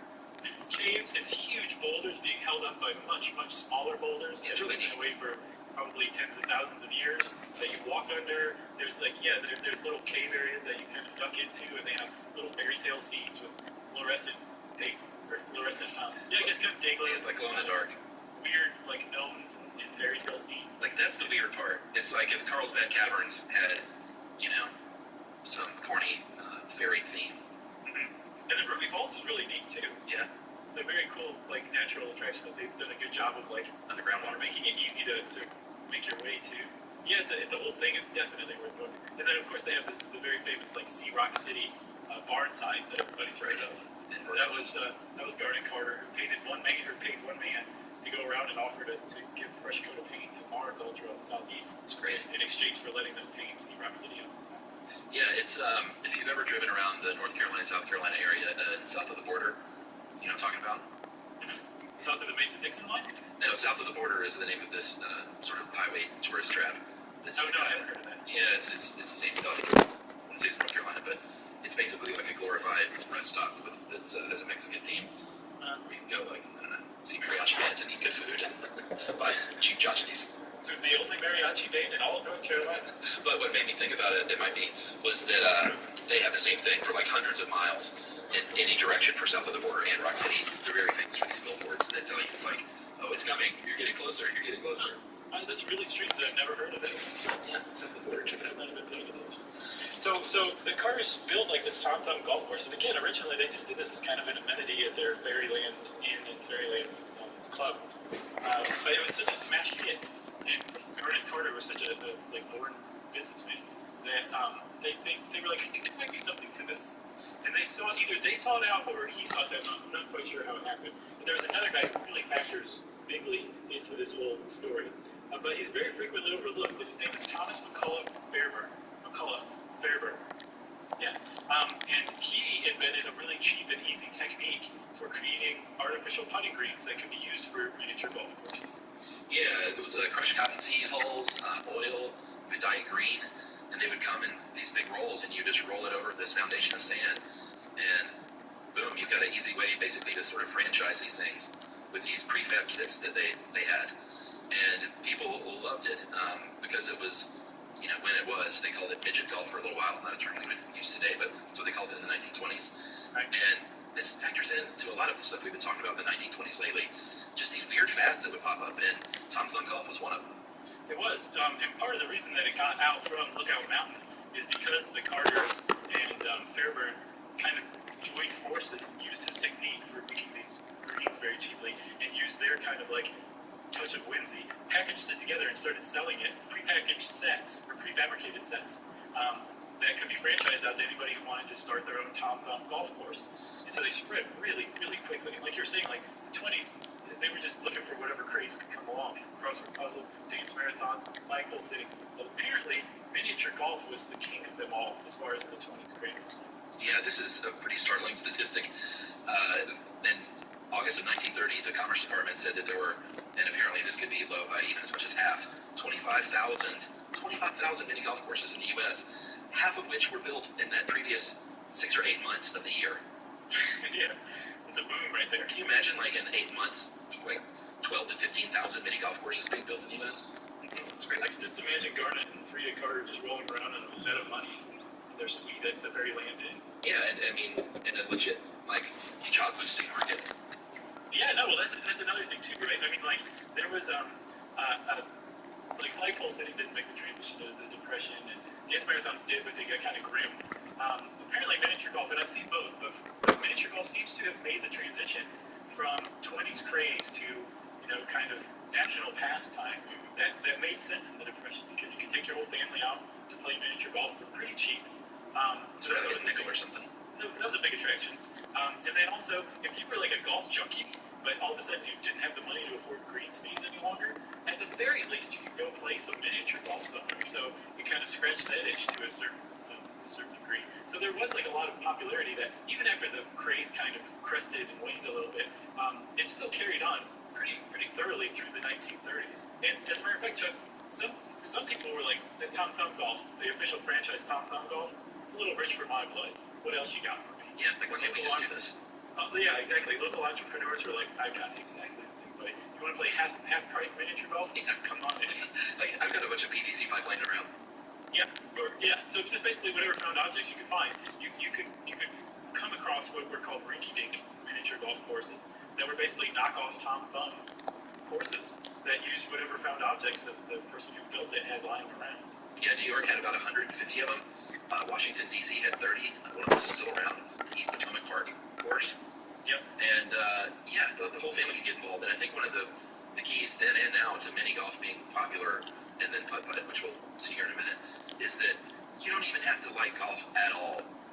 You can hate golf and still go do putt-putt and probably have a good time. Yeah. As long as you don't take it too seriously. Don't take it too seriously. Please don't. Just relax. Don't be that guy. That's what it's for. You want to take a break and talk putt-putt? Yes. Okay, let's do that, everybody.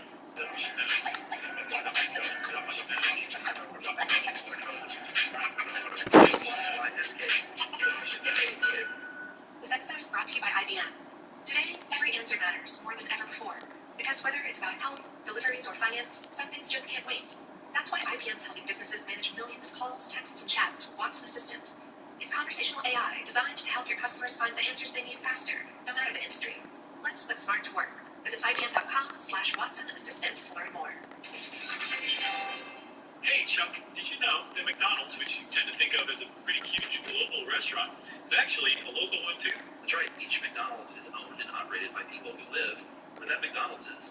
When you eat at McDonald's, you're actually supporting American businesses, maybe even your own neighbor's business. Yeah, you're also supporting farmers, and you're also supporting the Ronald McDonald House charities. The Ronald McDonald House charities give families with sick kids a home away from home. Technically, I took off catch and shoot, so I don't have to pass back. I don't want to. But it'll be a different, because it's off dribble, it'll be a different shot. First responders, they have a program called Thank You Meal Program. It provides free food. And honestly, I'd rather not get in the bad habit of memorizing all the animations for off dribble shots again. Because typically in Rex, I'm a stretch. I just stand there, space the floor, and knock down. 3 and D, baby, 3 and D. Are we up? They said, are you there? I'm like, yeah, I'm here. We are there, Chuck, because let me set the table here. You ready? Yes. America got a little burned out on miniature golf, especially with Tom Thumb and rinky-dink varieties. And so a lot of it died out. But some remained, some hopped along, some are still around today, actually. And by the 1950s, there was a guy who was playing at one of these courses in Fayetteville, North Carolina, which, remember, is the home of miniature golf in the United States, North Carolina has. And he happened to have just gotten a prescription from his doctor saying, you're about to have a nervous breakdown. I prescribe you a month's rest from work. And this guy, Don Clayton, said, can you do?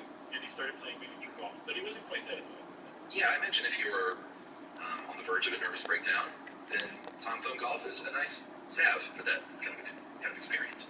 Sure, if you're charmed by all the whimsical stuff. And you don't take it too seriously. Right. From what I understand, though, Don Clayton was like, this whimsy sucks. We need something better than this. And I think I'm just the person building.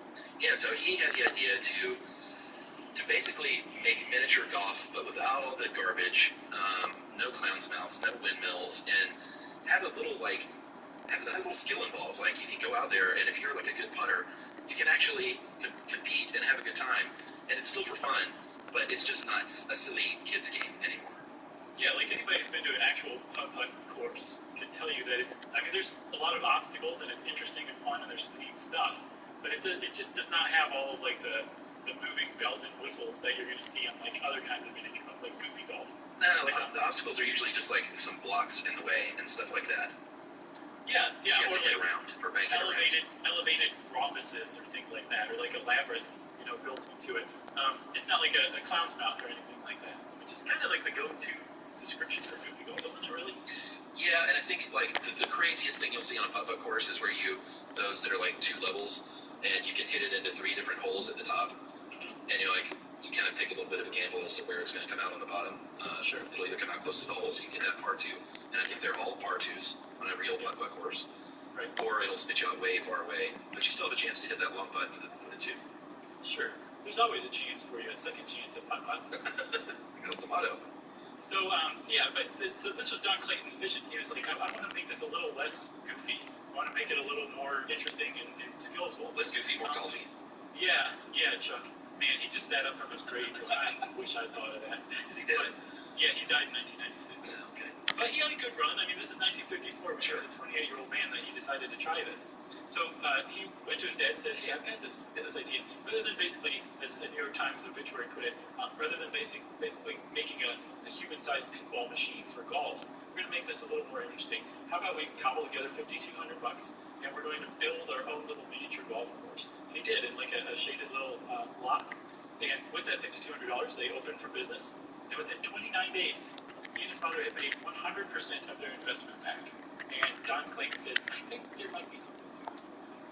Yeah, so he was initially going to call it. He went to the bank to open a business account. He had to fill out the paperwork, and he was going to call it the Shady Vale Golf Course. But yeah, this is hilarious. As the story goes, he didn't know how to spell Vale. I guess if it was V-A-I-L or V-A-L-E.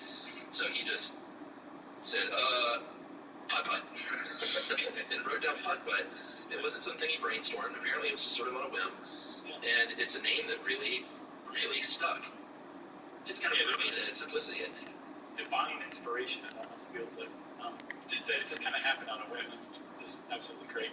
But he started to kind of build the whole thing into like this enormous industry pretty quickly, because he was right. I did the math. If they made their $5,200 back in 29 days, that means that over that month they had 20,800 paying customers. So it was a quarter game. 25 cents a game, yeah. And so when they really got together and started putt-putt, he was right. He was on to something, and it started to take off pretty quickly. Apparently, at its peak, when you and I were going to putt-putt, they had something like 256 courses throughout the world, mostly in the U.S. and Canada, but also in Australia and South Africa and New Zealand, and it was definitely a thing. Like you said, all of the holes were par 2s, right? Yeah, and this was just, to be clear, 256 doesn't sound like a lot compared to the 50,000 that they had in the 1930s, but this was his own putt-putt golf and games franchise. Right. There was plenty more putt-putt going on in the United States than that. Right, yeah. Like knockoff putt-putt, right? Yeah, like the one at Stone Mountain Park wasn't a putt-putt golf and games. It was just putt-putt, but it was great. It's called tap-tap. They also had trail skate across from the putt-putt, which was a roller skating trail through the woods. What? Yeah, it was like this 2-mile paved, just basically like a big paved sidewalk through the woods, and they did roller skates, and you would just skate through the woods. It was really cool. Yeah, that's awesome. Country folk just have some of the best ideas for businesses, you know what I mean? I didn't think of this as country folk, but I guess it kind of was. Roller skating through the woods. I guess it is. That's like Dolly Parton level country.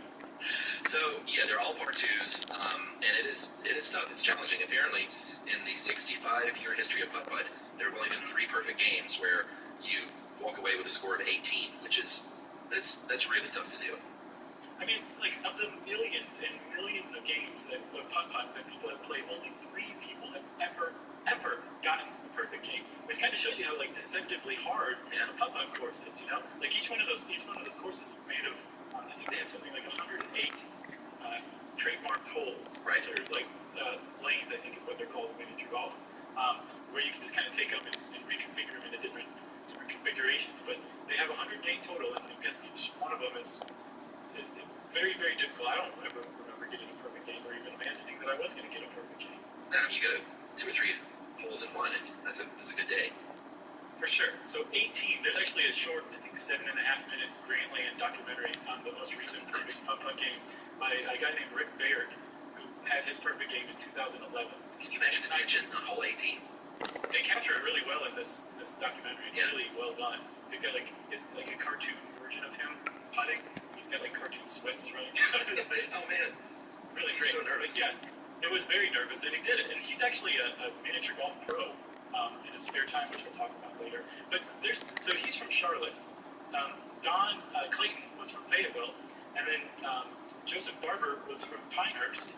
So it seems pretty clear that North Carolina is the ancestral home of miniature golf, or at least the spiritual home of miniature golf in the world, frankly. I'm just going to say it in the world.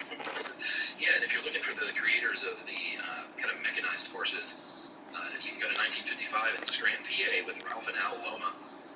Previous to this, you had the putt-putt, which just had the sort of regular obstacles. You had the Tom Thumb, which had kind of more outrageous whimsy, but still things weren't moving. And these are the guys that brought in these rotating windmill blades or ramps that move back and forth, and they really kind of kicked that to the next level. And they went into business big time. They started mass producing these things, like the actual components, and sold a ton of them all over the world.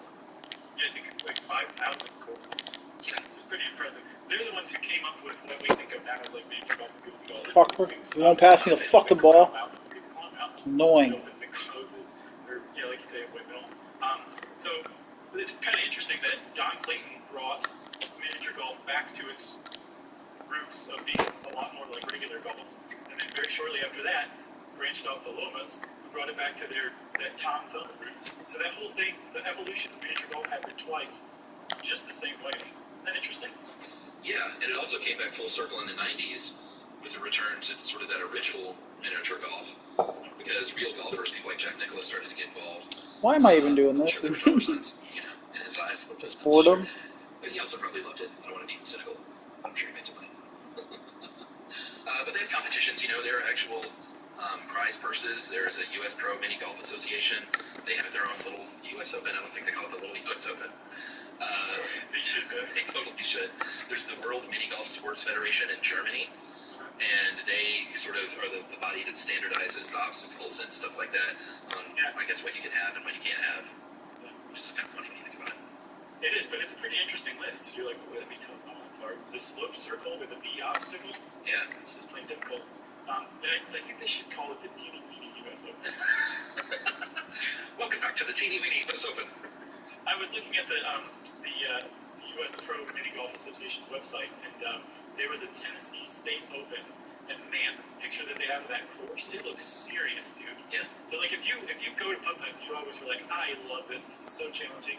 I can score like a 16 something, or I guess not a 16. I just don't play the last 2 holes when I'm on a streak. Like a 20 or a 22 or something like that. You might actually have fun being a miniature golf pro, and there are some serious courses out there for you to play that are a couple of notches above your average putt-putt course. I'd like to play one of those. I don't know if I would have. I'd make a run club. Should we talk about some of these famous courses? Yeah. So, from what I can tell, the United States is the home of miniature golf. It's the capital of miniature golf. I don't believe there's any country. Like I was looking, I was like, maybe Thailand is like even more into it than the United States. I don't think so. I think the United States is the place that has the most miniature golf courses and has probably the most paying customers for miniature golf courses. I can see Japan. Dame Stars and beating points per game for the year. Yeah, I didn't see anything like it. So the United States is the home. Beat them in rebounding. He's whooping me in assists. I have no assists. Damn. He's gonna end up getting MVP if I don't start playing more minutes. But I don't really want to play more minutes because the faster the better. They have one called Molten Mountain. That's pretty cool. Like, you should go check out pictures of some of these places. They're a lot of fun. That has a volcano, a working volcano that erupts every half hour, and it's sort of an inside and an out thing. Like, I think it's both indoors and outdoors, right? It is, yeah. It's a pretty great one. And the whole volcano, they're not the only one. That's how Myrtle Beach is. There's something called Hawaiian Rumble that also has a functioning volcano too.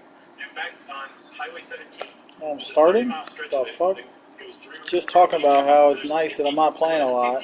Miniature golf courses in a 30-mile stretch. Yeah, I'm sure a lot of opinions on which ones are good and which ones stink. Yep. There's one I want to go to in Palatine, Illinois. I think I said Probably because I increased my chemistry, so they're like, here, start. This one's called Algrim Acres, ALGHRIM Acres. It's in Palatine, Illinois, and it's a funeral home, like for real, in real life. Yeah, like, they take care of dead bodies. And then you can also play 9 holes on their death-themed course in the basement. In the basement, first of all, the basement of a funeral home is just creepy on its own. Yeah. But a death-themed miniature golf course in a funeral home that actually functions, that's just downright interesting. Yeah, there's this one in Las Vegas too, the Kiss-themed one, which I checked out on YouTube. I would play this even though it goes against 2 things for me, which is not into indoor miniature golf. I really would like to be outside, and I think Kiss sucks. What? I thought you were a Kiss fan. No. Oh man, I thought you were a Kiss fan. No, not a Kiss fan. Never. I mean, I get it, and I think it's kind of fun and funny. Sure. But I never thought Kiss was played good rock and roll songs, really. That's very surprising. I know Kiss fans are going to be so mad at me for saying their music is not good, but I mean, there's a reason they dressed up in spit blood and stuff. So but it'd be worth playing. I agree. No, it's fun. The one that I would actually travel to go play is called Parking. It's in Lincolnshire, Illinois. So I'd probably go there and then I'd dip down or dip up, I'm not sure, to Palatine to play at Algrim Acres. Okay. But Parking is like exactly what it is. It's the pinnacle of a miniature golf course, if you ask me. It's got it all. It's difficult, and it has all of the amazing obstacles and weird traps and functioning problems to figure out that a miniature golf course should have. It looked pretty cool. I mean, I'm a putt-putt guy, but I was checking out pictures and stuff. I would go to Parking with you for sure. Okay, we'll go. It's going to be a summer trip in 2022 or 3. Fantastic.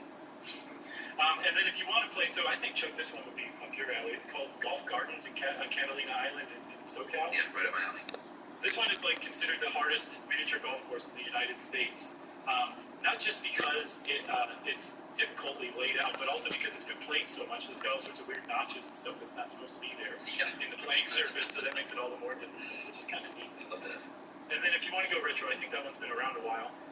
You can go down to Florida. They have a historic mini golf trail that takes you from miniature golf course to miniature golf course, all of which have been around for at least 50 years. Amazing. And if you like weird old stuff that's not in use anymore, look up abandoned miniature golf courses. That's a fun thing to do. And since I said it's a fun thing to do, everybody, that means it's time for listener mail. All right, I'm going to call this Dad Mail. Got this very sweet email. I love it when the families listen, Sure. Especially when they're not. I mean, I like families with young kids that listen, but I also like it when it's adults and then older parents that are listening. Hey guys, hope you're hanging in there. These are such tricky times. I know I'm not the only listener that turns to your show for a distraction, or a soundtrack to washing dishes, or background noise while trying to run, or just something that feels normal during these abnormal times. A couple of years ago, my now husband and I took a road trip with my parents to stay with my now in-laws. As we pulled out of the driveway, we put on Stuff You Should Know and spent the entire journey sharing your catalog with them, and they were immediately hooked. My parents continue to love your podcast. But every time my dad refers to it, he mixes up the name. I love this name. So far, he's called you Guys You Should Know. Sure. Stuff You Ought to Know. Yep. Things You Need to Know. And Stuff Guys. Stuff Guys that's a good nickname. Lately, he's just been referring to you as the Guys Podcast, which is close enough for me. Eventually, we're just going to get to the... Yeah. Thanks for all the amazing work and the thoughtful approach you have to podcasting. So grateful to have multiple episodes to listen to every week. That is from Maribeth. She says, P.S. I should add that the episode For my first start, is now infamously let's go try hard. in my family. But I blame the long stretch of highway on that. Thank you. That was very kind of you. I say really pulled it out of the end there. Was that Maribeth? Yep. Well, if you want to be like Maribeth, then get in touch with us. Oh, fuck. I got a steal there on accident instead of fouling. And then called a timeout and wasted 3/4 of my fucking deep takeover bar. That's hilarious. Production of iHeartRadio's How Stuff Works. For more podcasts from iHeartRadio, visit the iHeartRadio app, Apple Podcasts, or wherever you listen to your favorite shows.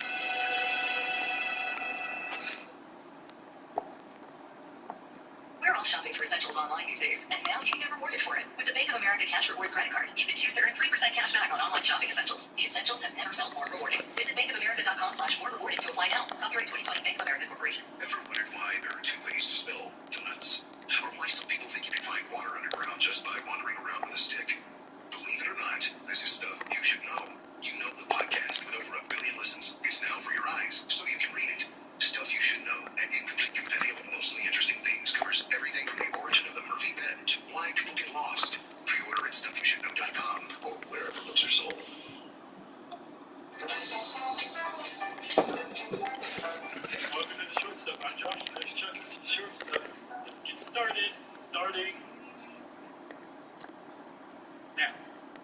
Do you like puzzles?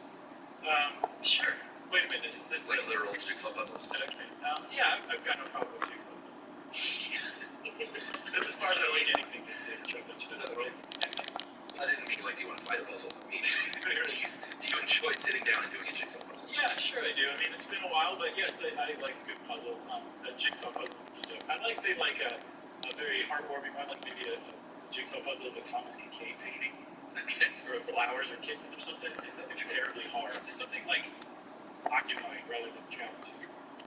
Yeah, I didn't do a lot of puzzles. I mean, I guess I did when I was a kid, and then probably did for a long time. We weren't a puzzle family, really. But I did. There was one week in college where a dude down the street from me, a friend, got a big puzzle. And it was just one of those things in college where you've got time, and 3 or 4 of us got together and drank a lot for like a week and did this huge puzzle and just had so much fun. And that's the last puzzle I've done, except for, doing little puzzles with my daughter. That sounds like a fun. That's a great puzzle story. For some reason, I imagine that whole like weekend starting with a musical number where like your friend sticks his head out the front door. He's like, "It's here," and you stick your head out and you're like, "It's here, it's you." But it's finally here. That's exactly how it went down. That's exactly how it went down. This is a lot of jibber jabber for a short stuff, isn't it? Yeah. So we should just go ahead and get to it and say that a man named Sir John Spilsbury, they called him the Doughboy. He was a engraver in England and a map maker in the mid 1700s, and he gets credit in 1766.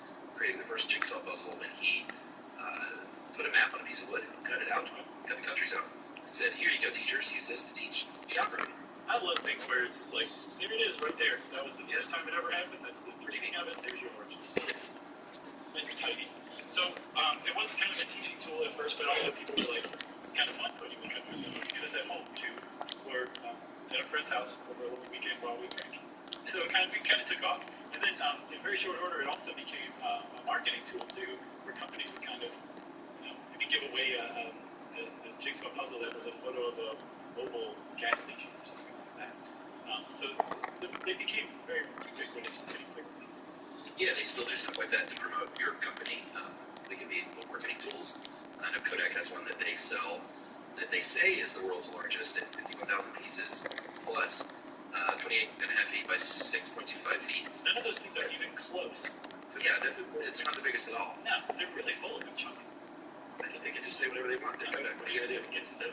So Kodak does sell that one. It's like $400. And I mean, it's nothing to sneeze at. It's a giant, huge puzzle. Our problem with it is that they call it the world's largest jigsaw puzzle.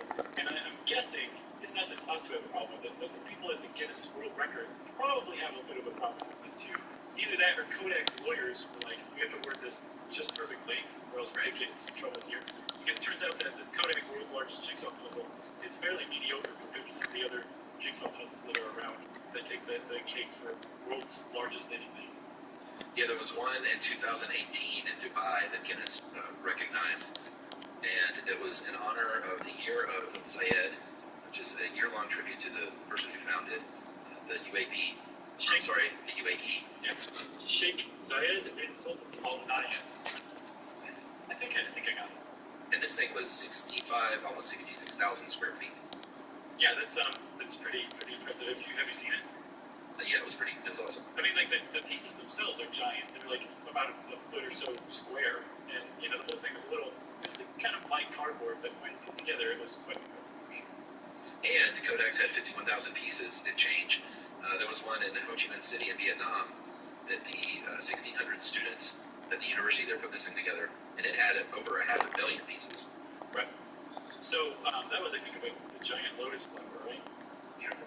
It is. So there's definitely bigger puzzles than the one that Kodak's touting as the world's largest jigsaw puzzle. But some people say, okay, that's great. Yeah, that's really time-consuming. But any schmo with all of the pieces can put that thing together.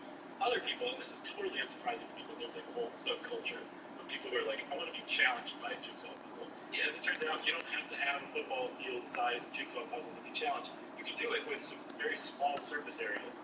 There's one in particular called Ice Puzzle 9. It's just 9 pieces, but it's possibly the hardest jigsaw puzzle on the planet. All right, well, let's take a break there, and we'll tell you more about Ice Puzzle 9 right after this.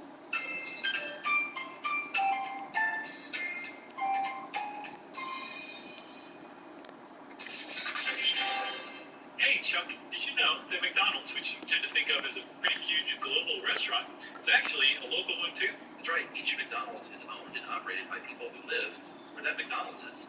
When you eat at McDonald's, you're actually supporting American businesses, maybe even your own neighbor's business. Yeah, you're also supporting farmers, and you're also supporting the Ronald McDonald House charity. The Ronald McDonald House charities give families with sick kids the home away from home when they have to travel far for the care that they need, which is a pretty great charity, if I do say so myself. Yeah, they've done great work over the years, and the franchisees also care about their community.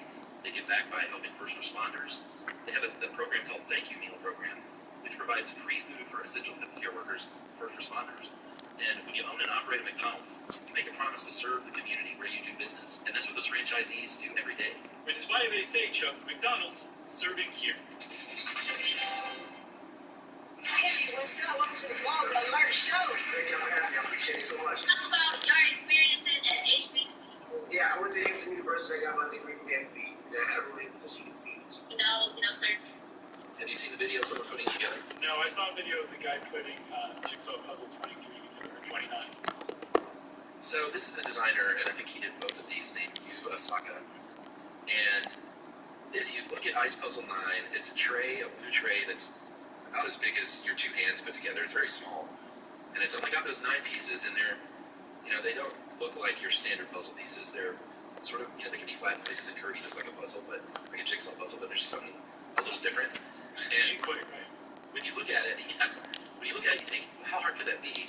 And then I went to a YouTube that showed a guy putting it together, and it was so easy. And I was like, how do people not get that that's how easy it is? And the only thing I can think of is that it's easy when you see someone doing it, but very hard when you're just at the puzzle pieces.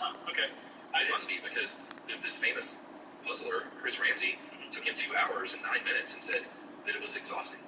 Right. And he doesn't seem to be the kind who would take like a dive for a puzzle maker, which seems legit, There was another one I saw, a video from a guy named The Puzzle Guy, who, have you ever heard Croatian people speak English? I think this is the video I saw. Okay, so that guy did Jigsaw, he did Jigsaw Puzzle 29, too, and he had some real trouble with it. In fact, at the end of the puzzle, when he had the last 2 pieces, he was explaining how he couldn't get them to fit when he accidentally got them to fit. He was actually surprised that he finished the puzzle. Is that when the accent really took hold? Yeah, but it's great, man. I love that accent. So I do too. People speak English. And they just sound so just friendly and amiable. It's awesome. But as he was putting this together, one of the big problems with Jigsaw Puzzle 29, which is also made by Yu Asaka, as you were saying, it has 5 corner pieces. So one of the corner pieces actually fits into the inside of the puzzle, and it just seems to be extraordinarily difficult to put together. One of the reasons why it's tough is all the pieces are exactly the same. It doesn't form a picture. Or I should say they look exactly the same, not shape-wise, but color-wise, they're this translucent blue or whatever. So you just have to tell from the shape. And then some of the shapes look like they should fit certain sizes, like holes. Is that what they're called? The shapes go in the holes? Spaces. But they just don't quite fit. It looks very maddening. It was maddening just to watch the video. Yeah, see, Ice Puzzle 9, I wish I hadn't watched it, and then I would have just bought it to see how I would do. And I think, and I don't want to give it away, but when you put the last piece in, the idea is that you have to get all the pieces inside that tray. It's not necessarily what you think of as a puzzle, which is they all fit perfectly together and form a perfect picture. That's the only kind of hint I will give, is that there can be space in that tray. They just got to all fit in there. Right. Does that make sense? That's a good hint. I don't want to ruin it. So speaking of ruining, man, did you see the video of Dave Evans from Dorset, England? Who basically created I guess it was certified as the world's largest hand-cut wooden jigsaw puzzle. No. So this poor guy, he created a jigsaw puzzle, an enormous one. It was like 20 feet by 8 feet. And if you're in the UK, it's 6 meters by 2.5 meters. It was just this giant puzzle, and he had it completed. He spent 2 weeks putting it together. After assembly, like cutting it, and then it took him another 2 weeks just to put it together. Yeah. And he had it in this giant I'm in piece a of rut. plywood in his workshop. I was drilling earlier. Somebody was filming it, and it just collapsed. And he walks into the frame, it just like about to lose his mind. He just can't believe it just happened. I mean, that moment was captured? Yes, yeah, that moment was captured on video, and his reaction was captured on video. It's worth checking out, because he just agonized for the guy. It took him another 16 days with a bunch of assistants to put it back together. Well, here's another interesting record. And these are the records that kind of crack me I was going to say, they usually take a timeout when you break the record. Seemingly battling it out for the largest collection of jigsaw. Look at the fans, they look so excited that I broke the 3-point record. Figueiredo, I guess, of Sao Paulo, Brazil. And then Georgina Gil Lacuna of the Philippines. have over 1,000 puzzles each, and they keep kind of going back and forth. Right. And this is just such a weird record because the only thing you have to do is just buy more puzzles. Yeah, that's it. That's all there is to it. Yeah, like where does it end? I guess one of them's gonna have to kick the bucket. I guess so. But then someone else takes over the collection, and they're like, I'm gonna buy 8 more puzzles. I'm winning. You would hope so. But I mean, like, you would hope that your arch nemesis would have enough class to be like, my puzzle collection must be destroyed upon my death.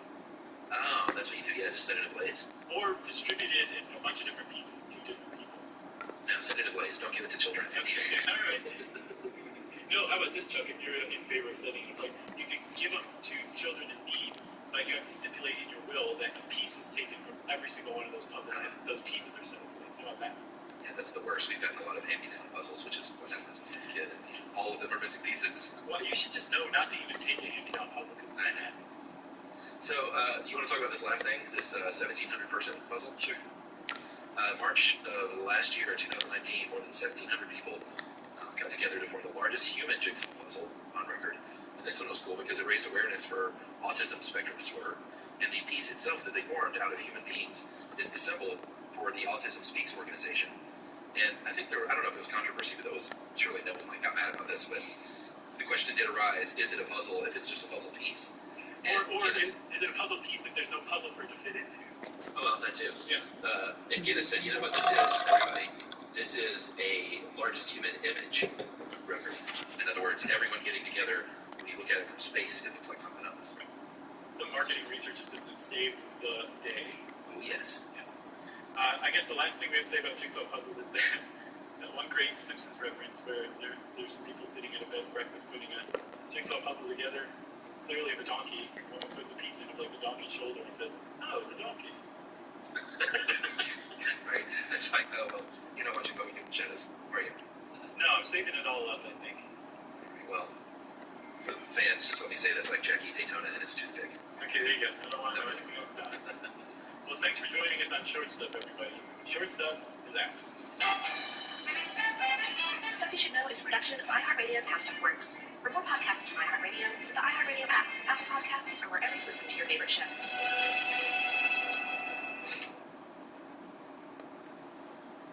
Let's start with everyone out there who loves a good story. Now, narrow it down to all those passionate podcast listeners who are dedicated to living their best life. Hey, that's you, right? Well, Walgreens created a new, easier way to shop, save, and stay well, just for you. It's called My Walgreens. And when you join, you'll discover personalized deals, instantly earn unlimited rewards, and receive real-time local health alerts. Join for free at mywalgreens.com. Exclusions apply. Support for this podcast comes from HP. Your ideas are powerful, so your device should be too. The HP Spectre X360 with Windows 10 has more power and better performance to help turn dreams into reality. So think it, learn it, and create it with up to 18 hours of battery life and a premium display. Dream it and invent it in laptop or tablet mode with a 360-degree hinge. Whatever your it is, do it with the HP Spectre X360. For every dream in the making. HP, keep reinventing. Hey everybody, it's us, and we're here to talk to you about Get This, our book. We have a Stuff You Should Know book coming out this November, and you're going to love it. You can pre-order it now. That's right. It's called Stuff You Should Know. An incomplete compendium of mostly interesting things. And it's been a lot of fun to work on, and we're really, genuinely excited about how this thing's come together. Yeah, it's 26 chunky, hairy chapters that are just going to knock your socks clean off. And yes, Chuck, we are indeed proud of this book. It is truly, indubitably the first Stuff You Should Know book. And it's coming out this November, and you can order it now, pre-order, everywhere you get books. So do that, and we thank you in advance. Welcome to Stuff You Should Know, a production of iHeartRadio's How Stuff Works. Hey, and welcome to the podcast. I'm Josh Clark. There's Charles W. Chuck Bryant. Jerry's out there somewhere, which makes us Stuff You Should Know. Yeah, old school insect edition. Effective field goal percentage, 99%. True shooting percentage, 99%. Yeah, it's still good. It's super charming. Robert starts this article out from the perspective of a spider who has been dragged into a wasp's nest that is about to be eaten alive by a wasp larva. Yeah, it's pretty interesting. It's a good article, I guess is what I'm trying to say. And if you are not familiar with Robert Lamb, then friend, you are missing out on not one, but two, not three really great podcasts that guys put out. What is it? Stuff to Blow Your Mind? Of course, the stalwart science sort of science plus show. Yes, yeah. In depth, like super deep rabbit hole, interesting stuff. And then he did one called Transhuman. Yeah, that's a fiction, scripted, sci-fi, very cool. Yeah, and then also he and Joe, who he does stuff to blow your mind with, also do invention too, which is kind of an in-depth rabbit hole thing about invention. So check all those out. Yeah, it was fun to kind of get back to basics with a nice little insect cast on wasps. And dude, I went outside today on my side deck to let the dogs out, and lo and behold, I looked. What? You said who let the dogs out? Sorry, you said let the dogs out, so I had to. I thought you were saying wait. No, I was saying. Oh boy, that was a wasp nest on the ground. Okay, good. All right. Sorry, did I knock the legs out from under that story? Yeah, it's just a wasp nest, but it was, the timing Was it alive? Oh, I didn't poke it to see. It was not attached. I think it had fallen. So my guess is that it did not have any more wasps residing in it. Man, that's got to be a real letdown because it's the middle of summer right now, so they're wanting to grow. There was probably larvae in there. Huh. Yeah. That's really weird. They must have abandoned it. But... Yeah, and wasps are, I think, everyone loves the bees now because they should, because bees are awesome. Bees produce honey, and we want bees to stick around, but I think wasps and hornets, which are a type of wasps, are still just so maligned, and they're the ones that people will reach for their can of Raid to spray.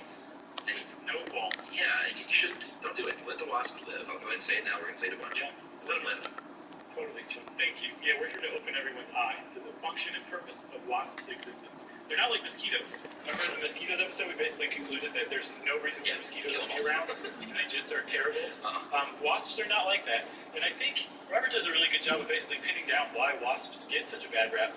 One is that their stings pack such a wallop compared to other stinging insects. Yeah, it hurts.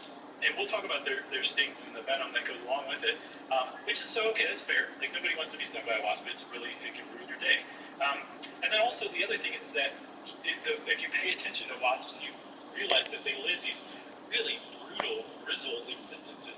They're predators. And in fact, in their habitats, they're apex predators. They're like sharks and lions, but for the bugs and sometimes small animals that live around there. Like I didn't watch any of the videos that I could have, because I'm just really over animal death, even if it's nature. Oh, really? Yeah. When I was doing The End of the World with Josh Clark, like I went into it just feeling fine about that. It's just nature. That's the way things work. And then one of the guys I talked to is David Pierce, who you and I talked to actually first in our Super Stuff Guide to Happiness. Oh, yeah. But I went back and interviewed him, and his whole jam is, like, we could actually eventually engineer the biosphere so that there isn't any suffering among animals, and like what we take as natural doesn't necessarily have to be that way. And it's really changed how I view like violence even among animals. So anyway, the upshot is I didn't watch any videos, but one of the ones that I saw, the title was "Wasp Kills Baby Bird." So that video's out there if you want to see that. But I just can't. I don't like to see that stuff anymore. Yeah. I mean, I didn't really like enjoy it before, but now it just downright bothers me. Yeah, I get it. I live with a person who can't watch anything like that, so I get it. So there are more than 20,000 species of wasp. Like I said, hornets are a kind of wasp, so if you hear it, you would call a hornet, but you can't necessarily use them interchangeably, but a hornet is a wasp. And there's a lot of, over that 20,000 species, there are a lot of different kinds and a lot of variety as far as what they look like and what they're shaped like and what color they are and how they like to live their life. But as with every insect cast, we're going to go over those body parts. Sure. And his mouth parts is in there somewhere. And it starts with an exoskeleton, just like all the little insect buddies have that chitin exoskeleton. And in the case of the wasp, they are very segmented out. They have 3 segments. Get your head, just got those antennae, the sensory antennae. You have those mouth parts, because they lick and they bite.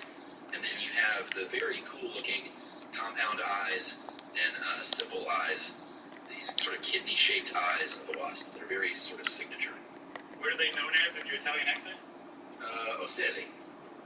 So in the Italian, if a vowel follows a C, it makes a ch. Yeah, it makes a ch sound. If a C is followed by an H, it makes a cut sound. So is this really pronounced Ocelli? Yeah. Okay. I think among biologists they probably say Ocelli, but since you were doing the accent, sure. I wanted to set you up for a lesson in Italian. Appreciate that. Okay, so you got the head. It has some eyes. It also has a brain, Chuck. Yeah. Which I saw. Supposedly, wasps are among the smarter insects out there. They can recognize each other by face, by facial marking. Did you know that? Yeah. Hey, Steve. How you doing? Sting anyone? I'm doing okay, Ted. Thanks for asking. Just killed a baby bird. Some weirdo was filming it and put it on YouTube. Well, actually, Steve would say, no, it didn't sting anyone because I'm a man and I don't sting. Oh yeah, that's a really great point, Chuck, which we'll talk more about later. You'd find the stinger in the abdomen, which is the third part, the lowest part of the wasp's body, but only in a female, which I think this is true for bees too, if I'm not mistaken. Yeah, I don't remember. We've done a lot of good bee stuff. Yeah, and then in between those things, you got the thorax, which has the 6 little legs, and then those really quick flapping wings. Yeah, so in between the thorax and the abdomen, you have a very narrow waist, which usually is what gives away a wasp. You can look at it and be like, that's a wasp. Yeah. It's like it's got a corset on. Unless it's a hornet. Hornets are much chunkier, more rotund. Yeah. But they are, like you said, a kind of wasp. And actually, I think the genus that hornets fall under is called Vespa. And Vespa in Italian means wasp. So hornets are wasps in Italian. Okay. Okay. So I think one of the coolest thing about the wasp is the history and the evolution of this thing, along with some pretty horrific stuff that's going to follow. But in the Cretaceous period, about 100 million years ago, you had to kind of take a snapshot of planet Earth to understand how the wasp forms. And back then, they didn't have all these flowering plants like we have now. There were a lot of conifers, and these evergreens depended on the wind to spread their seed around. They weren't counting on the insects to do this kind of thing at this point. And we should also mention that ants are a cousin of the wasp, which makes sense. They look kind of ant-like. Yeah, I think they finally figured out that ants evolved out of mud daubers. They're their closest relative. Okay. Which kind of makes sense. I think they have some ant-like behavior. Yeah, ant-like. So the age of during the Cretaceous period, these wasps were carnivores, and they preyed on spiders and other insects. And as plants started to evolve, they realized that, hey, there's a lot of insects flying around, going back and forth. Like, we're just using the wind to carry our seed around. Why don't we get these insects to work for us, basically, and they can do the job. Yeah, so that was the rise of the angiosperms, which is, whenever you think of a flower that the bee visits and moves from place to place carrying pollen, that's what an angiosperm is. Rather than having to just depend on the wind, you can depend on the insects. And so eventually, over time, these wasps, Where's Kawhi? that used to feed There's no Kawhi? Oh, there it is. Okay. Said, well, you know what, this I was like, is he hurt? So Kawhi must be small forward, 80s power forward, and then I'm in his center. Okay. Sounds good. I'd rather it be LeBron, but I can't make that decision yet. Is that they're little vegetarian vegan animals. Yeah. They don't hurt anybody. They'll defend themselves, but they don't want to go hurt anybody. They're very peaceful. Wasps are not like that because even though they generally, most species of wasp, adults, eat nectar and pollen, they still kill other insects to drag back to their nest to feed their young, to raise their young on. So wasps are technically omnivores. At the beginning of their life, they're carnivores, and then later in life, they grow into herbivores. Yeah, isn't that amazing? It is. Wasps are way more amazing than I realized. Wasps are fucking Should we take a break and talk about their stinger? Yes. All right, we'll be right back for stinger talk.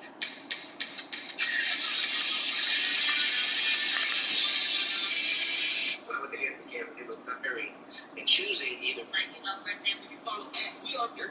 One of those stuff you should know as well. Yeah, or some days you don't feel like reading. Or even another week, like calling your parents or working out. Steve? Yeah. Wasp stings are tough. You kind of mentioned early on, it's, you get a yellow jacket, and that doesn't feel great. And obviously we're talking about if you're not allergic and it's not like a legitimate threat to your health, and it's just the pain of the sting that we're rating here. Yellow jacket sting isn't great, but a wasp sting and a hornet sting is really something else. I feel like it hurts more and for longer. And for good reason, because it actually does. Like bee venom is its own thing. Shares a lot in common with wasp venom. Wasp venom seems to be this extraordinarily Antetokounmpo is on the Spurs. Biological weapon that is this cocktail of different kinds of compounds. It's not Giannis, is come it? together to produce a horrible pain sensation that lasts. It is. Giannis Antetokounmpo on the fucking Spurs. Anything the actual sting produces, and that's apparently the whole reason behind DeMar it. DeRozan. It makes the wasp seem way less Dante Exum. vulnerable than they Nobody actually all are. that Seems like they're special. really Mike powerful. For all Conley. intents and purposes, they are. But like if you That's about take it, the really. venom out of the Nobody sting, all that the special. sting would do basically nothing to She you. like Derek Because White. the venom is introduced by the sting. That venom is so potent.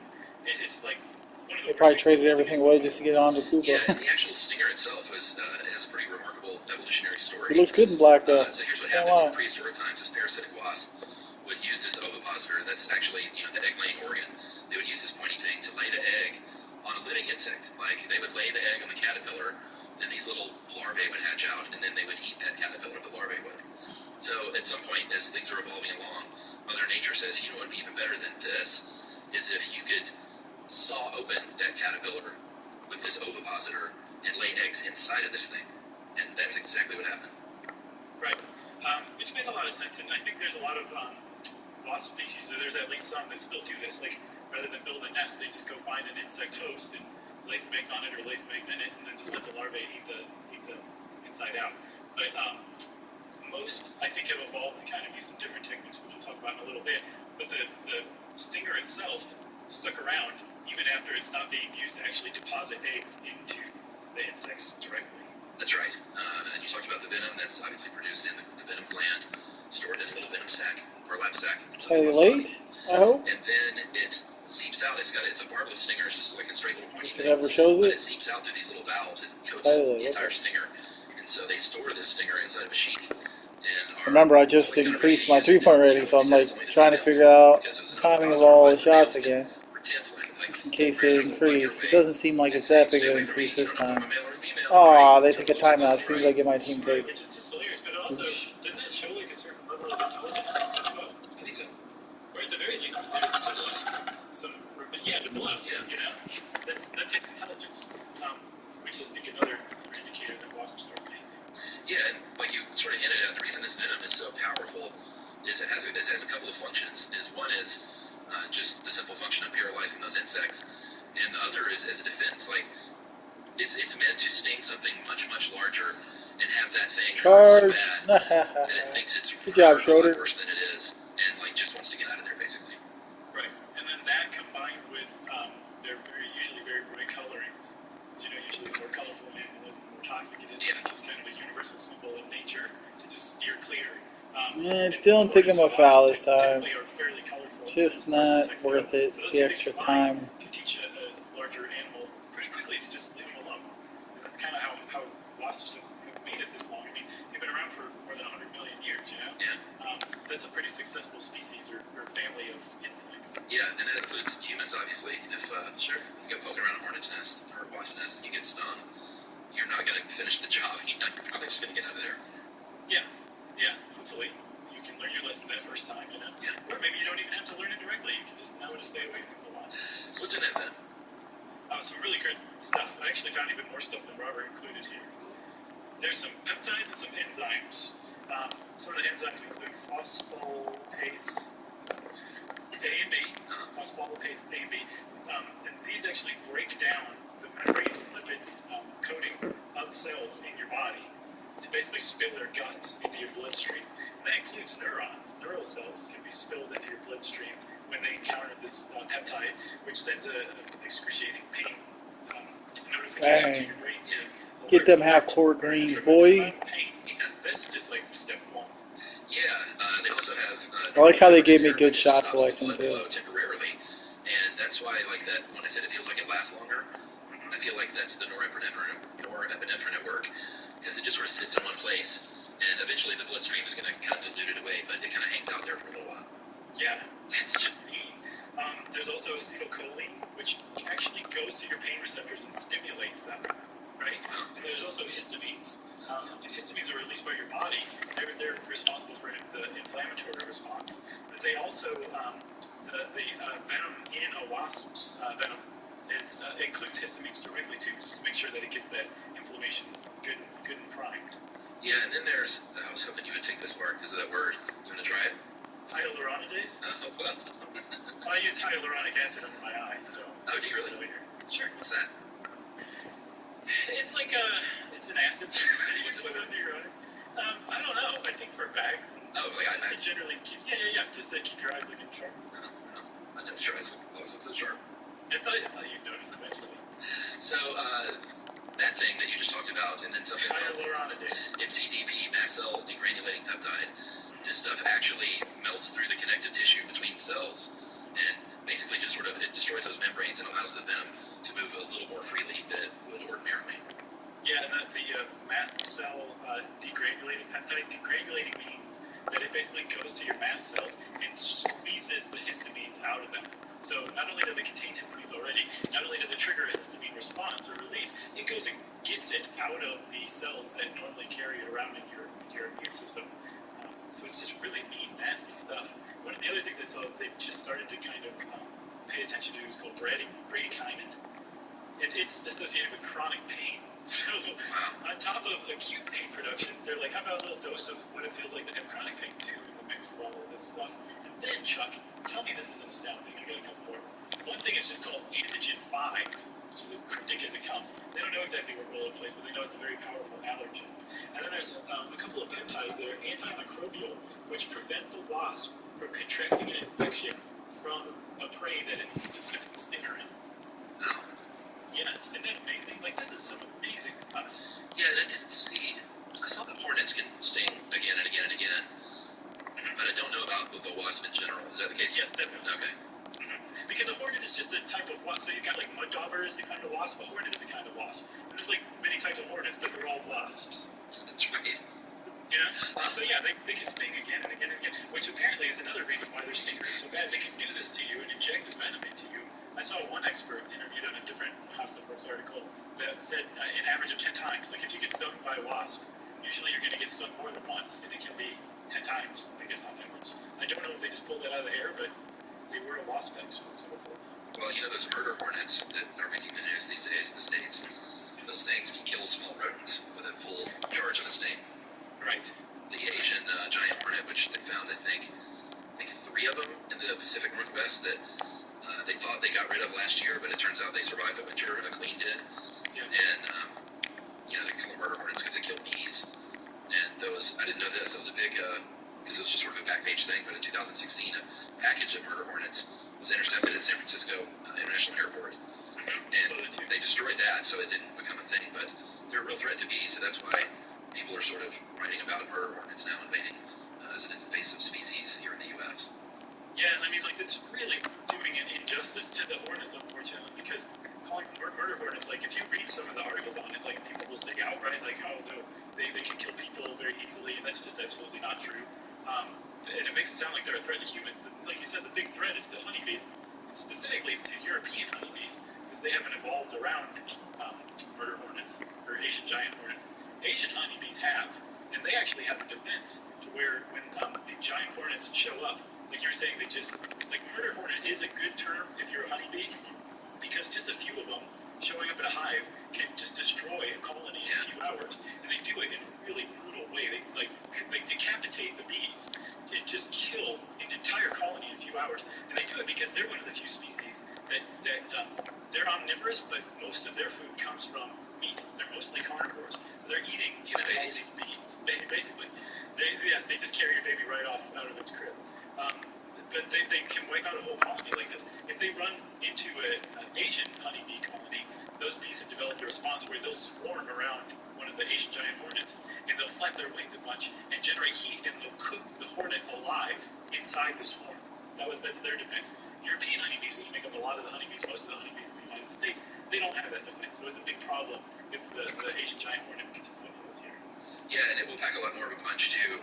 They have about 7 times potency as a honeybee's venom, and as far as the pain scale, they likened it, getting stung by a murder hornet they likened it to like between 3 and 10, like if you were to be stung by 3 to 10 yellow jackets all at once. So awful. Yeah. Because a yellow jacket sting is nothing to sneeze at either. No, it's a kind of wasp, you know? Yeah, I haven't been stung in a long time, knock wood. Knock on wood. I got stung a couple summers ago. I'm not allergic or anything, but, my story, I told it back at the evening, was when I was hiking that time and I got tagged 11 times in the face and neck when I stumbled. It was one of those underground hives that I just walked over, and, you see 2 or 3 bees, you're like, oh, what's going on? Then you see 10, and then all of a sudden they're everywhere, and you're just running like a moron through the woods, or the river, basically. But, yeah, I got hit 11 times, and, that could have killed me if I was allergic out in the middle of nowhere like that. Sure. I thought you were allergic, so we just lied on that episode of the stuff we should Yeah, it was painful. There was one, I think, that got the deepest on my eyebrow bone, my orbital bone. Oh. And it went straight through, and I could almost feel it on my bone, and that's the one. I had a hard time getting it out. It was so embedded. And it felt like somebody, and I know I used the same analogy back then, but it felt like somebody had a tiny little, little nails you hang pictures with. It felt like somebody had that poking that bone, and they were just tapping it with a hammer. What is going on? Regular beat. That's awful. Should be missing these. Yeah, it sounds like you stepped on a yellow jacket. That's because they nest in the ground. And they follow you too, like they were gonna come after me. So I got to go. Yeah. I think we should take a break maybe and talk about nesting right after this. Yeah. All of a sudden I started missing. Online. Be like, let me just give you a little lesson about getting close to your nest. And most times sting you, right? You just want to get away. So the kinds of nests that you see hanging from trees, that's a kind of wasp nest. It's a paper wasp nest. There's mud dauber nests. There's nests in the ground that are yellow jacket nests. Wasps make a bunch of different kinds of nests. For you to survive in the world, you have to know what each one looks like and be able to sense them out with your nose. Yeah, when I think of wasp nests in Georgia, at least, I think of that honeycomb style, where it's just a bunch of little tiny holes, and it looks like it's made out of paper because it kind of is in a way. Yeah, I think those are bald-faced hornets or wasps. I can't remember which one. I think those are the wasps. And they actually chew up wood fragments that they'll get from, say, like your deck, or if your kid only has those old-timey wood toys, and they chew those up and clear the yard. And then they take that and turn it into actual pulp, like paper. They spit it out and make basically a paper mache nest. Yeah. Which is pretty impressive. But that's why those things look like they're paper mache, because they basically are. Yeah, and they're light like paper mache, and they're fairly intricate if you look at them. Some of them have what looks like little roof eaves. They're, like I said, super light, so they can be dangling from a really small, sort of thread-like, I don't even know what you would call it, just a thread. Yeah, sort of like thread, I guess. Suspension cable? Yeah, suspension cable, exactly. We'll go with that, because it sounds like it's a little sturdier. Although, is that the kind that you found in your yard today? Yeah, I found. You let the dogs out? Yeah, I found one of those laying on the ground. When I was a kid, the big hornet's nests that are the big sort of, also sort of looks like paper mache, but it's more gray and it doesn't have the little holes. It's just got one central entry point, and it's about as big as a football. Yeah. Those were sort of like country decor. Did you ever know anyone who had one of those in their house? Yes, murderers, serial killers. We had one. My dad climbed up a tree to get one of these. It was empty, thank goodness. And we had that thing, mounted on a log above our fireplace for years. Really? Yeah. It's weird. Wow, that's fascinating. Yeah. I don't remember which kind that is, and I've looked at so much stuff about wasps. I think it was the white-faced hornet, if I'm not mistaken. Okay, is that who it is? All right. Yeah, those things can get pretty big, and they're and they're big. The like you said, the size of a football. Their nests can get pretty big. But yeah, that's a good one to avoid. I didn't realize that they were aggressive. Yeah, you don't want to mess around with one of those nests. You don't want to go poking it. From what I saw, the mud daubers, which actually make theirs out of mud, they're the ones that, those tubes that usually come down from like the ceiling down the wall. Those are actually mud tubes that the mud dauber has made. And mud daubers, we should say, they're basically two kinds of wasps in the world, wasps and hornets: social and solitary. And solitary is exactly what it sounds like. It's just a single wasp, a female, living on her own. She'll mate with some male wasp and then go off, make her own nest, either burrowing into the ground, or if she's a mud dauber, she'll make a mud nest. So when you see a mud dauber's nest, stop and be like, I respect that, because that was made by one single wasp on her own, zero help whatsoever. She made that nest, which I just find extremely impressive, by chewing up mud and just slowly but surely building it, spitting mud out of the wall. Yeah, and if you're a social wasp, it's sort of bee-like in that they're working for the queen, maybe more than one queen even, but you have these male drones that are there to mate, and you have these female workers who build a nest and they hunt for food and tend to these little larvae, but it's basically all about getting the queen to live through the winter to the next season. They will all leave the nest, and I think the queen is the only thing that overwinters, isn't that right? Yeah, if they raise queen larvae, the queen will live until the next winter and start over again, basically creating eggs of sterile female workers to help her to hatch and then help her build up the hive, raise male drones. No, is a drone the worker? No, drone's a male. This is used for reproduction, right? Yeah. And then eventually raise little queens. So it's pretty interesting, especially as far as social insects go. There are very few species of social wasps and hornets, but the ones that are pretty, they're highly social, even among social insects. They have pretty intricate, complex societies. Some of these the social wasp nests, I think, including yellow jackets, will have multiple queens, and there's one head queen who is basically beating up other queens to establish her dominance. and then she'll have the most eggs, and then the next layer down will have the second most eggs, and so on and so forth. And that takes like a certain amount of cooperation to maintain and respect that type of hierarchy to keep that society functioning the way it should, especially considering you have to reinvent the wheel every year after winter comes and goes. Yeah, absolutely. And they talk to each other, too, in a way. They communicate, especially if there's a threat, via pheromones. So that's why you were more likely to get swarmed rather than just, like if you're an actual threat to a nest. They can send a signal that says, hey, everybody, this jerk over here this kid has got a stick and he's coming at us. Yeah, let's get them. And if they die, actually, they release that. It's like a byproduct of their death is releasing that same pheromone. Yeah, and basically, they turn into like Harry Dean Stanton in Red Dawn, where they're like, avenge me! I guess I have no one right. I guess you didn't see the video then of the tarantula hawk. Since you're not into those. No, but I've seen one in person, actually. Yeah, the Pepsis wasp is known as the tarantula hawk because they lay eggs inside of a paralyzed tarantula. The larvae eat the tarantula from the inside out, and I was like, I gotta see this. And of course, on YouTube, there is a Pepsis wasp battling it out with a tarantula, and it's no match. And it paralyzes this tarantula and drags him back like a great distance. Yeah, this evil wasp holding this tarantula across the ground, which is much larger. But the tarantula, like you said, is no match. And even among humans, I think the tarantula hawk's sting is like a 4 out of 4 on the Schmidt pain scale. Like, it's as bad as it gets. Because, I asked Mr. Schmidt how bad's it hurt. He's like, oh my gosh, it's terrible. He said, yeah! But yes, they're very bright blue and orange too, which is another indicator. Like, stay away. If you see anything that's really colorful, just assume it can mess you up pretty good. Yeah, don't like that. Tarantula hawk doesn't kick. Don't like that colorful frog. So, but even if it's not a wasp taking down a tarantula and laying eggs inside it that eat the tarantula from the inside out, almost all wasp species, if not 100% of wasp species, like we said, they raise their young by paralyzing other insects, dragging them to their nest, laying the eggs in your body, leaving the bug to be paralyzed. It's still alive when the egg hatches. The larva crawls over and starts eating that bug alive. And this is one reason why wasps have such a bad rap, because it's just such a brutal circle of life. It really is, yeah, especially from the perspective of the insect. And apparently Charles Darwin said when he witnessed this happening to a cute little caterpillar, that it made it difficult for him to believe in an omnipresent and beneficent God. Because what kind of God would allow a cute little caterpillar to do that? Yeah. The thing is, Charles Darwin, he liked to putz around in the garden, but he was not a farmer. If you're a farmer, you're probably kind of happy to see a wasp larva eating a caterpillar, because caterpillars eat your crops. And if you ask me, this is where we get to the part about the roles that wasps play in the ecosystem, and why you should just go willy-nilly kill them.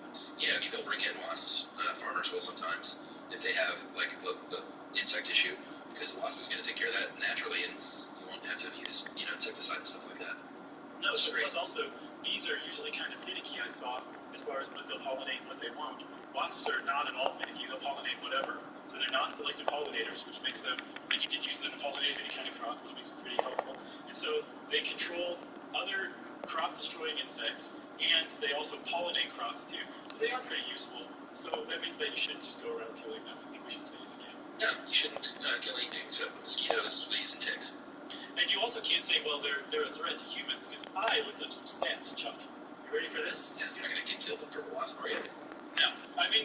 Yeah, but no, you're not. So combined, bees, wasps, and hornets are just another type of wasp. Is that so? Yeah. I hadn't heard. They kill about 62 Americans every year from anaphylactic shock, right? Uh-huh. By contrast, 300 Americans die from falling off of ladders every year. In the UK, get this, between 2006 and 2007, 8 people died from bees, wasps, or hornet stings. I'm including bees here, by the way. And then in Australia, where you would guess that half the human population is killed off every year by bees and wasps and has to regenerate every spring. Now, between 2000 and 2013, there were only 27 deaths total for that 13 years from bees, wasps, and hornet stings, which is pretty astounding. But it all goes to say, like, don't listen to the murder hornet rap. The hornets and the wasps are out to kill you. They don't want you anywhere near their nests, but they're not like trying to wipe out your family. They just want to be left alone, basically. The murder hornet rap. Yeah, now here is a hornet, and it's here to say, come to kill for bees. I can't wait to re-listen to this one, because I'm pretty sure you said that they kill 62 million Americans every year. I might have been hearing things. It might have been a computer glitch. Just 62. Okay. 6 to the 2. I really am curious on if you said million. So we'll find out. Be Easter egg for us only. So, yeah, don't kill the wasps. If you have what you think is a wasp problem at your house, you really don't, unless it's, I mean, if you have a really big wasp nest, like right above your front door or something, I could see maybe a case being made for removing it, having it professionally removed. Or if your kids are playing out back and there's a sinkhole from a yellow jacket's underground nest, there's hundreds of yellow jackets, and if you're allergic, getting that removed too. But in general, like, wasps aren't after you. They don't want anything to do with you. They're not aggressive toward humans unless you come poking their thing with a stick. I love this. Robert says, and this stinks like nerves of steel. He's like, if one lands on you, don't panic. Avoid swatting it or making swift movements. Just kind of sit there and it'll quickly fly off. Like, I don't want to kill a wasp, but if a wasp lands on my arm, I'm not going to be like, all right, little fella, you're just going to give you some time. No, I would freak out and flail. I wouldn't swat at it because I feel like I would get stung for sure, but I would definitely do a, ah! You got to try not to do that. You have to listen to Robert. Don't panic. Good luck. Every time I see "Don't Panic" in the wild, I just assume that it's a reference to the Hitchhiker's Guide to the Galaxy, don't you? Yeah, I think so. So there's standing still. That's one thing when one lands on you. Okay, that's great. Things you can do to keep them from landing on you, though, or to not wear white and yellow outdoors. Yeah. Okay. White and yellow. Yellow doesn't look good on me anyway. But those colors attract insects. You don't want to wear perfume because you may confuse them into thinking you're a flower. Sure. If you have your garbage can uncovered, don't stand next to it. You want to cover your garbage can. Yeah, especially if you're us. You got the stink. I always call it the stinkiest garbage can in Atlanta. Thing's so nasty. It's pretty bad too. It's a lot of years of cat litter. Oh yeah, that's a stink. Dog poop. And then you can take down nests yourself if it's below 60 degrees Fahrenheit or 15.5 degrees Celsius, because they're probably dead in there anyway, so it's a good time to take it down. But for the most part, we're just going to go ahead and say, don't take down a wasp nest that you want out of your yard by yourself. Just don't do it. Hire a professional. There are people who will take money in exchange for coming to get a nest out of your yard. You can give them money for that, and they know what they're doing, so you can feel good about that, about hiring them. And it also supports local business. Yeah, and don't just get that wasp spray that sprays from like 20 feet away and just go home and like attack these nests with poison. Just don't do it. Stop killing things. What else you got? I got one more thing. You have anything else? Okay, so in Japan, it always circles back to Japan, doesn't it, Chuck? If it's quality and good. Including the Asian giant wasp, as well as yellow jackets and some other types of wasps. Japanese culture, or culinary culture, loves wasp larvae. But to get wasp larvae, you have to go out in the wild, find a wasp nest in the summer, and then take it back home without getting the star, and raise the larvae yourself. And then when they're ready to go, you harvest them and eat them in the fall, which is pretty interesting in and of itself, right? Yes. It gets even more interesting than that, because to find a wasp nest in the woods, what they do is they take raw fish. Japanese love raw fish. They share some of theirs with wasp, and they leave it out as bait. And then when a wasp shows up, they'll take chopsticks and a little hunk of this fish meat that they have a string tied to. They'll hand it to the wasp, and the wasp will fly off with the hunk of fish to take back to its larva, its eggs, with the string dangling, which makes it easier to follow back to the nest. And after doing this a few times, they're probably successful enough that they track the wasp all the way back, they don't lose it, and they find the nest, and then that's when they take it home and tend to the larva, and they eat it in the fall. It sounds familiar for some reason. I've never heard that before. Isn't that cool? It's amazing. Amazing. Well, that's all I've got for wasp and Chuck. Wasp out. Since Chuck said wasp out, that means it's time for a listen. I'm going to call this, Adam, I think you were wrong, and Josh was referencing They Might Be Giants. It's a long-winded title. Okay. Hey guys, in your episode, How We Almost Got Rid of Polio, you read listener mail that referred to How Flamethrowers Work episode. However, somewhat sad that the reference wasn't made for the They Might Be Giant song, Istanbul, not Constantinople. Josh made the statement, and it was a wonderful wasted opportunity. Well, that's exactly what you're talking about, right? Yeah, but I said not Constantinople. Yeah, like you were talking about that They Might Be Giant song, right? Yeah, of course. You just didn't say, hey, by the way, that's the They Might Be Giant song. Hey, everybody, open up for the spoofy. Just thought I'd drop you both a line. I love the show and enjoy listening to it daily to and from work, especially big wit and dry humor. You know how it goes over here. Yeah, right. He said it's very much my style, so much so that you aren't sure if that was a joke even told. Wow, this is getting very meta. You both make my commute tolerable and enjoyable. Thanks, guys. That's from Adam P. in Belfort, Mississippi. Nice. Adam, for you, from now on, whenever I make a joke, I'm going to add Waka Waka in it. Well, just for Adam. Thanks a lot, Adam. We appreciate that. Thank you for listening to us, for letting us rag on you. We do it lovingly and jokingly. Of course. If you want us to rag on you, send us an email and see what you get. Look up and see what you get. You can send it to stuffpodcast@iHeartRadio.com. Stuff You Should Know is a production of iHeartRadio's How Stuff Works. For more podcasts from iHeartRadio, visit the iHeartRadio app, Apple Podcasts, or wherever you listen to your favorite shows.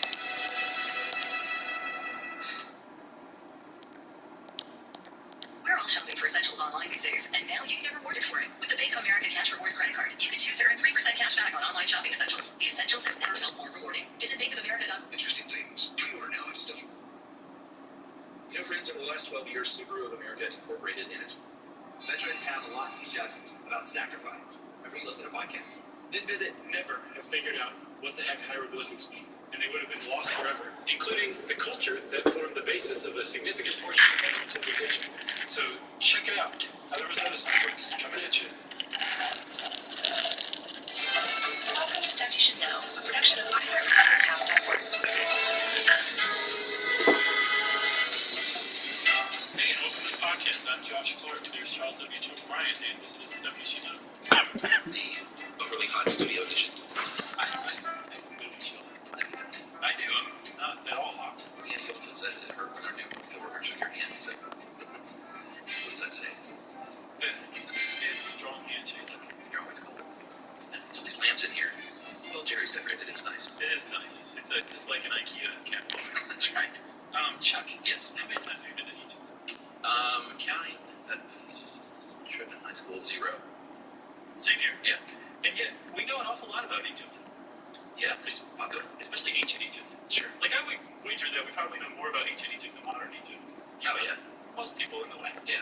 Is there modern Egypt? There is, and it's undergoing quite a bit of turmoil right now. Yeah. Okay. I just wanted to make sure that you knew that Egypt was still around. Yes. Okay. Well, the reason that you and I know a lot about Egypt is thanks to a soft science, one of the humanities you would call it, called Egyptology. Yeah. Pretty on-the-nose name for the study of ancient Egypt. Yeah, it's a real popular thing, and has been for a while. A while, but not too terribly long. I would say about the beginning of the 19th century. Yeah. And the reason that all of it was fostered, that all of it came about, It's getting silky. Fairly consistent. I think it's still going to speed up once or twice more as I finish these last, however many ticks on 3-point, but we may not understand Egypt to this day. it's getting familiar, I guess you can say, It was advertised. Right. speed-wise. Why do people say that? Where'd that come from? Because some doctor wrote down, I think, upon his death that he was 5'2". But what a lot of people don't realize is that the doctor was using the French inch, which is longer than the British imperial inch. Really? So when you translate 5'2" from the French inch to the imperial inch, 6'8". he was about 5'6". Okay. Which is average height. And the other reason why he was called like the Little Emperor by his armies was because compared to most of his bodyguards and his people he had around him, sure, he was shorter than them. Yeah, I guess when you're 5'6", you want some 6'4" dudes around you. Right. So, but the idea that he was a very short man is not correct. Yeah, I'd always heard that, but I didn't know the story. The French inch. There's your band name for the day. Although I typically don't like rhyming names. French inch doesn't rhyme. It sounds similar. I wouldn't call it a rhyme. French and inch. Yeah, French inch. Of the E and the I. Yeah, that's nitpicky. Well, yeah, it's the vowels that rhyme, not the consonant. Yeah, but if you were Steve Malcolm and you put French at the end of a line and an inch at the end of another, it would be rhyming. And you'd sell a lot of records. That's right. Yeah. Well, there was our FEMA reference. That's right. That's becoming a daily thing, too. So, you want to get on with this? Yeah, let's do it. We're going to be talking Rosetta Stone, not the language software, which neither one of us has ever used. We're talking about the real thing, which is actually bigger than I thought. Many things are smaller for me, like when you see them in person. Mona Lisa. Of course, Mona Lisa's small, like in England, it's like Big Ben, and it's so big. Oh, really? Yeah. I don't think I had that impression of Big Ben, but I was kind of underwhelmed. It definitely didn't seem big. Whereas the Eiffel Tower, that was bigger than I thought. That is where I developed a fear of heights that still plagues me to this day. Like, it literally happened to me on the Eiffel Tower. On the way up, never had a fear of heights my entire life. On the way down, I was hanging on to the fence. Really? And it took me forever to get down because I was suddenly deathly afraid of it. It just hit me just right in my brain. Jane can't go to the top of brightness now. I didn't either. It was the first level that got me. Oh, really? Yeah. Wow. All right. So anyway, where was I going? Oh, it's bigger than I thought it was. It is black basalt, and it weighs about 3/4 of a ton, 46 inches high, 30 inches wide, and 12 inches deep. And it's large. It's heavy. It's you didn't write this, did you? No. It's about the size of a heavy coffee table. Were you about to make fun of something? Get in I there. was just going to say whoever wrote this, referenced an LCD TV of medium size. Yeah, a medium screen LCD television. Oh, by the way, thank you to Teresa Dove, fan request. Oh, okay. Yeah. That's who requested this one? Yeah. Good. So it's larger than I thought, and I learned a lot about this. I thought the Rosetta Stone, because I'm a dummy, was literally like, here's what our alphabet is, and here's what everything means. And now that you found it, you can decipher everything. Yeah, I think I had the same impression as well until I read this. I thought it was like created as a key to hieroglyphics. Not at all. Not so. It was a government document, basically. It's a stele, or stella. Stele is the plural. Yeah. And it's not just the Egyptians that use stella, or stele. The Mayans have largely been figured out. Their language has from old stele. Yeah. Well, that's it. Those are the two that use stele. Yeah, in this case, it's an inscription carved in 3 different languages, Greek, hieroglyphics, and Demotic. T, not demonic. Yeah, demonic. That's how I soft my T, so it might sound like I'm saying demonic. Yeah. And basically it was in the 3 languages to ensure that everybody could read it, because it was an official government decree. Not super exciting though. No, it wasn't. Basically, what the Rosetta Stone says, like you said, it's in 3 languages. There's a decree that says, essentially, that Ptolemy V is a great ruler, and he is a righteous worshiper of all the right gods, so he's okay in our book. Yeah. And this decree was made by some priests who gathered at Memphis, and they inscribed the stone, or had it in the resident dated March 27th, 196 BC. Yeah. And it doesn't actually say March 27th in hieroglyphics. It says 18 Mashir, which in the Egyptian calendar translates to something like March 27th. And then they got the 196 because somewhere in there references the 9th year of Ptolemy V's reign, right, which is about 196. So that's where they got the date from, what we would in the West equate it to. Yeah, so like we said, it doesn't say anything of particular interest. At the time, it was an important message, but it's not the Rosetta Stone because of what is transcribed upon that stone. No, it's the fact that it's in 3 different languages. Exactly. Yeah, so there's, like you said, hieroglyphics, Demotic, and Greek. And hieroglyphics were a sacred alphabet. Yeah. They used that for really important stuff. See, I didn't know this either. I thought just any old thing they wanted to write was a hieroglyph. No, that's what they had demonic forms, or demonic. That was kind of like an abbreviated, shorthand, more vulgar version of hieroglyphics. Yeah, and in between that was hieratic, which was slightly more complicated than demonic, but less complicated and not sacred like hieroglyphics. Yeah, it was like a kind of a transition between demonic and hieroglyphics. Yeah, it was cursive. Right, so you can use hieratic for like a business transaction. Sure. But if you were saying the king is a very righteous ruler and you mentioned the gods, you're going to use hieroglyphics. That's right. So to have it written in Greek, Demotic, which is an offshoot of hieratic, which is an offshoot of hieroglyphics, yeah, and hieroglyphics, these priests that gathered and issued this decree that was written on the Rosetta Stone, they made sure that everyone in Egypt who was literate could read this one way or another. Yeah, it was sort of not a stroke of luck. I mean, it was just smart thinking at the time, but ended up being a stroke of luck because the 3 languages, I mean, without that, I don't think we may have never been able to figure out hieroglyphics. No, agreed. And been lost forever. Exactly. And that's not the only way that the Rosetta Stone was kind of a bit of fortune. But so the reason that it was lost was up until the 4th century AD, any average Egyptian could have read the Rosetta Stone one way or another. Yeah. But after that, Egypt left the pharaonic stage. Yeah. Cleopatra was the last pharaoh of Egypt, and then it came to be ruled by the Greeks, later on the Romans, the Ptolemies, and a bunch of different foreigners or different groups. And with these groups came the introduction of new gods and the suppression of old gods. And since hieroglyphics were very much religious in nature, they were sacred or holy, but associated with those old gods, hieroglyphics itself came to be cut off, stopped, suppressed. Yeah, especially Christianity. They tended to want to get rid of other competing gods and languages that are tied to those gods. Right, but luckily we still had demonic. That's right, and demonic was a taboo. That eventually became what's known as Coptic, and Coptic used some Greek, and then a little bit of still of the hieroglyphic symbols. So there's still like this just a little bit very tenuous link between Coptic and hieroglyphics, but then Coptic is lost; it's pushed out by Arabic. Yeah, and then that was like way gone. Goodbye hieroglyphics. That's it. That was like the hieroglyphics is no longer understood by anyone walking planet Earth. Yeah. And that means that all of the ancient Egyptian civilization itself was lost. Yeah, 1,000 years. Aside from its structures, the thought put into it, the reasoning behind it, all of the explanations, all of the inscriptions, all the writing, all over these ancient buildings are understood by no one now. And then, as a result of that, the buildings themselves, the last vestiges of this ancient civilization, are deconstructed and used for the next wave by new rulers. And so, ancient Egyptian culture is lost to the mists of time. Yeah, there was no love lost. They were basically like, we don't need this language anymore. We don't need these sacred buildings anymore. They're pagan anyway. Yeah, let's tear them all down, build up new ones. And oddly, the Rosetta Stone was actually used as a buttress in a wall of a new building. Yes, so it was part of the construction. Right, that's is another way that this is all just stroke of luck. It's just crazy luck. So the first stroke of luck, as you pointed out, is that they just happened to decree that this thing be written in 3 languages. Yeah. Okay, same message, 3 languages. Then it's used for a building, a wall, right? Yeah. Then it happens to be discovered by some French who were marooned in Egypt because they got crushed by the British right when they tried to invade. Yeah, I guess let's talk about that for a second. Okay. French thought, hey, we need to get a stronghold on India eventually.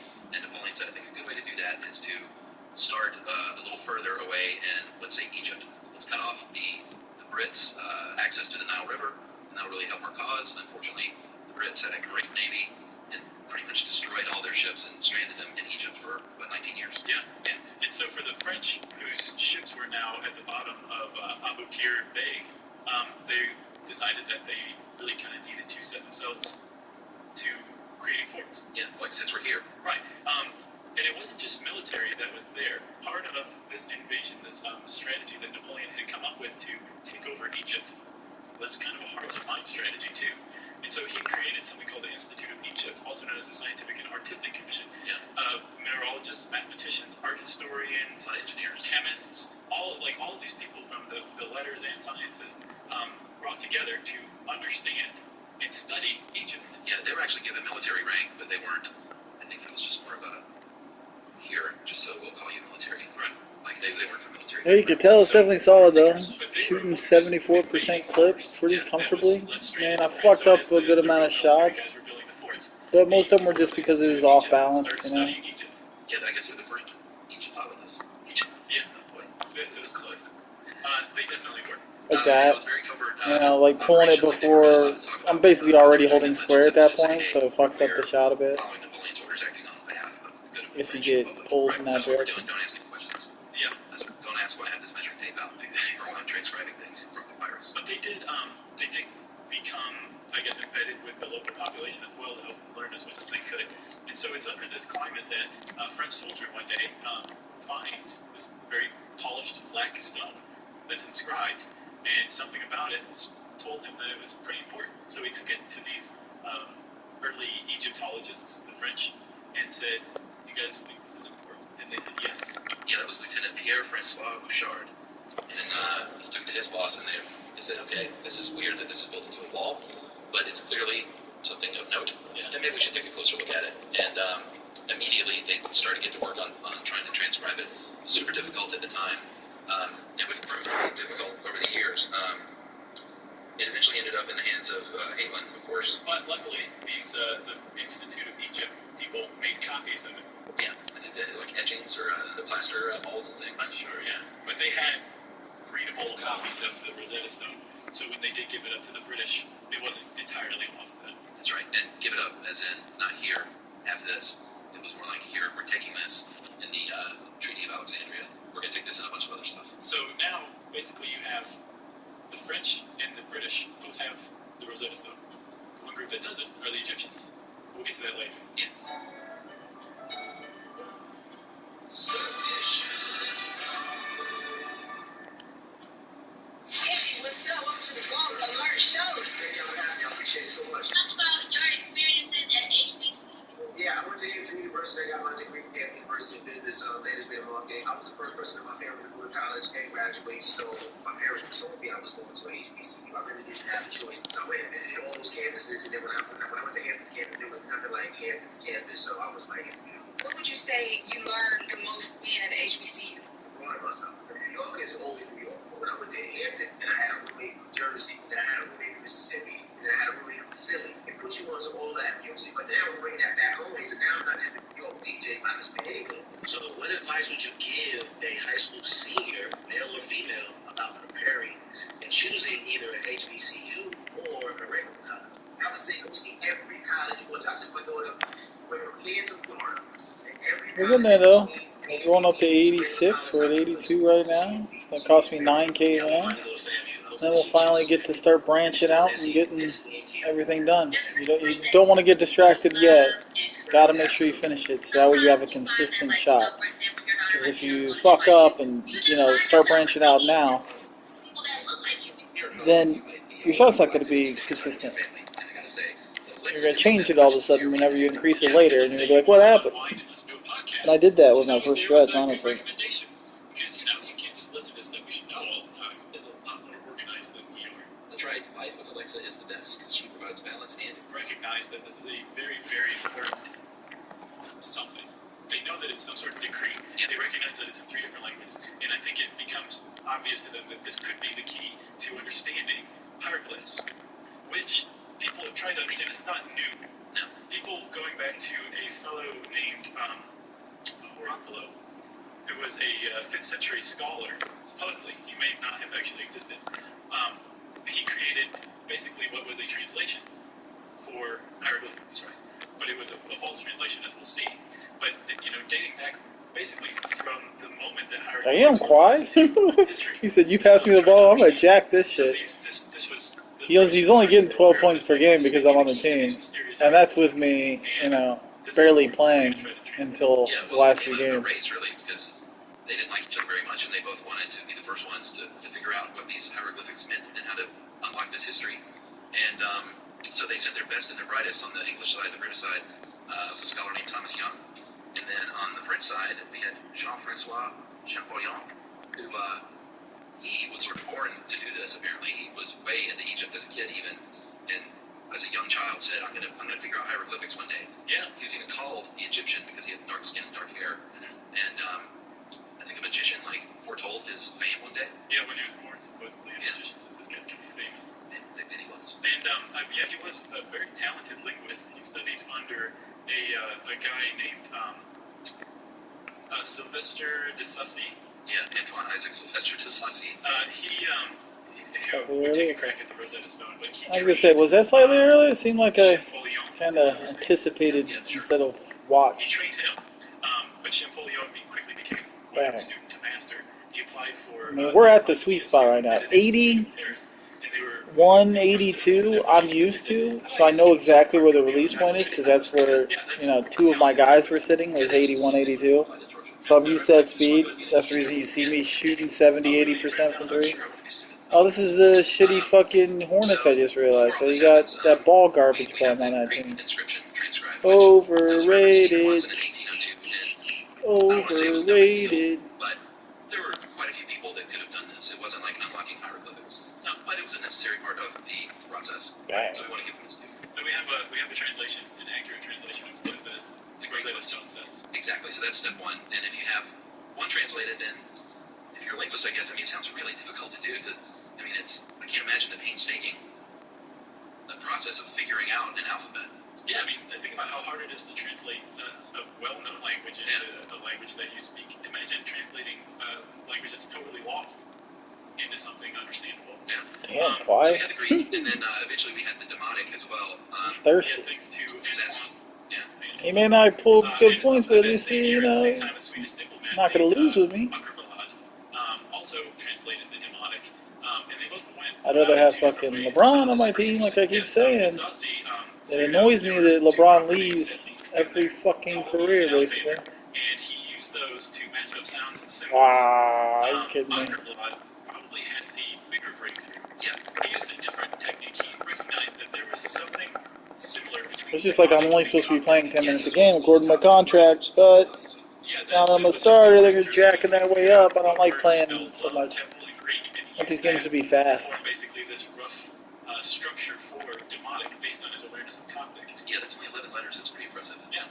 But, I mean, if you've got 11 letters, it's a decent, I think they call it a skeletal outline. I guess that's what you have. Well, yeah, I mean, especially since Coptic was only, 22 plus a couple more from hieroglyphics. Yeah, it's like a big Wheel of Fortune game. Yes. After that. Right. So, the thing is, though, this established connection now between Coptic and demonic, and then demonic and hieroglyphics are side by side.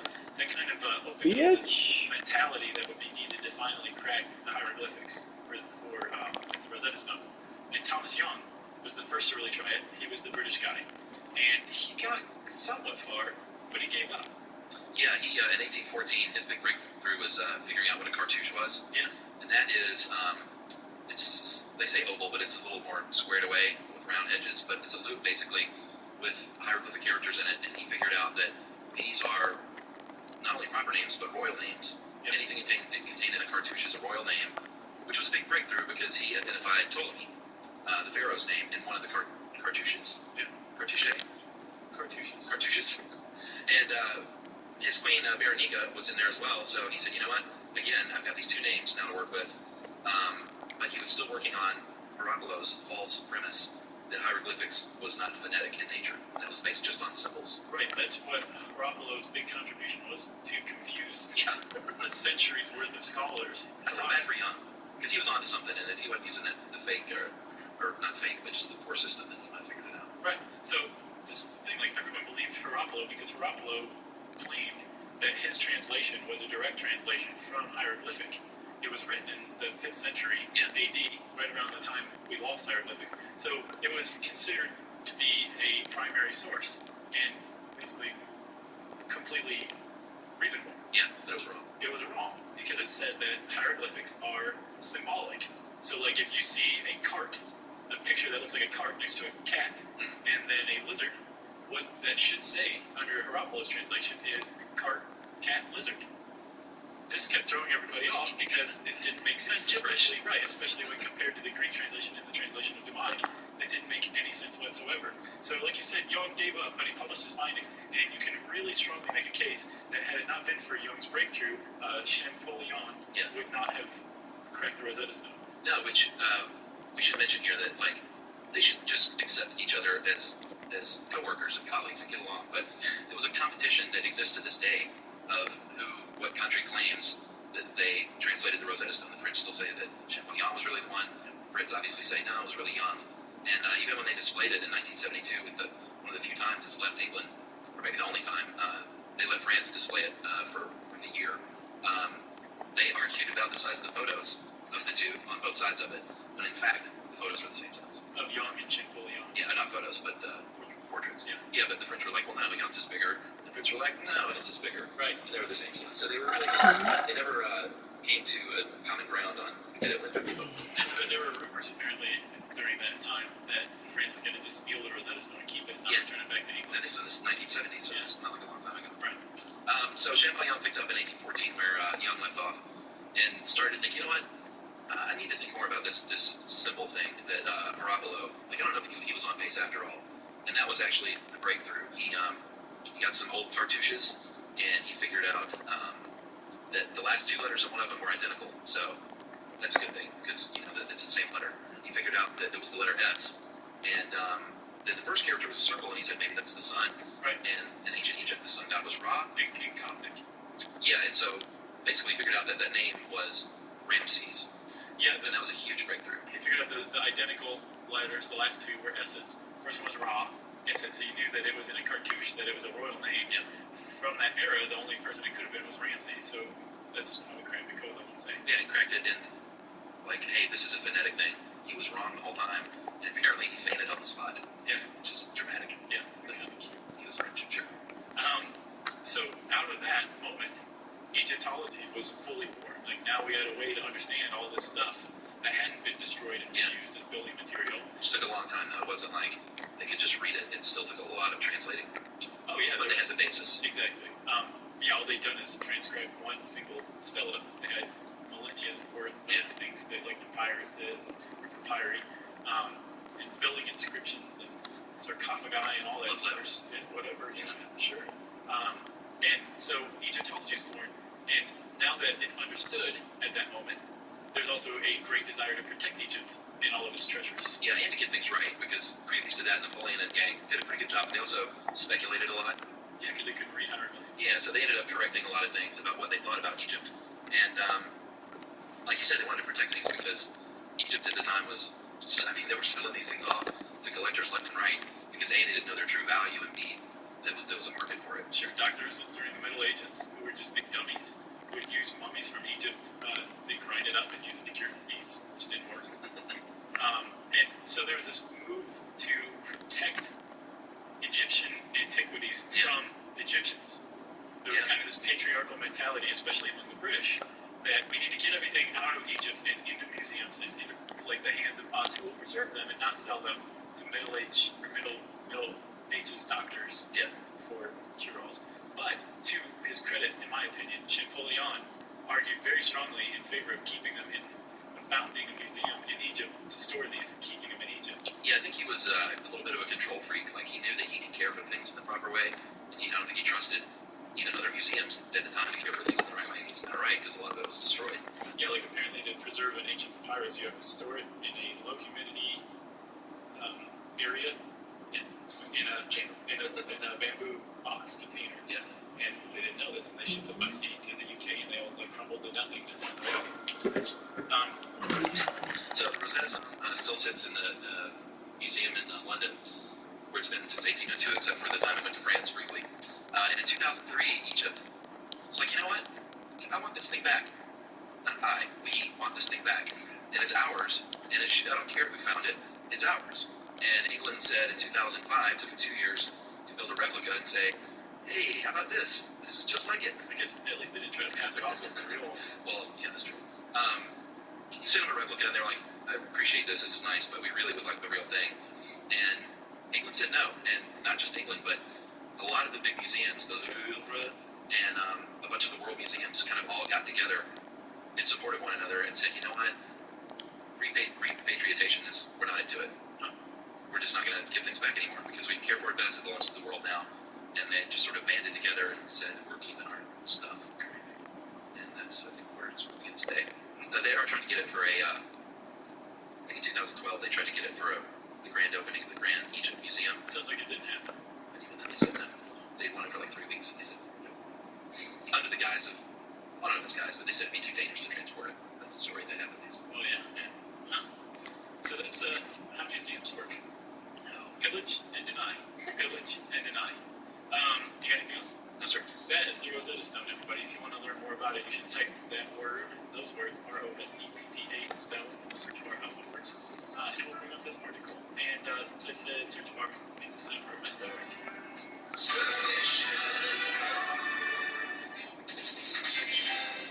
Hello, folks. This holiday season may feature more merriment with our devices than ever before as we stay connected with family, friends, and a blizzard of online shopping. But all that online activity can mean chances of exposing your personal information. Yep.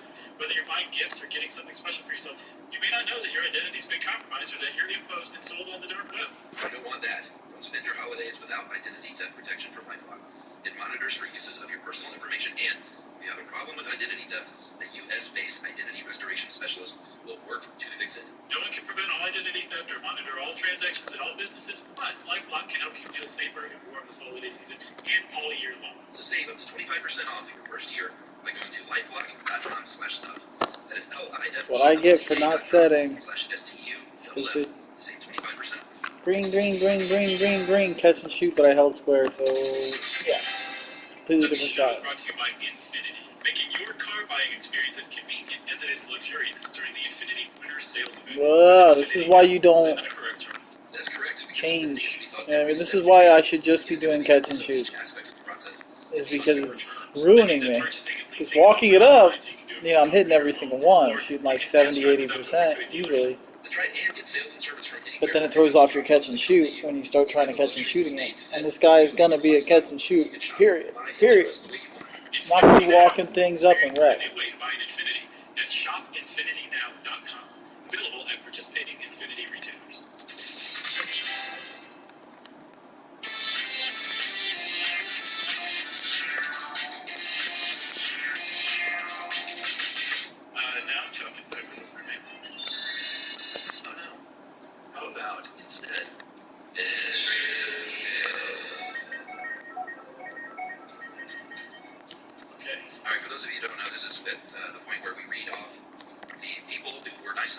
us little gifts and trinkets and music and letters and all sorts of things.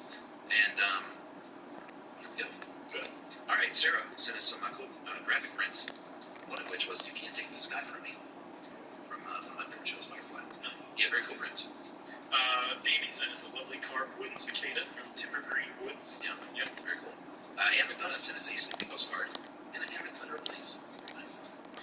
Liz from New Zealand sent us a lot of stuff that's New Zealand candy, New Zealand chocolates, New Zealand chips, surfboard postcard, really lovely framed photos from her dad, Rudy Goldstein Photography. It's on Facebook. It's our Goldstein Photography, so check it out. Yeah, it's very cool. I have those sometimes. Sean and Tony sent us some custom vinyls, some stickers from 811graphics.com. He's his brother. Yeah, nice. Relate a bit. Stuff like skater style stuff. Right.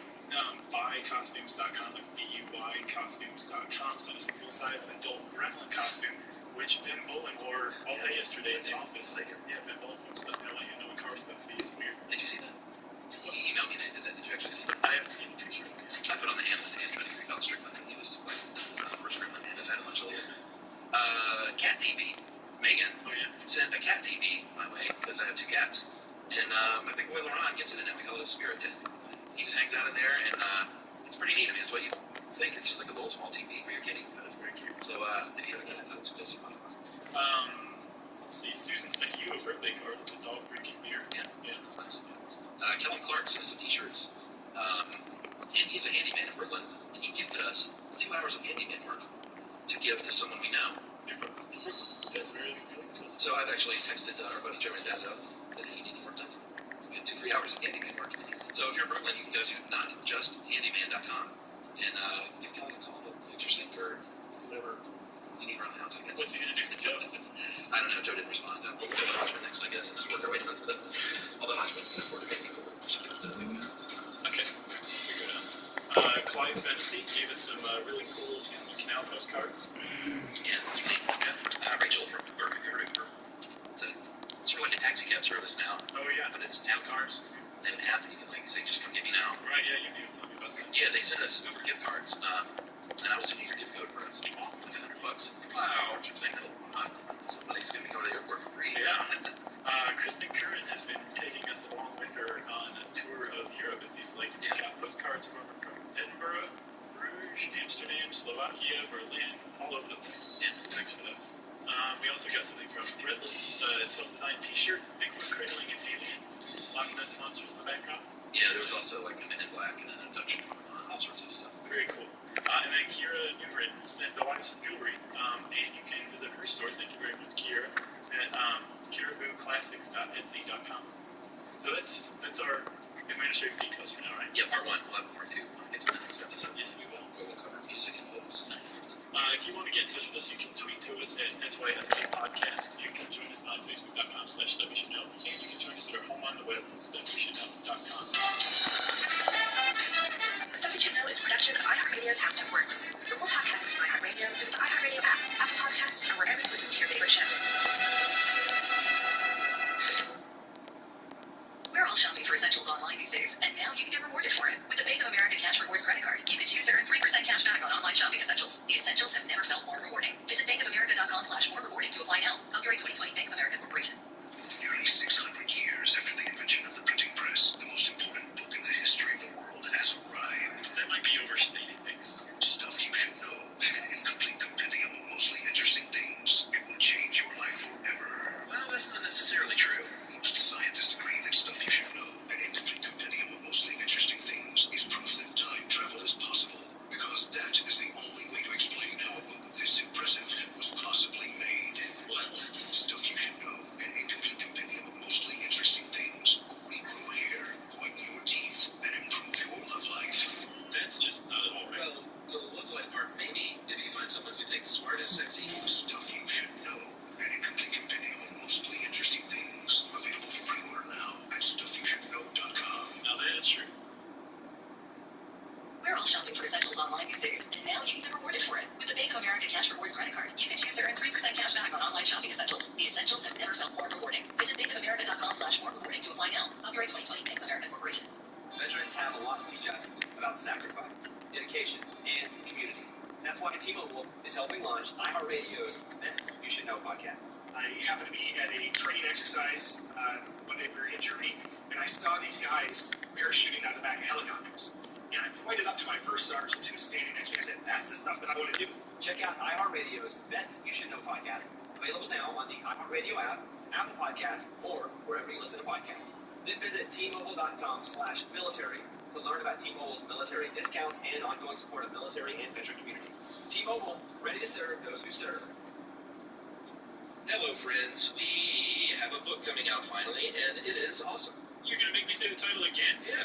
Fine. It's Stuff You Should Know, an incomplete compendium of mostly interesting things. And get this, Chuck, you don't have to wait to order until the book comes out. You can do what we in the book biz call pre-ordering it. And then when it does come out, you'll be the first to get it. Or among the first. Well, and not only that, you can pre-order it. You get this cool custom poster from the illustrator of the book, Carly Minardo, who is awesome. We worked with another great writer who helped us out with this thing a great deal. His name is Nels Parker. And it was just a big team effort, and it's really, really cool. We love how it's turned out. Yeah, we do. So, anywhere you can buy books, you can go pre-order the Stuff You Should Know, an incomplete compendium of mostly interesting things. And then after you do, you can go on over to stuffyoushouldreadbooks.com and upload your receipt and get that pre-order poster. So, thank you in advance for everybody who was pre-ordering. That means quite a bit to us, and we appreciate you. Stuffyoushouldreadbooks.com. Pre-order now. Welcome to Stuff You Should Know, a production of iHeartRadio's How Stuff Works. Hey, and welcome to the podcast. I'm Josh Clark, and there's Charles W. Chuck Ryan over there, and Jerry flitting in and out like a little COVID fairy. And this is Stuff You Should Know. I think you want the COVID fairy message. How about the COVID safety fairy? You want the soap fairy? Yeah, because the soap fairy can take on the COVID fairy and smack that B word down. Yeah, and more specifically, it can pry it open and say, spill out your guts. Yeah, Coronavirus. It's pretty amazing what it does. I mean, like, so, just from, like, just this research, I'm just fascinated with it. It's a magical potion. And I think the fact that, like, we have no real clue how we figured out how to make soap just makes the whole thing even that much more delightful. Yeah, and knowing how it actually works is really neat, and hopefully this convinces some people that it does work better than hand sanitizer. Yeah, rather than just running your hands under some water for a half of a second and like moving on your shirt. Well, that too. Yeah. So, and we were talking about soap, and I want to, Chuck, before we start, I want to give a special shout out to Dr. Bronner's, because they are soap makers, and they also requested this episode years ago. Oh, yeah? Yeah, they wrote in and said, hey, here's some free samples. How about an episode on soap? We said, okay, we can't be bought with free samples, but an episode on soap is a good idea, so finally we're getting around to it. Yeah, and we had their those big Jumbo Daddy liquid Castile soaps by our sink here at work. Yeah, remember we had that Castile soap fight? Yeah, the great Castile soap fight of the aughts. Yeah. Aught 12. No, their stuff's good. And, you know, if it wasn't for the fact that my wife makes soap, then I would be firmly on the Dr. Bronner's train like her stuff. I feel like you can do both. Nah. No, okay. Emily wouldn't allow that. She's like, it's never me. Well, I mean, how about this? Tell Yumi to open a business for 20 years and then say, I feel like I might like to use your competitor some as well. Okay, all right. But I'll bet the people at Dr. Bronner's use Emily's soap. I don't know. Maybe let's find out. Maybe they can write in. So yes, Emily does make soap too. She sells it at loveyourmama.com, doesn't she? Yeah, I mean, I haven't had to buy soap in 15 plus years. It's been great. Do you help out making the soap? I did in the early days. I've made quite a few batches in my day, but just not anymore. What's your specialty? Well, I mean, I didn't have a specialty. I would just make whatever she told me to make. I see.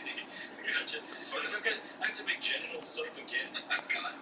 And that's not soap for the genitals, it's soap in the shape of genitals. And also for the genitals. Sure. I guess you probably shouldn't really make a distinction. No. So, like we said, soap is kind of magic, Chuck, and I feel like we should just kind of off the bat talk about why it's magic.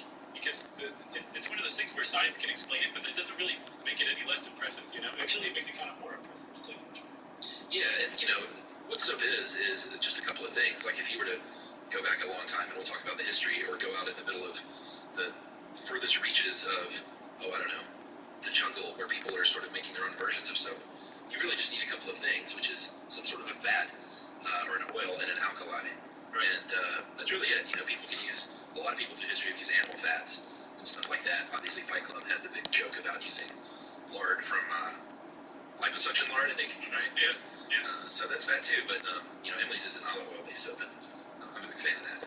Yeah, they figured out finally you could didn't need to sacrifice goats anymore. You could just use sacrifice olives. Right, yeah. It's the same ceremony. It's just dinkier. That's right. So that's all there is to it. And an alkali in this case, an alkali in every case is a type of base. It's the opposite of an acid. pH scale has a high pH, and usually, traditionally, when making soap, it comes in the form of lye. Yeah. And lye you can get by chopping down some wood, specifically hardwood. You don't want softwood. Burning it, taking the ashes, boiling them, and then scraping off what floats to the top. You have lye right there, and that's one of the two main ingredients along with fat, like you said, in making soap. That's it. That's all there is to soap, right? But it's so you would never put those two things together. It's almost like it makes more sense how we figured out how to make alcohol than it does how we figured out how to make soap. You know what I mean? Yeah, totally. It's not very intuitive. No, it's not at all. But that is what soap is, and we've been making it for at least about 4,800, 5,000 years, as we'll see. But before we get to the history, Chuck, let's talk a little bit about how the whole thing works, okay?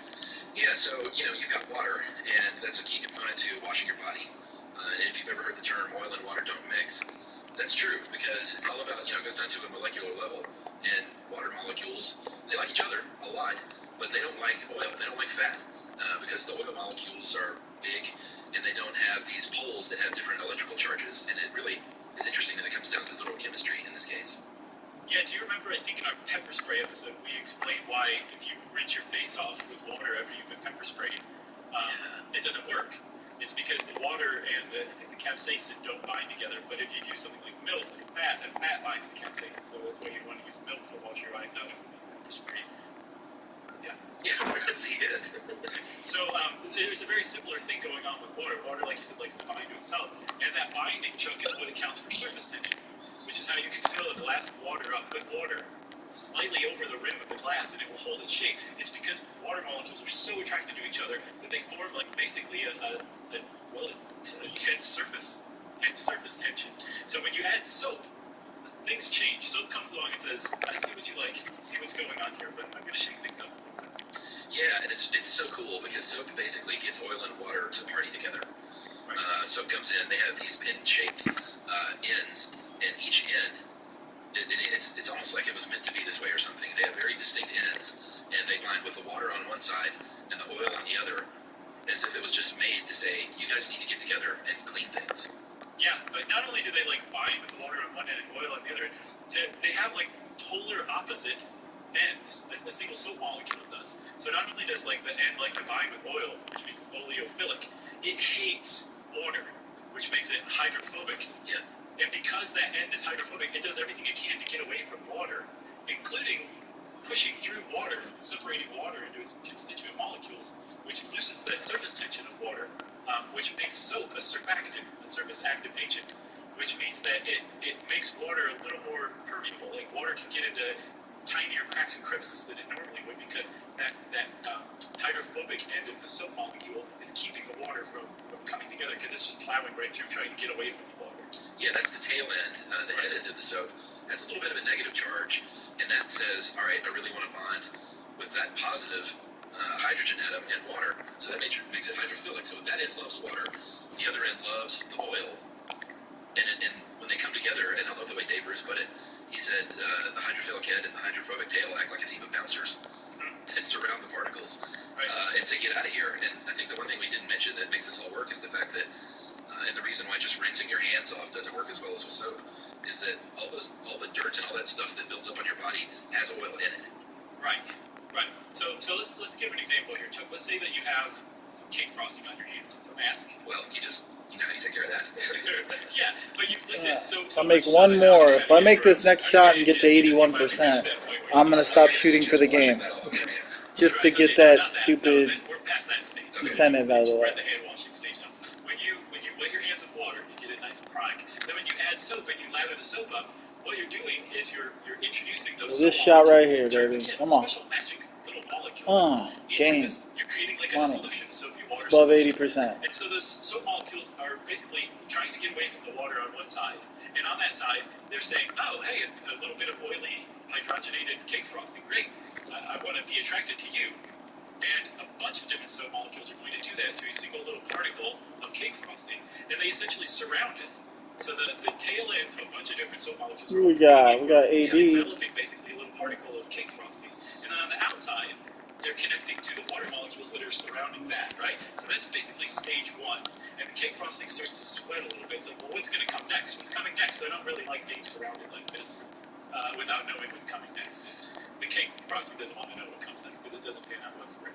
Yeah, so it gets surrounded, and like you said, the tails are pointing in, the heads are pointing out, and it surrounds and basically traps the dirt and the oil in what are called micelles, MICELLES, and that's a little bubble around the dirt basically, and all those little outside pointing heads lift that dirt from the surface. Minimum 15 shots. It's floating around a little bit now. 80%. I've shot 16 times, so I'm good. Your good. friend water comes in to just wash it all down the drain. Yeah, because so remember, in addition to being oleophilic, where it's attracted to oils, it's also surfactant, so it breaks water molecules up, which means that water can get into smaller crevices, for example, underneath that piece of cake frosting. So it makes it easier for it to just get carried away too. So it's all just kind of coming together. KCP with the poster. That was nasty. Nasty, nasty. That's where all those particles Damn. get carried off, thanks to these soap molecules surrounding them, connecting with the water molecules, and then just getting rinsed away. It's kind of like, you know that scene in True Lies where Jamie Lee Curtis is hanging from the helicopter, and Arnold Schwarzenegger is holding onto her, and he's actually holding on to the helicopter? So Arnold Schwarzenegger is the soap molecule, Jamie Lee Curtis is the cake frosting, and the helicopter is the water that's rinsing it all the way down the drain. That's right, and the dirt saying, "I'll be back," and the stuff saying, "No, you won't." Terrible. The famous retort, "I'll be back." And the coolest thing about all this, I mean, that's just how it takes care of the dirt in your body, which is amazing in and of itself. But it can do the same thing with viruses and bacteria, not especially, but including the coronavirus, because a lot of these things have this double-layered lipid membrane, including the coronavirus. And the deal with that hydrophobic end of the soap, it's really, really sharp. And so it can actually, you get a bunch of those guys together, and it can wedge in between those membranes, and kind of, if you get enough of them, pry it up like it's a crowbar or something. And then that's when the virus is all of a sudden, like Arnold Schwarzenegger, just taking care of business. Yeah, it basically gets ripped apart by so many, let's say like death by 1,000 paper cuts, but instead of paper, soap molecules, and the lipid membrane that protects the virus just gets torn right open, which spills the virus proteins out. Those virus proteins actually get enveloped by even more soap molecules. So not only does it like get rid of microbes, it actually like kills certain kinds of microbes. We're just talking about regular, plain old soap and water here, everybody. Yeah, and not to get too ahead of the game, but that's why soap is better for washing your hands at all times, but especially during a time like this, because I think people just figure because we have this association with alcohol and that smell, it just kills everything on contact. Sure. But it doesn't kill everything on contact, and if you're in a pinch and you don't have soap and you're at a store or something, and it's good to have that stuff to use, but it doesn't necessarily kill it 100%, and what you're not doing is washing it off with water and down the drain. No, you're not. And so there's two problems here. Yes, it killed a bunch of stuff, especially things that alcohol can't kill. But the stuff that it can't kill, you just basically gave an alcohol bath to, and it's still there on your hands. Yeah. So when you do touch your face again, inevitably, those things are going to be introduced to your mouth, including things like poliovirus, which, as we learned recently, you don't want to go into your mouth. Should we take a break? I think we should, and then we'll come back and talk history, maybe? Yeah, let's do it. Okay.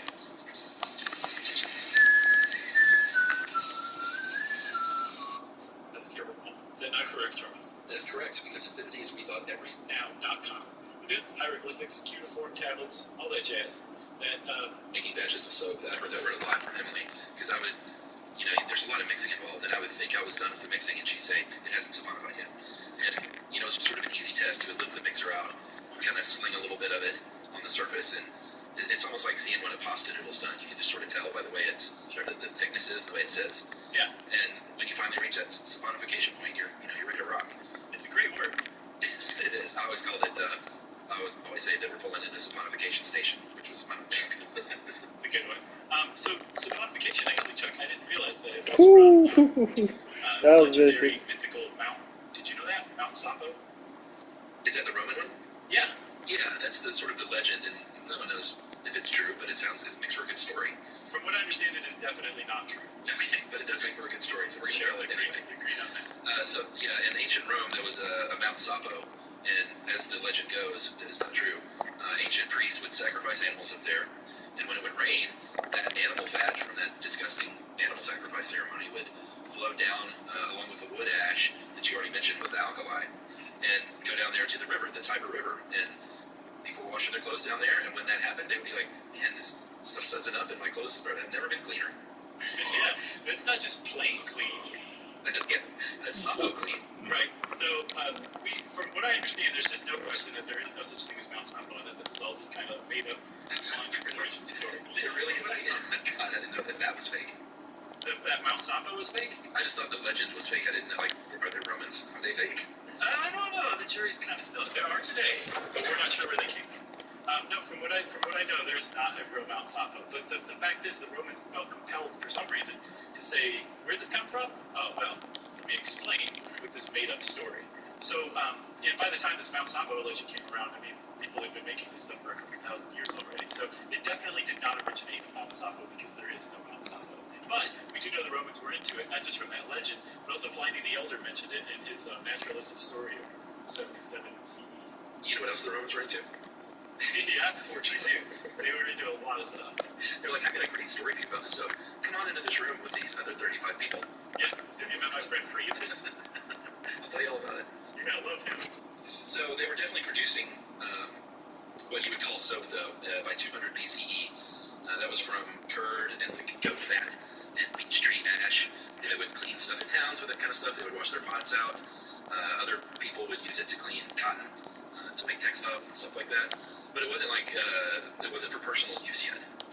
No, that was like the one thing in common is people were using it for everything but washing themselves. It's like, I don't know if it just didn't hit upon them or whatever, but they did. Like, apparently the Gauls even used it to slick their hair back. Not to wash their hair, just to slick it back and give it a nice little reddish tint, apparently. Nice. But Europe had like soap making guilds from, I think, the 7th century. For a very long time, people have been making soap in Europe. But it wasn't until after the Crusades that some of the Crusaders returned. As the legend goes, they returned Mount Sapo style story, but they returned supposedly with Aleppo soap from Syria, which is fragrance with bay laurel. It's very nice and beautiful olive oil soap. You can still get today, but the story goes that the returning Crusaders said, "Get this stuff. It's soap, but you use it to wash your genitals." And Europe started to get very clean. At least like the elite aristocracy who had the money to afford things like that got very clean. Well, at least their genitals did. Right. It took another 300 years for someone to be like, maybe you could use this on your underarms as well. Right, and they went, what about your face? They're like, you know where you've been washing with that stuff. It's true. It's got hair on it to prove it. Oh, gosh. Dude, that was too much for you? I don't know. Does Zen even use the word pubic hair? I mean, we said the word genitals like 5 times. It's true. That's true. So that was how Europe supposedly started to come into soap. It was imported from the Middle East. But in very short order, I think Spain started making Castile soap out of olive oil, and it took off in France and England and elsewhere. And again, it was a luxury item, but it became much more widespread when Europe started making it. So, yeah, I think the Castile region, right? Isn't that where that came from?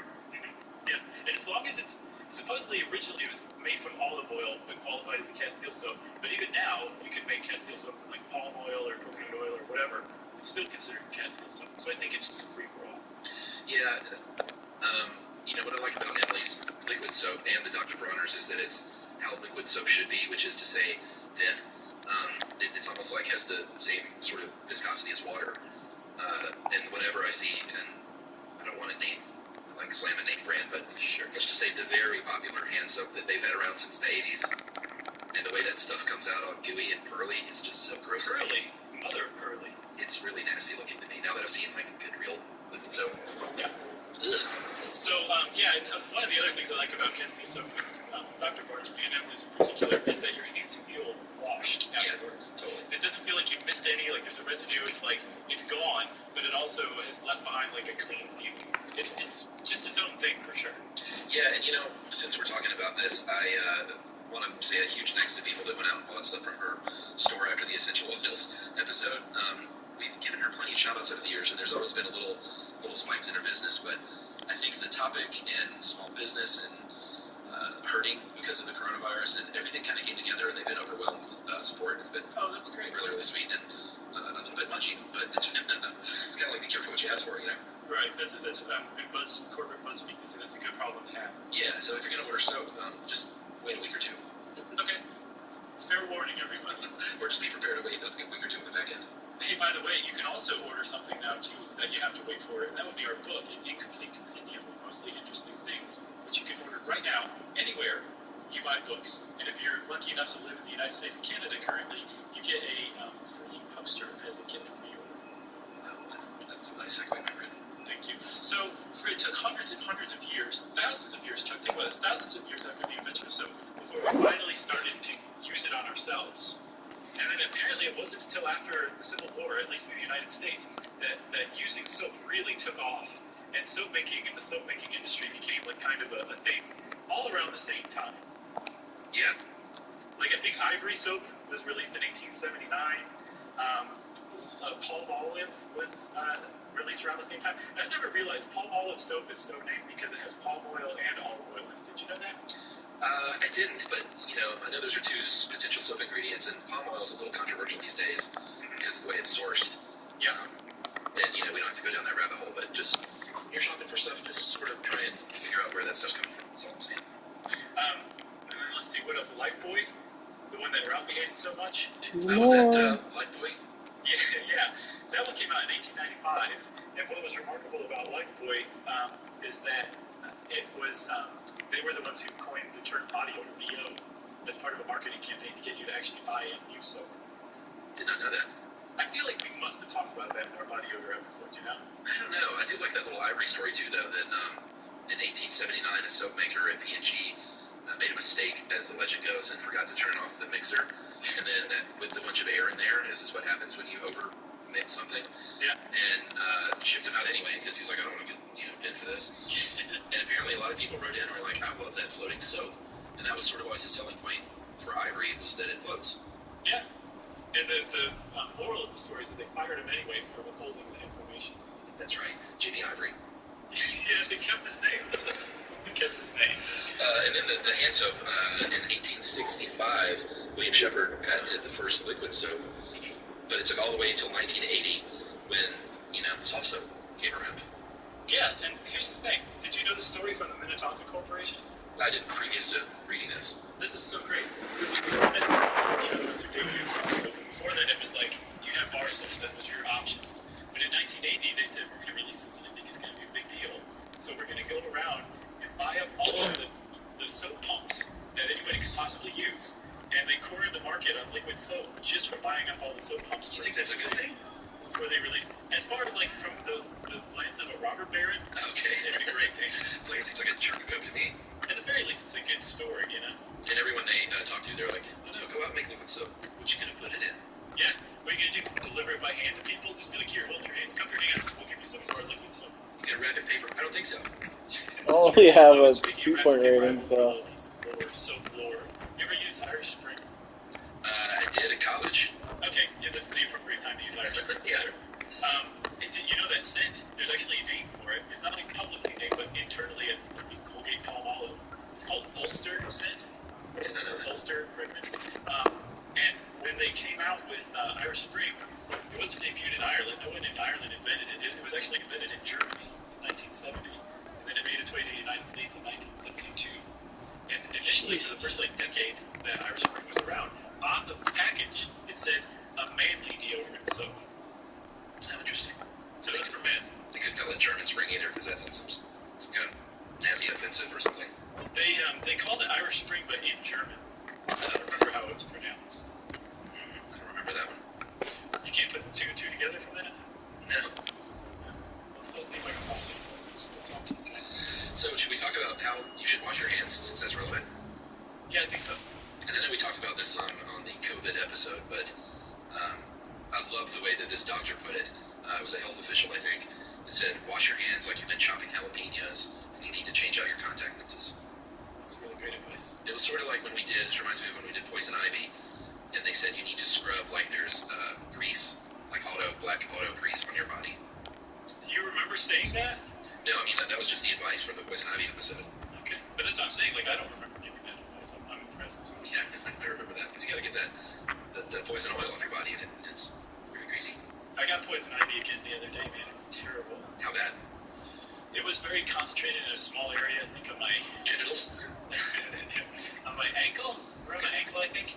But it was like, it was just a study in self-control not to touch it. I had zero calamine lotion or anything like that I could use. It was bad. Well, I officially get it now, because I think when we recorded that, I had not yet. I didn't think I was allergic or whatever, but I've since gotten it a couple of times, including a couple of weeks ago, just like you.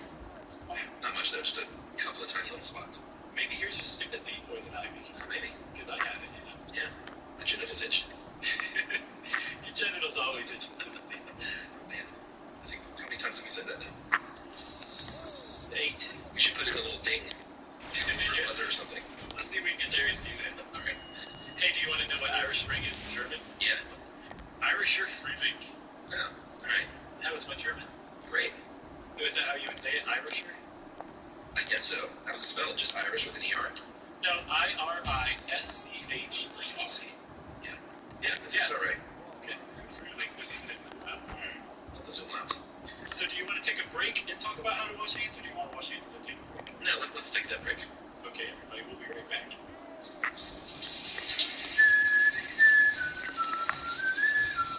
Chuck, as you listeners get information. Yep. Whether you're buying gifts or getting something special, it's a save up to 25%. You gotta wet them. You gotta start with water. Gotta soap up. And then you gotta really start scrubbing, and especially now these days when and this is just, you should just do this from now to the end of time now that we really know how to wash hands. Right. Scrub those palms, scrub the backs, get between those fingies, get into those fingy nails. They say to sing happy birthday a couple of times. Or your ABCs once. Sure, if you know them. I like to use really hot water just because it makes me feel like I'm getting cleaner. It hurts me. Does it really? Yeah. It's cold water. No, I'm crazy. But I do like warm water. Warm toward the hot side, but definitely not hot. Like I would characterize it. Yeah, like it's so hot I can barely stand it. Really? Oh boy, that to me is just shy away from that. And here's something that I've been wanting to say for a long, long time, because this has been one of Emily's big sort of things that's stuck in her craw, is, or I guess that's not the right thing, something stuck in your craw.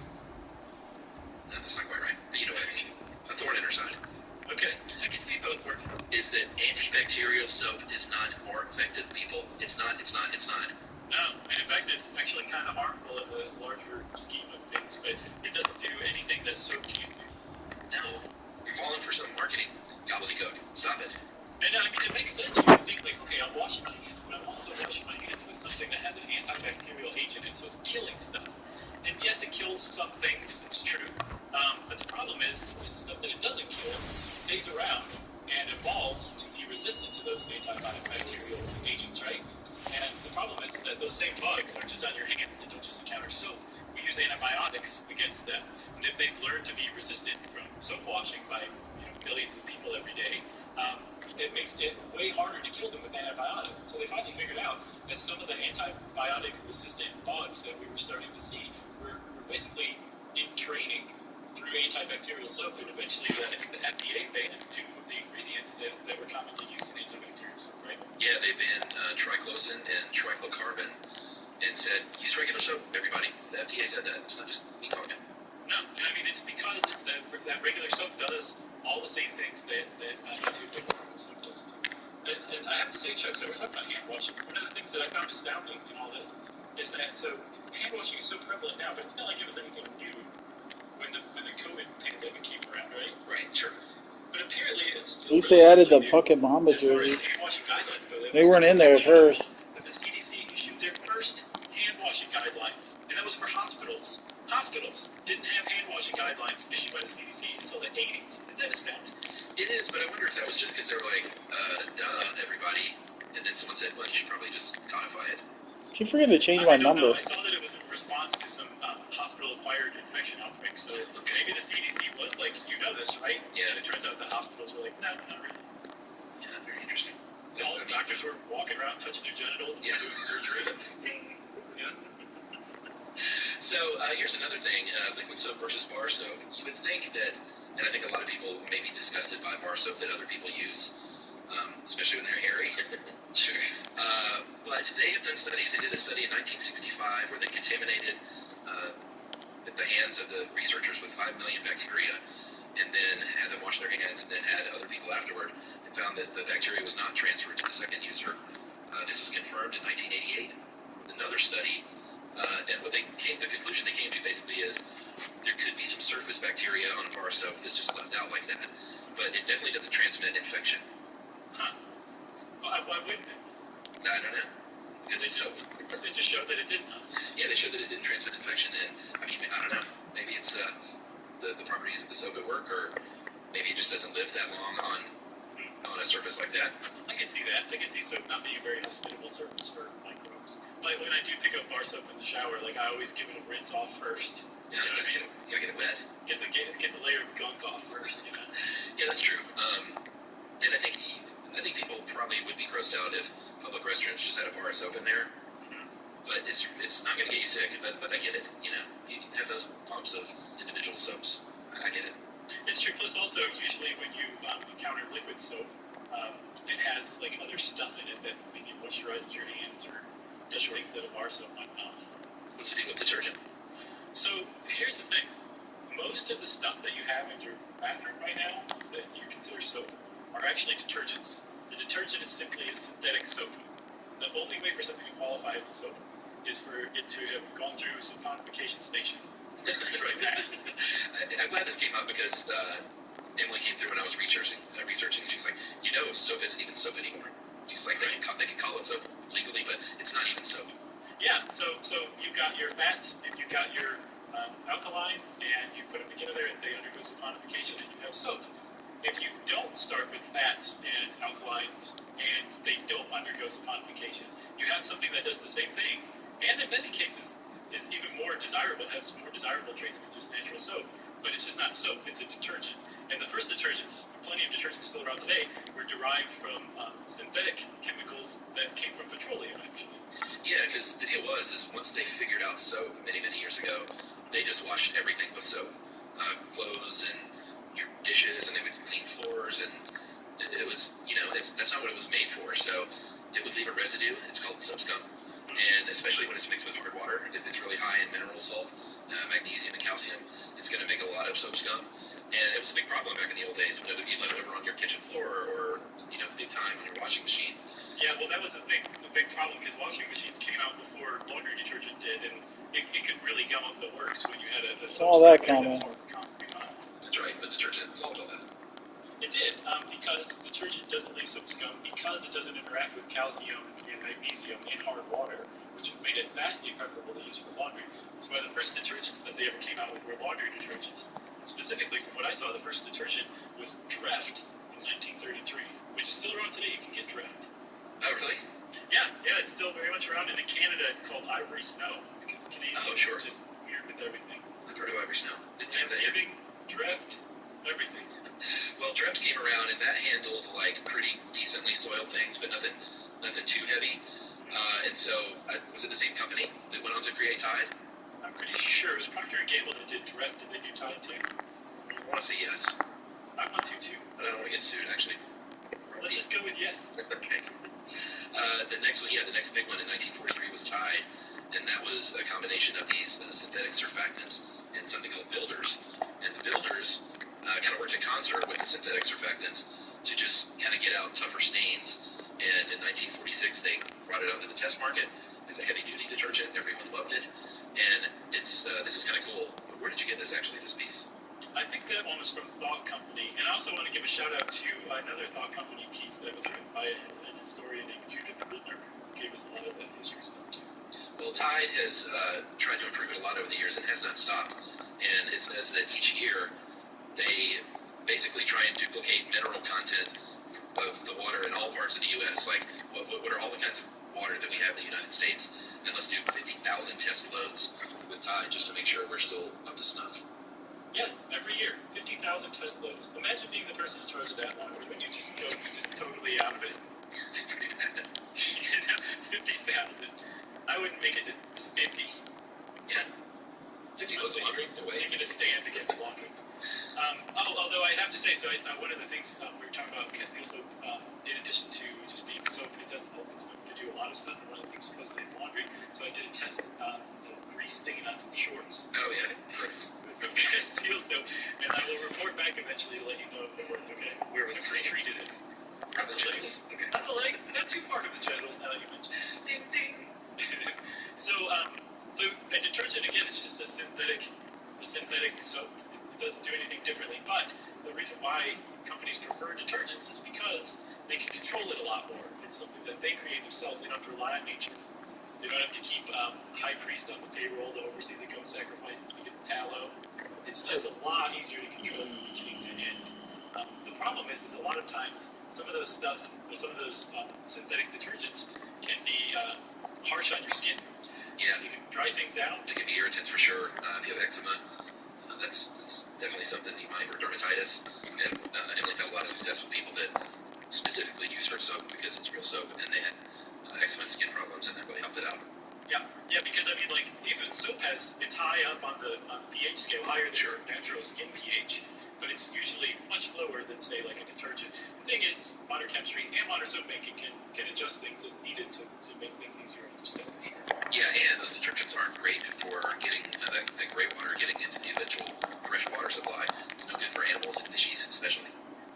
No, supposedly, soaps are surfactants. Detergents are as well, which means that they break the surface tension of water, which makes it easier for fish to absorb all the gunk that we put in the water along with detergents, too. It's bad on that side. And it also stretches out and breaks through the membrane that keeps them gooey, which is not good for fish either. So, fish just need to use soap. I don't know what their problem is. Get clean. It smells so fishy. Right. You got anything else about soap? Got nothing else. Use it, people. Wash your hands a lot. Yep, wash your hands, everybody. Say your ABCs, say happy birthday twice, but really get a good lather going and wash them a lot. Okay? Okay. Since we said okay a couple times, genitals, God knows how many times, it's time for listening. I'm going to call this hot off the presses. You guys don't know this, but we are playing it dangerously close here lately with our recording schedule. Too close for our comfort, so things that we're recording are coming out days later, and that means the corrections are coming just days later. So this is about the recently released Billy the Kid one. Hey guys, love the show. It seriously keeps my workday interesting. Just listen to the Billy the Kid short stuff. Really enjoyed it, but I thought I'd share a tidbit of info. You mentioned that Billy went to slice up a bit of yearling, aka horse meat, for a post-coital snack. From Wyoming, and my family raises horses, as well as beef and show cattle.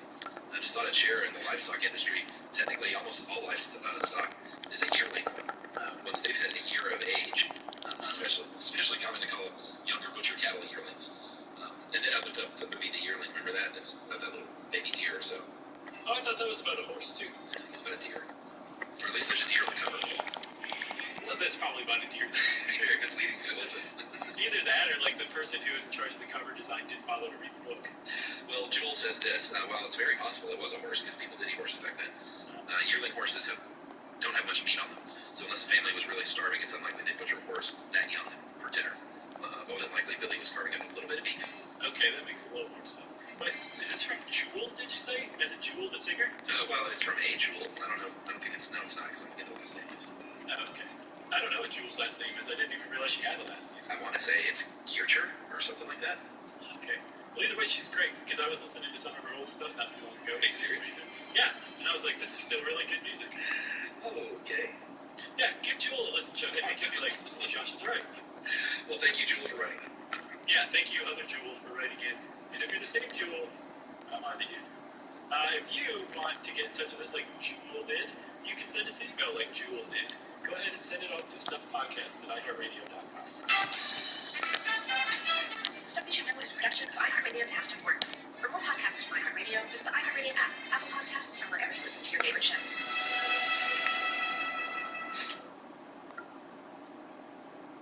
Ever wondered why there are two ways to spell donuts? Or why some people think you can find water underground just by wandering around with a stick? Believe it or not, this is Stuff You Should Know. You know the podcast with over 1 billion listens. It's now for your eyes, so you can read it. Stuff You Should Know, an incomplete compendium of mostly interesting things, covers everything from the origin of the Murphy bed to why people get lost. Pre-order at StuffYouShouldKnow.com or wherever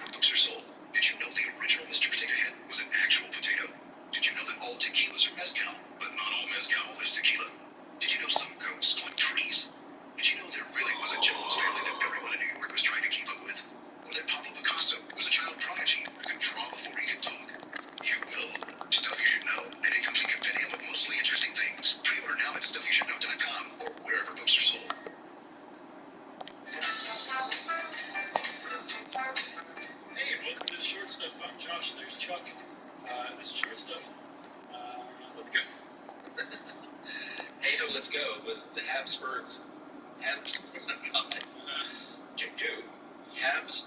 jaw. Yeah, the Habsburg.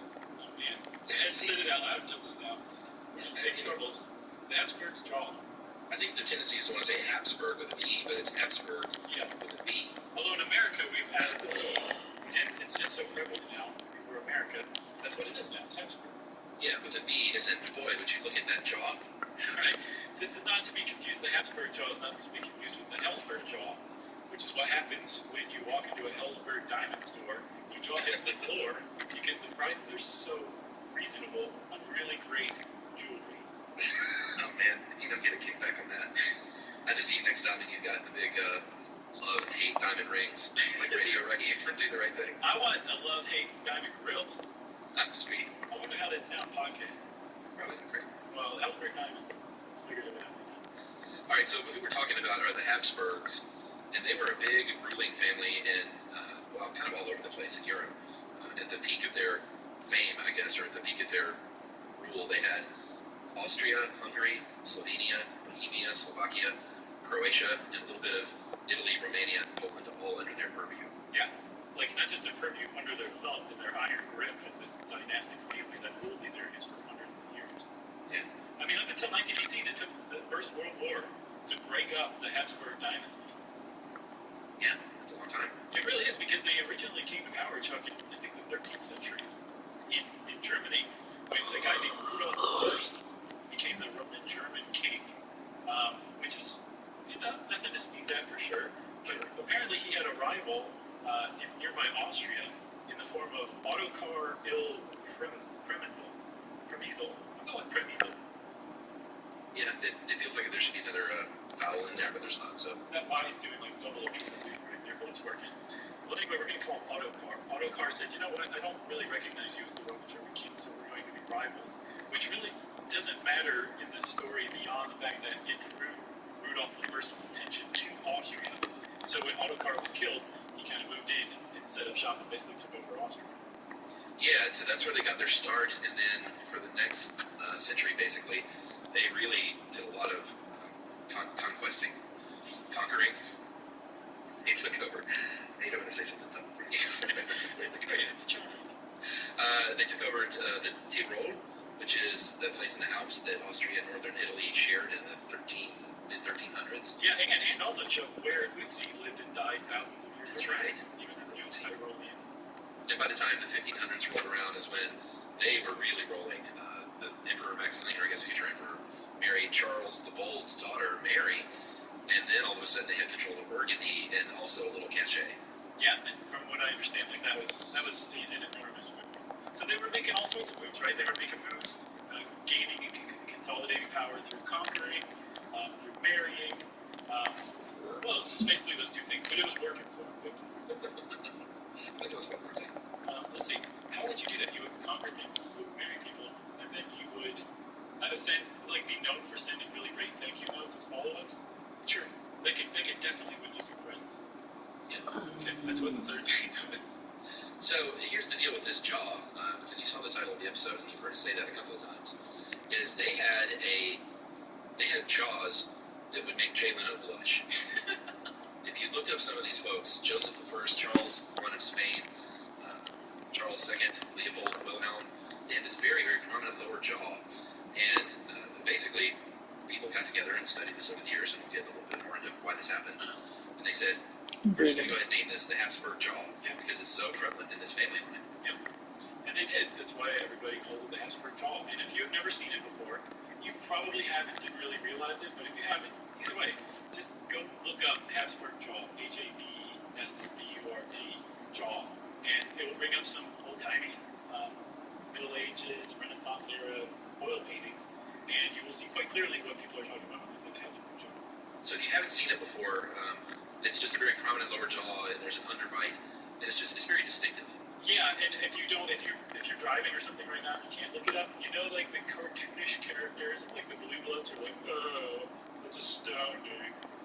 That face that the cartoon makes is they're drawn with the Habsburg jaw. They're actually making fun of aristocrats. We'll see. And here's the thing: we don't want to make fun of anyone that has something like this, but we were just trying to figure out a good way to describe it. it's a prominent lower jaw, such that there's even an underbite. Yeah. So well, let's take a break real quick, and we'll come back and talk about it a little bit more. Okay. Yes.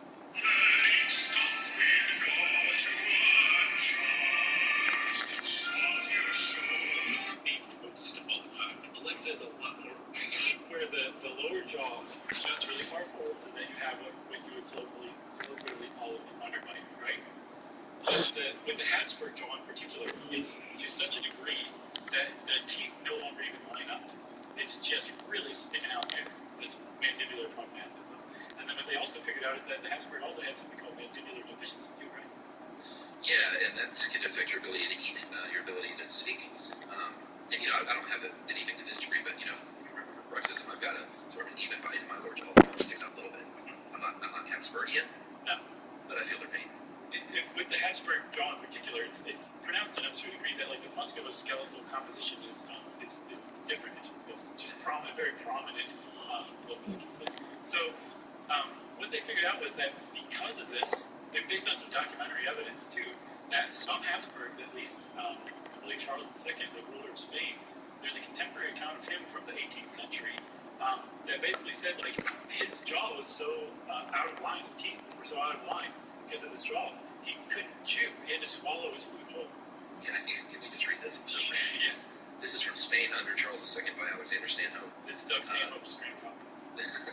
Wait, is Doug Stanhope? The Stanhope community. That's right. And he's speaking about Charles II. He has a ravenous stomach and swallows all he eats whole, for his nether jaw stands so much out that his 2 rows of teeth cannot meet. To compensate which, he has a prodigious wide throat, so that a gizzard or liver of a hen passes down whole, and his weak stomach, not being able to digest it, he voids in the same manner.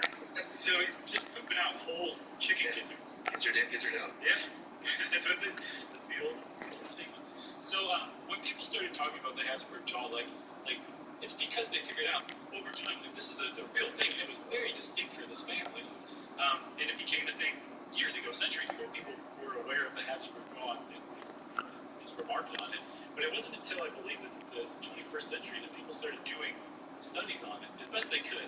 I guess you could say they're kind of made-up studies, in that there was no actual genetic testing to figure out what accounted for the Habsburg jaw. But they were doing the best they could based on portraiture of prominent Habsburgs. It came up with some pretty interesting stuff. Well, yeah, do we need a drum roll here to say what's actually going on? If you haven't figured it out by now, then sure, we'll give you a drum roll. Dave, will you put a drum roll? Alrighty. The Habsburgs like to keep it in the family. And when we say keep it in the family, we mean really keep it in the family. This jaw was the result, pretty obviously, of inbreeding. Yes, which is not to say that anybody who has mandibular prognathism today is the result of inbreeding. Of course.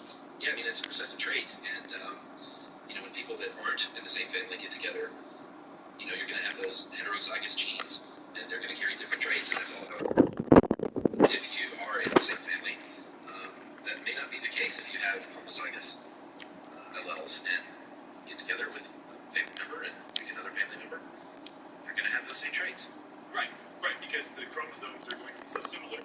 The chances of both parents having the recessive gene and donating that to the kid really increases the likelihood of that kid having that recessive trait. There's a guy that's quoted in this article. He's a geneticist named. This guy's name is great, Montgomery Slatkin. That's a great name. He says that if you are a child of inbreeding, your chances are hundreds of thousands of times greater of receiving these recessive traits than children of parents who aren't related. That's right. So that was it. The Habsburgs, they wanted to consolidate power so much so that they just said, "You're marrying your sister whether you like it or not." And the son would say, "But Dad." That's it for short stuff. Stuff You Should Know is a production of iHeartRadio's How Stuff Works. For more podcasts from iHeartRadio, visit the iHeartRadio app, Apple Podcasts, or wherever you listen to your favorite shows.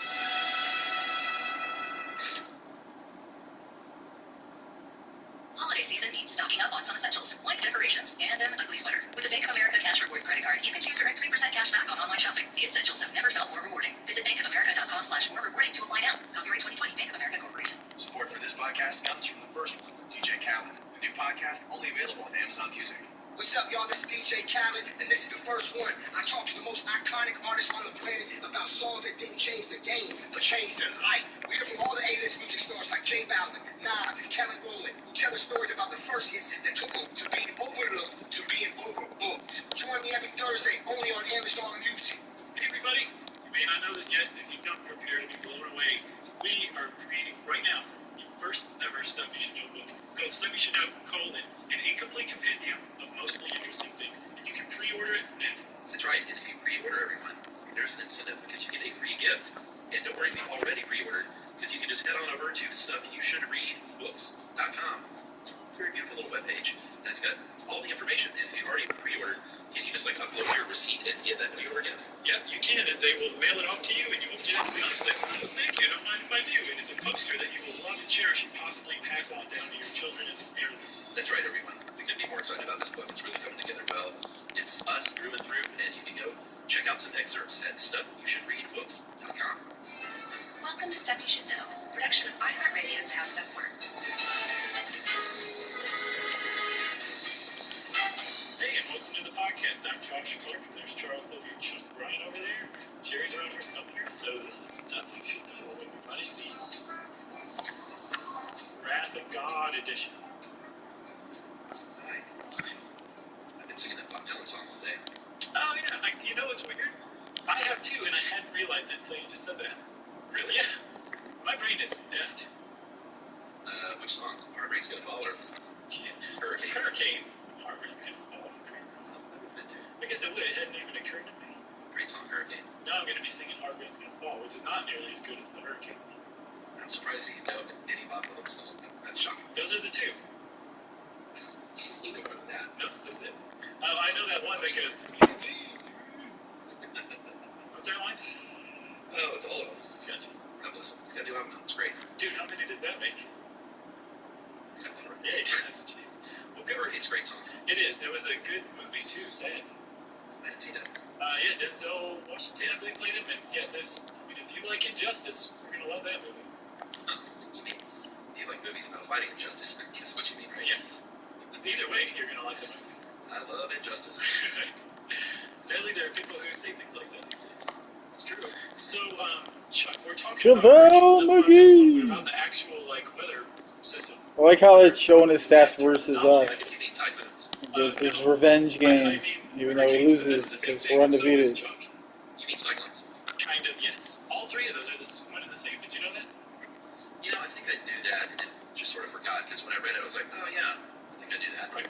So, it just depends on where they occur in the world, basically. That there's, aside from exactly, where they occur, where they make land, and then the way that they turn and move, they are the same thing. They start the same way. They're the same group of weird, weather coincidences that happen to assemble into something.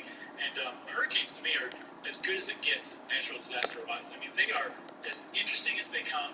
They are so ridiculously destructive. And then, theoretically, what they could do if they got even worse, which they may, it just boggles the mind. I'm a hurricane fan, but I hate Miami as far as their universe is concerned.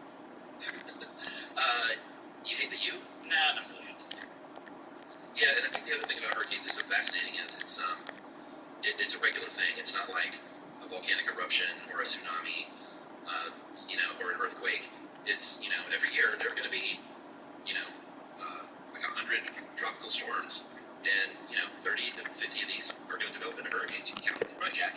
Yeah, and they have seasons, to tell you the truth, depending on where you are in the world. In the northern hemisphere, especially in the Atlantic, you've got what's appropriately called the Atlantic hurricane season, and it runs from about June 1st to November 30th.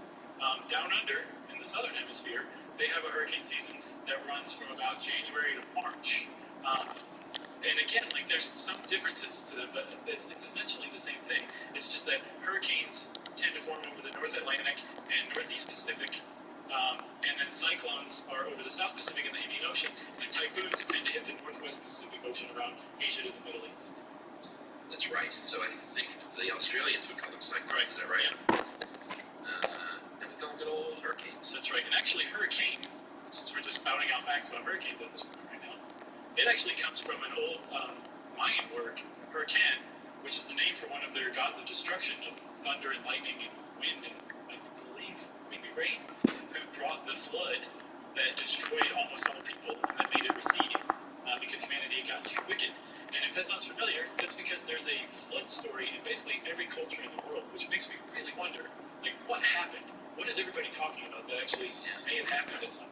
just find that fascinating.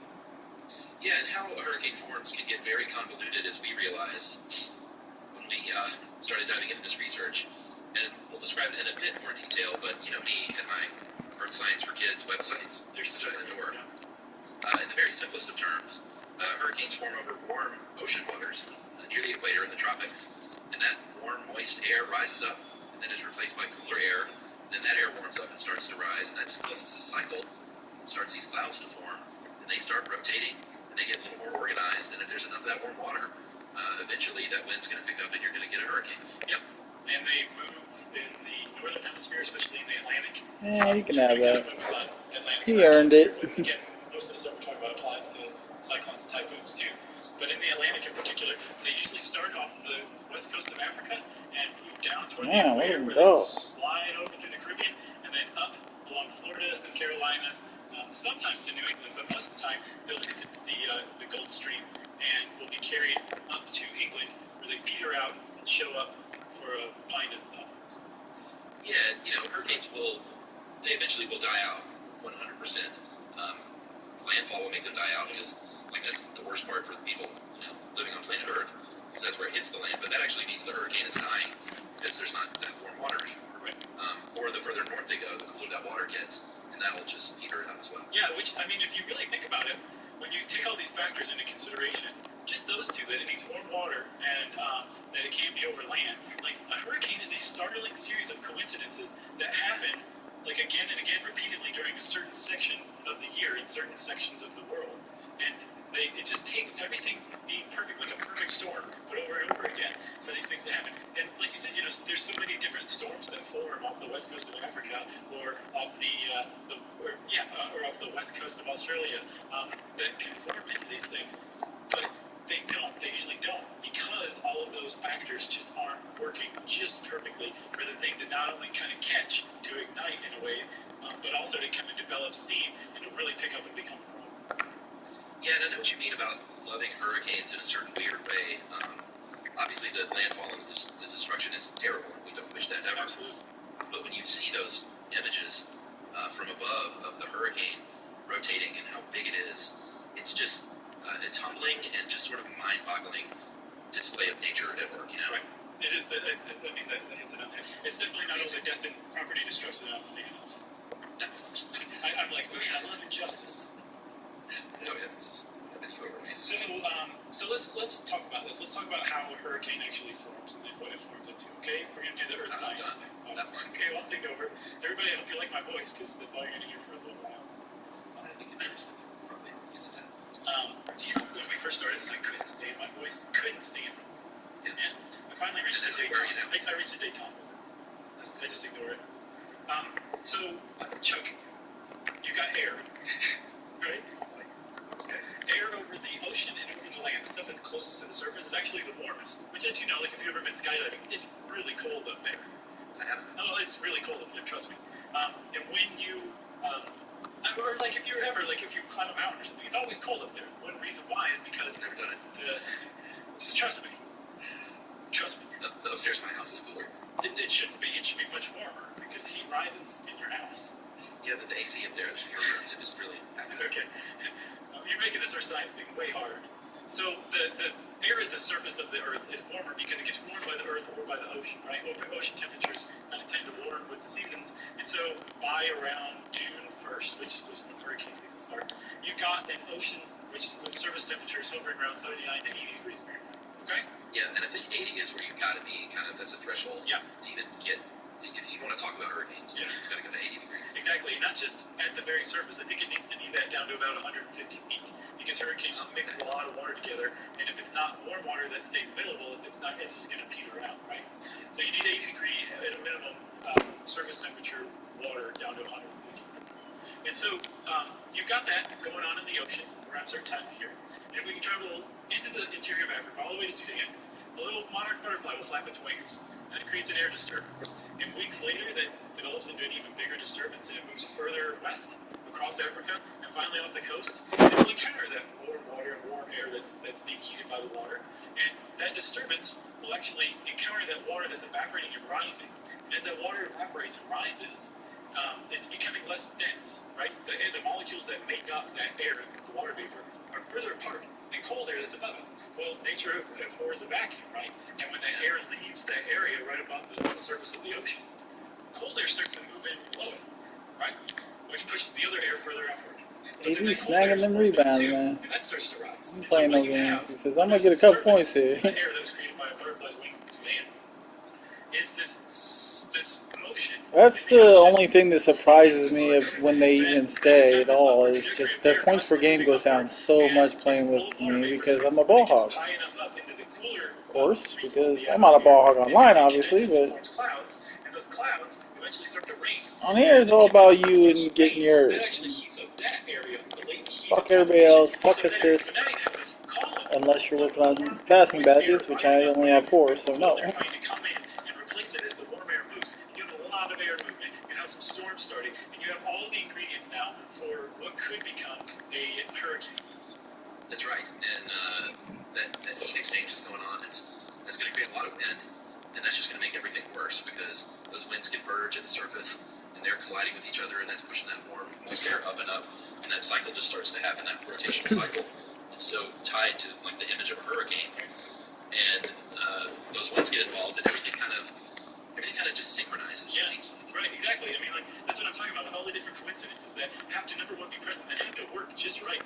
Because if that wind that's converging at the surface to replace that warm, moist air that's rising, and I've never said moist this many times in my life, I've been okay with it, but I'm all right so far. How are you doing? Great. Okay. If the speed of that wind that's coming in at the surface is different than, say, like the speed of that, higher up in that column, you're going to have what's called wind shear, and it's going to keep the storm from being organized into a cohesive whole. So just that factor alone, that somehow the winds at different levels of this storm that's starting to organize have to be moving at roughly the same speed. That's a big one, right? And then because of these thunderstorms that are starting, and the more condensation that they're heating more and more, so they're creating more and more storms. So you've got all these storms that are kind of starting around this area, and they start to get organized together. And then this is called a tropical depression. And eventually, if everything that we're going to keep talking about happens just precisely right, it's going to organize into a tropical storm and then a hurricane.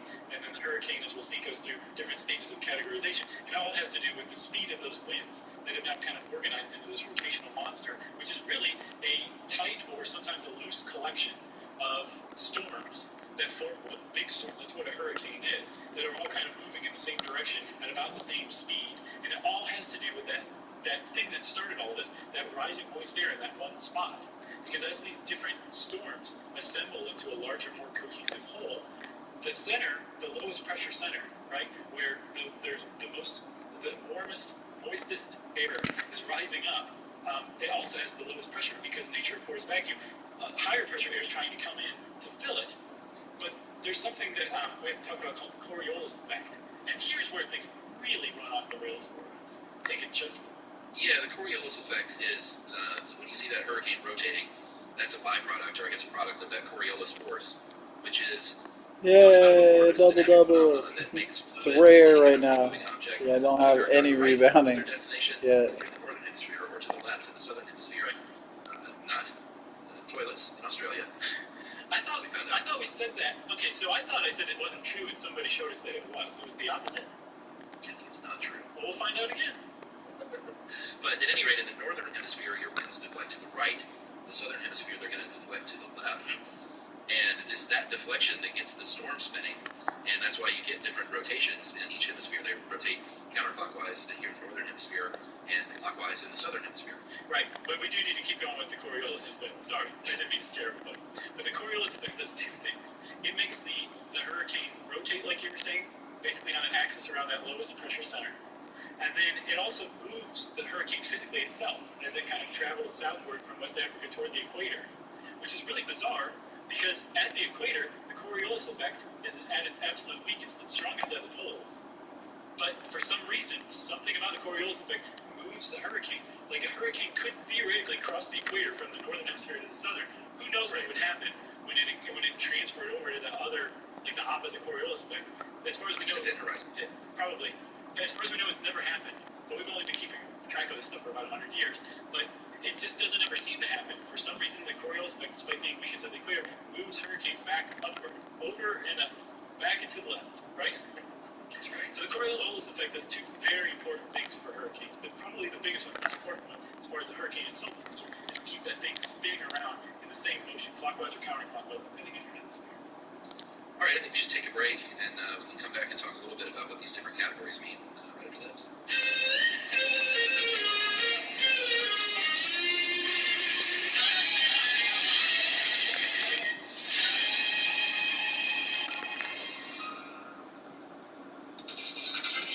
Push off. Ready?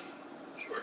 So that lowest pressure center, what's called the eye, that is actually it's the clearest part of the hurricane. Sometimes it's clear skies, beautiful, eerily calm, and the reason why is because of the Coriolis effect. The lowest pressure center is never overwhelmed by the higher pressure air that's trying to get in. The whole reason that hurricane spins around the center is because all that wind, sometimes hundreds of miles away, is traveling to that center, trying to fill it.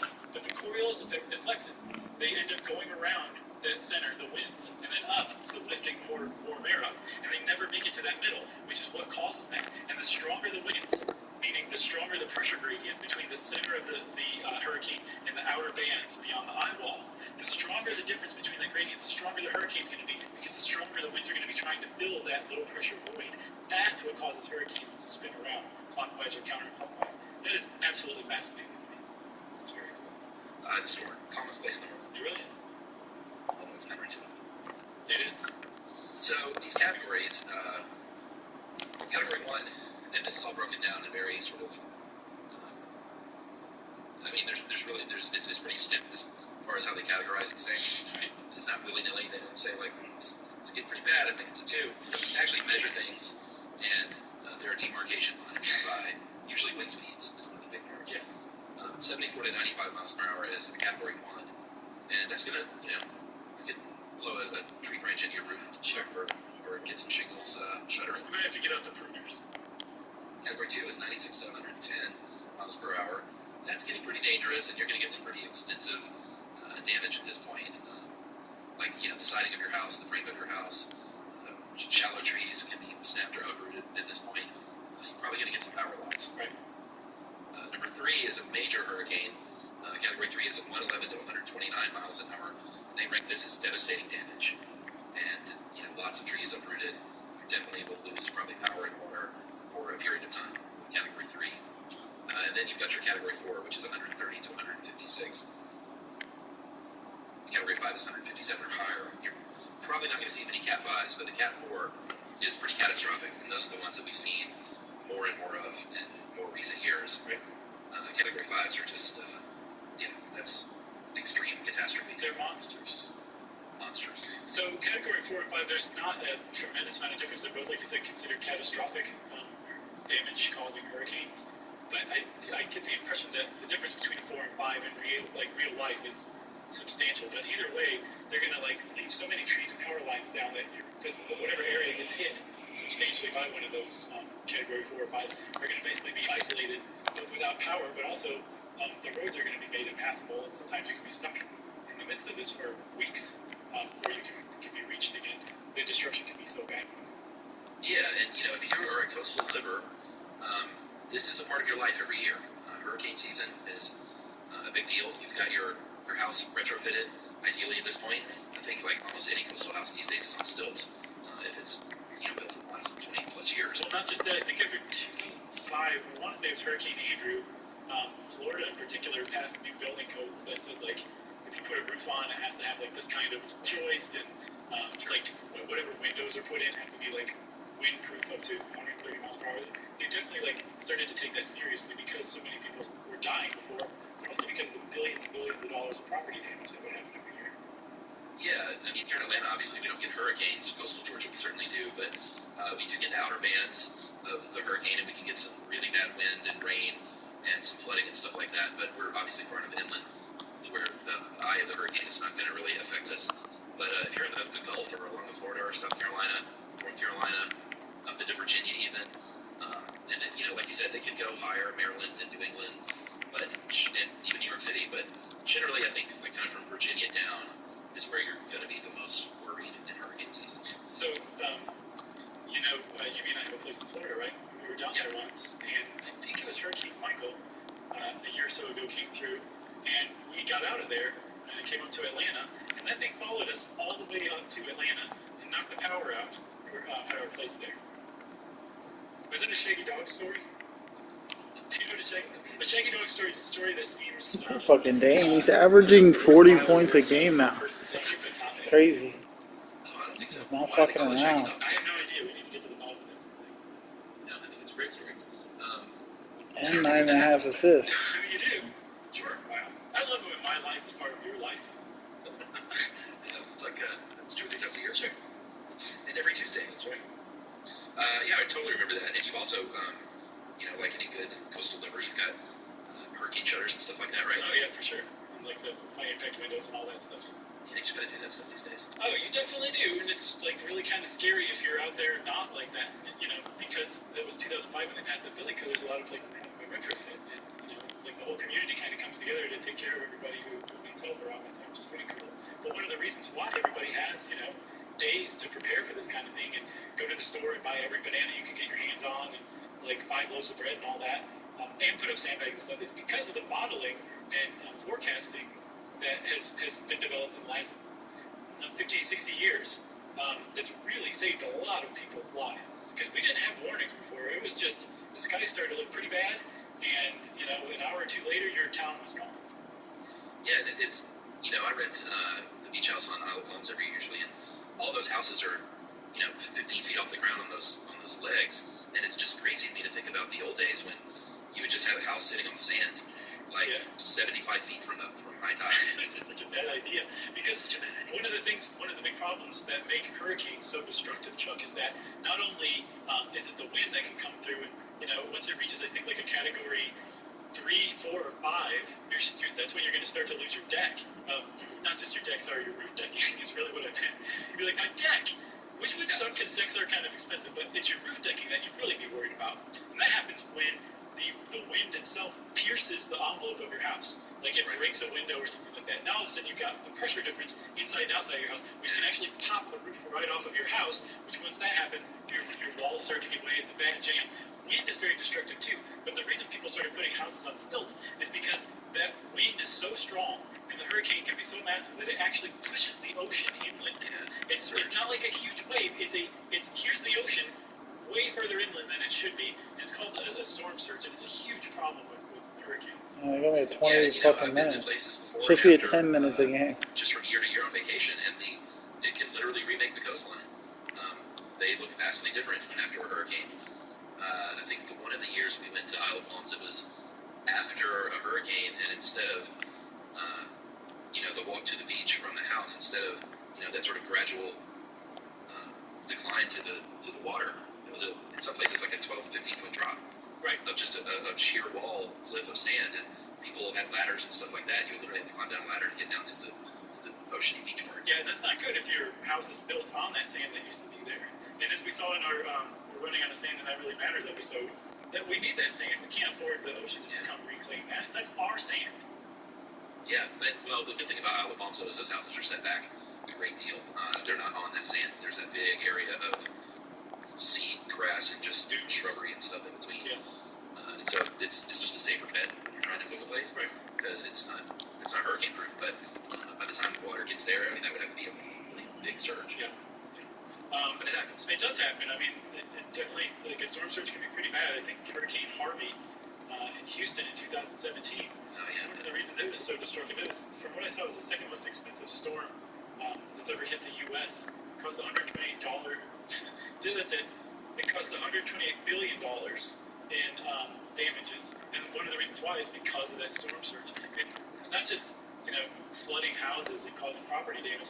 That kind of storm surge can overwhelm your sewer system, mess with your drinking water supply, and do all sorts of horrible stuff and kill off tons of wildlife. Because that's something that gets overlooked in hurricanes. We humans are so worried about us and then our pets and everything. The wildlife itself can really take a hit. Like fish. Hurricanes can kill fish. That's how destructive they are. They slam them into underwater outcroppings and sandbars and stuff and just kill the fish. That's how forceful these things are. So there's a lot of other problems that arise from the hurricane, in particular the storm surge too, that we've only really started to kind of grasp in the last few decades of examining hurricanes. Yeah, but you were talking about tracking. It's got so much better these days. On the ground, there's something called the Regional Specialized Meteorological Centers, and this is just basically a network all around the world of global centers that are designated by the World Meteorological Organization, and they are the ones who track these things using weather satellites, using infrared technology and infrared sensors. They're going to detect all the minutia of temperature differences, cloud heights, all these things. You know, how you mentioned that all these things have to kind of be perfect. They have all these ways of measuring these little bits of perfection as they align, and they know pretty well now. Things can change and things can reverse course. I know people get frustrated when they keep changing the path of the hurricane. They don't keep changing when they report changes. Right. But I think people kind of act that way sometimes. Yeah, they do for sure. Well, you make me leave my house, and this thing didn't even make landfall. Yeah. It's like they're doing a pretty good job, and they're doing the best they can. Well, it's problematic, too, as far as forecasting goes, because if you do that to people in a coastal area I need to get a drink. a couple of I'll be times back. in 1 year, they're going to stop listening. Putting it off. Well, I forgot to do the shoot around half-court shot. But, yeah, well.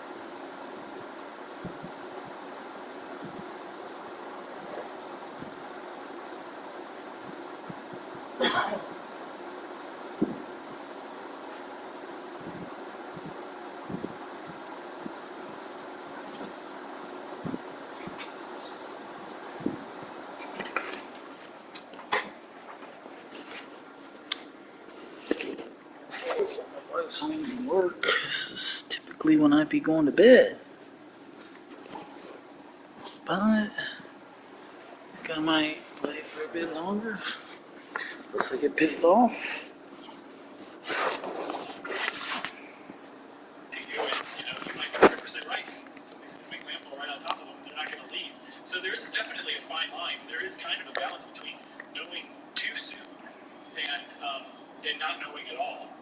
kind of working our way toward that sweet spot for sure. It's gotten way better, but very, very famously, if you ever follow hurricanes, as they start to kind of come toward the U.S., like there's the spaghetti model. Have you ever seen one of those? Yeah. So all of those is just a tangle of tracks of the hurricane that was forecasted. So the European model is typically thought of as probably the most accurate, and that's put together by an agency in Europe, and they say, here's the track that we think. That there's like 10 or a dozen or 15 different agencies and groups all forecasting a track. When you put them all together, it looks like different colored lines of spaghetti over the map, and you get a pretty good idea on just where the thing's going to go based on all of these different predictions, kind of like the wisdom of crowds, you know what I mean? Where the more information you have and you put together, more guesses you put together, probably the closer combined you're going to be to accurate than any one of them individually would have a chance to be. Yeah, the cool thing about spaghetti models, and this is true of like percentage of rain and stuff that you might see every day, is a lot of it is based on past data. Not like what's going on now for sure, but then when you plug that into all the past data and behaviors of some storms in the past and what they've done and how they've moved to behave, you can get a pretty cool model. And I always love that about weather, that they use so much historical data to predict what could happen this time. Right. That's what they use to produce the cone of uncertainty, which is one of the most confusing meteorological models, maybe any kind of model there is on the planet. It's a really great, useful tool if you know what it's talking about. If you don't know exactly what it's talking about, it's seriously confusing and really misleading in a lot of ways. But what the cone of uncertainty is, everybody's seen it. It's getting It's wet like as kind of fuck, like dude. It's like a tornado, basically, that looks like it shows 90% the shit. width of the hurricane. It goes from kind of small to wider and wider and wider. So it looks like what it's showing you is the track of a hurricane and how big the hurricane's going to grow over time. That's not at all what the cone of uncertainty shows. What the cone of uncertainty is instead is a plot of like, I think about 5 different circles representing the next 24, 48, 72, on to 5 days out forecasts. And it says, here's all the data we have. We're crunching those numbers, and then we're comparing them to how accurate we were in the last 5 years for predicting hurricanes that were 5 years out. And then all of a sudden, when you put that together, that forms a circle. And that 5-day out circle is always the biggest one because it's hardest to predict weather patterns 5 days out. But what it looks like when you take those increasingly larger circles and connect them with the line is that it's forming a pattern. Really what it's showing is this is the potential distance between the track of the hurricane, the center of the hurricane. It could land anywhere in here, not the edges of it. We're talking just the center.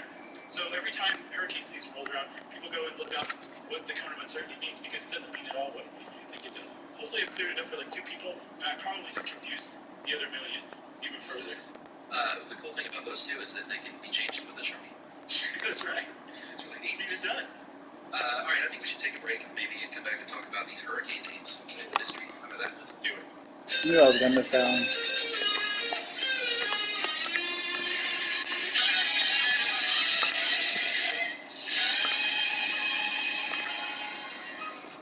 I need a steal in this game. Hello, folks. This holiday season may feature more And the next one. devices than ever before. So I'm gonna get some valves probably. And a blizzard Whatever. of online shopping, but all that online activity can mean chances of exposing your personal information. Yep. Whether you're buying gifts or getting something special for yourself, you may not know that your identity's been compromised or that your info has been sold on the dark web. You don't want that. Don't spend your holidays without identity theft protection from LifeLock. It monitors for uses of your personal information, and if you have a problem with identity theft, a U.S.-based identity restoration specialist will work to fix it. No one can prevent all identity theft or monitor all transactions in all businesses, but LifeLock can help you feel safer this holiday season and all year long. So save up to 25% off your first year by going to lifelock.com/stuff. That is LIFELOCK.com/STUFF to save 25% off.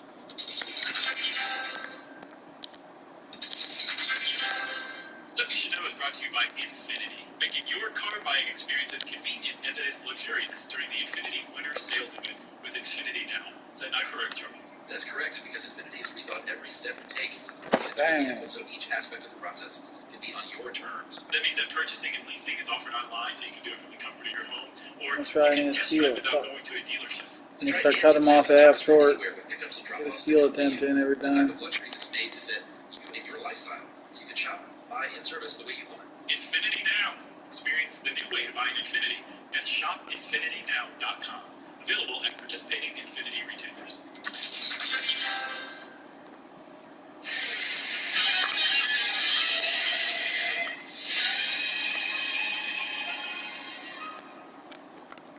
So hurricane names are named after people now. This wasn't always the case, and I didn't know this is kind of cool, but for many hundreds of years, if you were in the West Indies, you would hear hurricanes named after the Catholic Saint's Day on the day that storm made landfall. So it would be like Hurricane San Felipe in Puerto Rico on September 13th, 1876. Another little fun fact is if another hurricane hits on that same day, which actually happened in 1928 on September 13th, they would name it the second. So that was Hurricane San Felipe II. During World War II is when we started to give human names, and they were all masculine names. So. Yeah, I kind of followed that whole like Bravo, Whiskey, Tango thing. Yeah, how does that? I don't understand that. Well, it's like what do you mean? It's like those aren't names. I don't understand it either. From what I saw, we didn't really start to use names in the West until I think the 50s or the 70s. So masculine names like Bravo and Tango is just they're called a masculine name. I guess so. Because I think we started using human names in the 50s, and then we started using male and female names. Oh, there it is. Yeah. First they were ladies, right? Yeah. And they said, well, that's not cool to name that after a woman. And every time you guys show like the weather model, the forecast model, it's not a hurricane, it's a woman with rollers in her hair and a rolling pin yelling. It seems sexist. And everyone finally said, you're right, that is sexist. So we're going to start to alternate between men's names and women's names. And so at the beginning of every hurricane season, what is the World Meteorological Association? Yeah. Organization, sorry. They release a list of all of the names that the Atlantic hurricane season could possibly have, and each name starts with a different letter, A, B, C, D, and so on. Can I list this year's? Yeah. You got Arthur. Okay. Bertha. Nice. Cristobal. Yeah. You got Dolly. You got Edward. Mm-hmm. You have Faye. Okay. And we should mention too that they use names from places all over the world now, which is great because hurricanes affect places. Back up to 90% for the so game. You have Faye, and you have Gonzalo. You have Hannah. You have let me pronounce this. Isaias. Isaias. No. Isaias. Isaias. Sure. Isaias. You got Josephine, nice name. You got Kyle, you got Laura, you got Marco, you got Nana, sweet Nana. You've got Omar, Paulette, which for some reason sounds funny to me. Yeah. Hurricane Paulette. Yeah. You've got Renee, Sally, Teddy, Vicky, and finishing up, because they don't have a Y or a Z for some reason, Wilfred. That's a good one. Hurricane Wilfred sounds tough. Or an X. Yumi's predicted that Hurricane Nana is going to be a particularly bad one. This is the sweetest grandma name. I think so. And there's actually a long-standing myth that was supposedly found to be correct by some study a few years back that people don't respect the female names of hurricanes. What? Yeah, so there's this whole... Okay, I don't know what's wrong with me. I'm putting everything so terribly today, but get this. There's this urban legend that hurricanes that have women's names are the most destructive because people don't take them as seriously and they don't leave. So there's more people present to be killed when a hurricane lands for a woman-named hurricane than a man-named hurricine. And for a long time, it was just this kind of old wives' tale or something. And then this study found in, like, I think 2014 or something like that, they know this actually is true. Somebody sat down and crunched the numbers. And then finally, I think 2 years ago, they're like, this study was terrible, and that's absolutely not true. We looked at the numbers too, and that's just not the case. Right, that's good to know, because that's the dumbest thing I've ever heard. It is kind of dumb. But it has, like, this weird kernel of truth to it. It's like a perfect urban legend, you know what I mean? No, that took me down to 88%. If who's ever going to sit down and prove it one way or another, you know? Oh, wait, hold on. One more thing, Chuck, while we're on names. There are different names elsewhere in the world. So the names you just said, those are for Atlantic hurricanes. In Australia, they have their own set of names that they name cyclones. And then elsewhere in the world, there's 13 member nations that name typhoons and some cyclones. Countries like Bangladesh and India and Thailand, each one submits 13 names, and each list contains 13 names from each one of those countries. So you have 160 names to choose from every year. So depending on where you are in the world, weather pattern is going to have a much more localized name than what you would expect. That's right, and if a hurricane is really destructive, they will retire that, and I'm using air quotes there because they really just put it down for 10 years. I don't know why they just don't do it forever. Like, there should never be another, like in 11 years, surely they won't have a hurricane Katrina or an Andrew or a Harvey, right? I don't know. Like, why would they? There's so many names. I don't know. Why bring any name back? I have no idea. I think they're like, we have better things to do than come up with more stupid names. You know? Yeah, I mean, they obviously do that to avoid Starting to confusion. like smother me on the Storm couch. this legendary storm like a Katrina. There's just no reason to ever name another like that. No, I'm with you. I agree. Even if you don't believe in luck, I just think that's not a good idea. It does seem like 10 years is a little short. I could not see them doing another Katrina. It's just not going to happen, you know? There's no way. So let's talk about climate change. You want to? Yeah. Well, before we talk about climate change, just quickly, as far as the historical record goes, there's always been hurricanes, and this will kind of segue nicely into climate change because things are getting worse. But there always have been hurricanes. Even way back in the day, we didn't have great records, but there are. You can do research on like cave wall drawings and things like that seem to indicate stuff like hurricanes. And I think there was an LSU team that studied thousands of years of lake bed evidence, and they could tell that over I think like 3,400 years, there have been about a dozen Category 4 or higher in that area, most of which were in the past 1,000 years. Right. That seems low, doesn't it?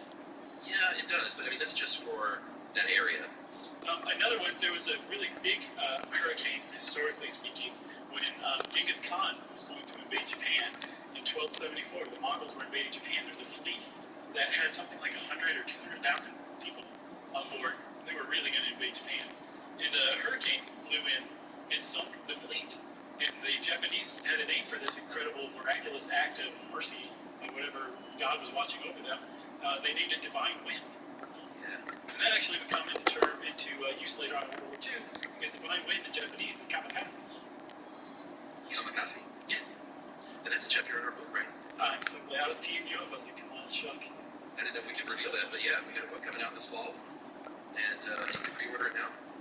Plug. But there's a great chapter on kamikaze. Yep, the whole thing is just great from top to bottom, Chuck. I'm wondering when we'll be allowed to do some of those chapters as podcast episodes, if ever. I don't know. Who gives us that permission? I think we give ourselves that permission. Okay. It's up to us. Right. Okay. Maybe a couple years after it's out, we can start doling those out. Harvesting it for parts. Sure. That's another way to put it. They can have another life. So, well, I mean, the stuff that we talk about, they're not like necessarily entire podcast episodes. Like there's definitely more to be said about it. So I think we can take any single one of those chapters and turn it into a podcast episode. So climate change. Here's a startling statistic. Since the 1970s, the number of Cat 5 and Cat 4 storms has just about doubled. And to the casual observer, a couple of things. It seems like they're getting worse and more frequent. And you don't have to be a genius to figure out if you need warm water to make a hurricane and ocean waters are warming due to climate change, then you're going to have more frequent and more severe storms. Right or no? Yeah, I mean, that's how logic goes. And they basically think that's a given, that we're going to have more frequent, more powerful storms. But that, at least according to Woods Hole Oceanographic Institute, there are plenty of X factors that's not like we just definitively understand how bad hurricanes will be or how many more we're going to have. Because remember, the surface water has to reach down about 150 feet for a hurricane to form. One of the big questions is if there is global warming going on and it's heating the ocean, how deep is it heating the ocean? Because if that warm water went beyond 150 feet, then hurricanes should ostensibly be able to become bigger and bigger. And similarly, if the surface temperature of the ocean is rising, then that just means more evaporating water, which is the key. That's the fuel to any hurricane, is that moist evaporating water that's rising. That the more you have of that, the bigger amount, more powerful the storm can be, the more energy there is for the storm to use to become big and huge and destructive. The question is, just how bad is it going to be? But there does seem to be just general consensus that yes, climate change is happening and it's going to result in worse hurricanes. And already there were 2 named storms this year in the Atlantic before hurricane season even started. So I think hurricane season is going to last longer. It's going to start earlier and last longer. There's going to be more of them. They're probably going to be more disruptive. There's something else that I thought was really interesting, though, too, is that this particular year may not be as bad as it would have been otherwise. It was supposed to be really bad because of the warm sea levels, because it started earlier, and because it's a La Nina year, which actually pushes hurricanes back out to sea eventually. Because there's La Nina, those breezes are kind of still, comparatively speaking. So any hurricanes that do develop are just going to sit on land, like Dorian did to the Bahamas a year or so ago. It just sat on the Bahamas for 48 hours. That's not supposed to happen. All They were right. worried that that's So going to happen 3 because points it's done. La Nina here. But you know this air and dust storms that's going on? Oh, yeah. They think that that's actually drying the air and preventing hurricanes from forming right now. The question is how long that will last. Will it last through the whole hurricane season, or will that eventually stall and hurricanes will come raging through in August and September? Who knows? At that point, you start working on, Intimidator, so block. I think we're going to release a bonus add-on someday to our feed where I try again to explain hurricanes Protector, salsa block. This stuff drives me nuts. Yeah. You ready? I'm ready. Well, obviously, since we're going to talk about hurricanes, that means it's time for this. I'm going to call this the other side of the coin. We always like to keep things fair and balanced here, right? Right. Hey guys, discovered your show about 2 years ago and wondered, where have you been all my life? I love the show. Don't change a thing. The Robert Barron's episode, he said that conservatives, Josh said conservatives say people are perfect. We can never have a perfect society, so let people do whatever they want. That's kind of right, but it's oversimplified and therefore misleading. In our view, and I take intent and say conservative, he says, since humans are all corrupt, obviously some more than others, no government can be uncorrupt since it's run by people. Therefore, we should limit the power of government, give people more freedom. Since people will generally act in their own best interest, let them decide how they want to spend their money, who they work for, and who they hire and fire. As long as the government protects people's basic rights from others, we will have a pretty good society. I've always been conflicted about anti-monopoly laws, but the longer I live, the more I think they're a good thing, because we should limit the power of large companies, just as we limit the power of the government, since those companies are also run by corrupt people. Capitalism says, of course you're selfish and so am I, so if you want my money, you have to give me some kind of product or service that makes my life better. Again, we can never have a perfect society, but it would be far worse if the government has too much power to decide how we spend our money, because again, they are corrupt also. Thanks for all the great research. The super fun way you present it. Keep it up. That is Tim in Minnesota. That's pretty awesome. Thanks a lot, Tim. That was a really great email. I'm a conservative now. Wow. All right. Good. I'm pretty weak-willed, as it is. No, but Tim, that was great. Thank you for explaining it further, because I definitely knew I was oversimplifying things and didn't just kind of have the T's crossed and the I's dotted. It's very helpful. We're going to have to bring you on to explain hurricanes one day. Yeah, and that was a better email than a lot of the pullback we got, which wasn't so instructive. Alright, I'll be back. Take a break. You guys just reduced that. Good stop and point. Got my 3-point max. That was the goal.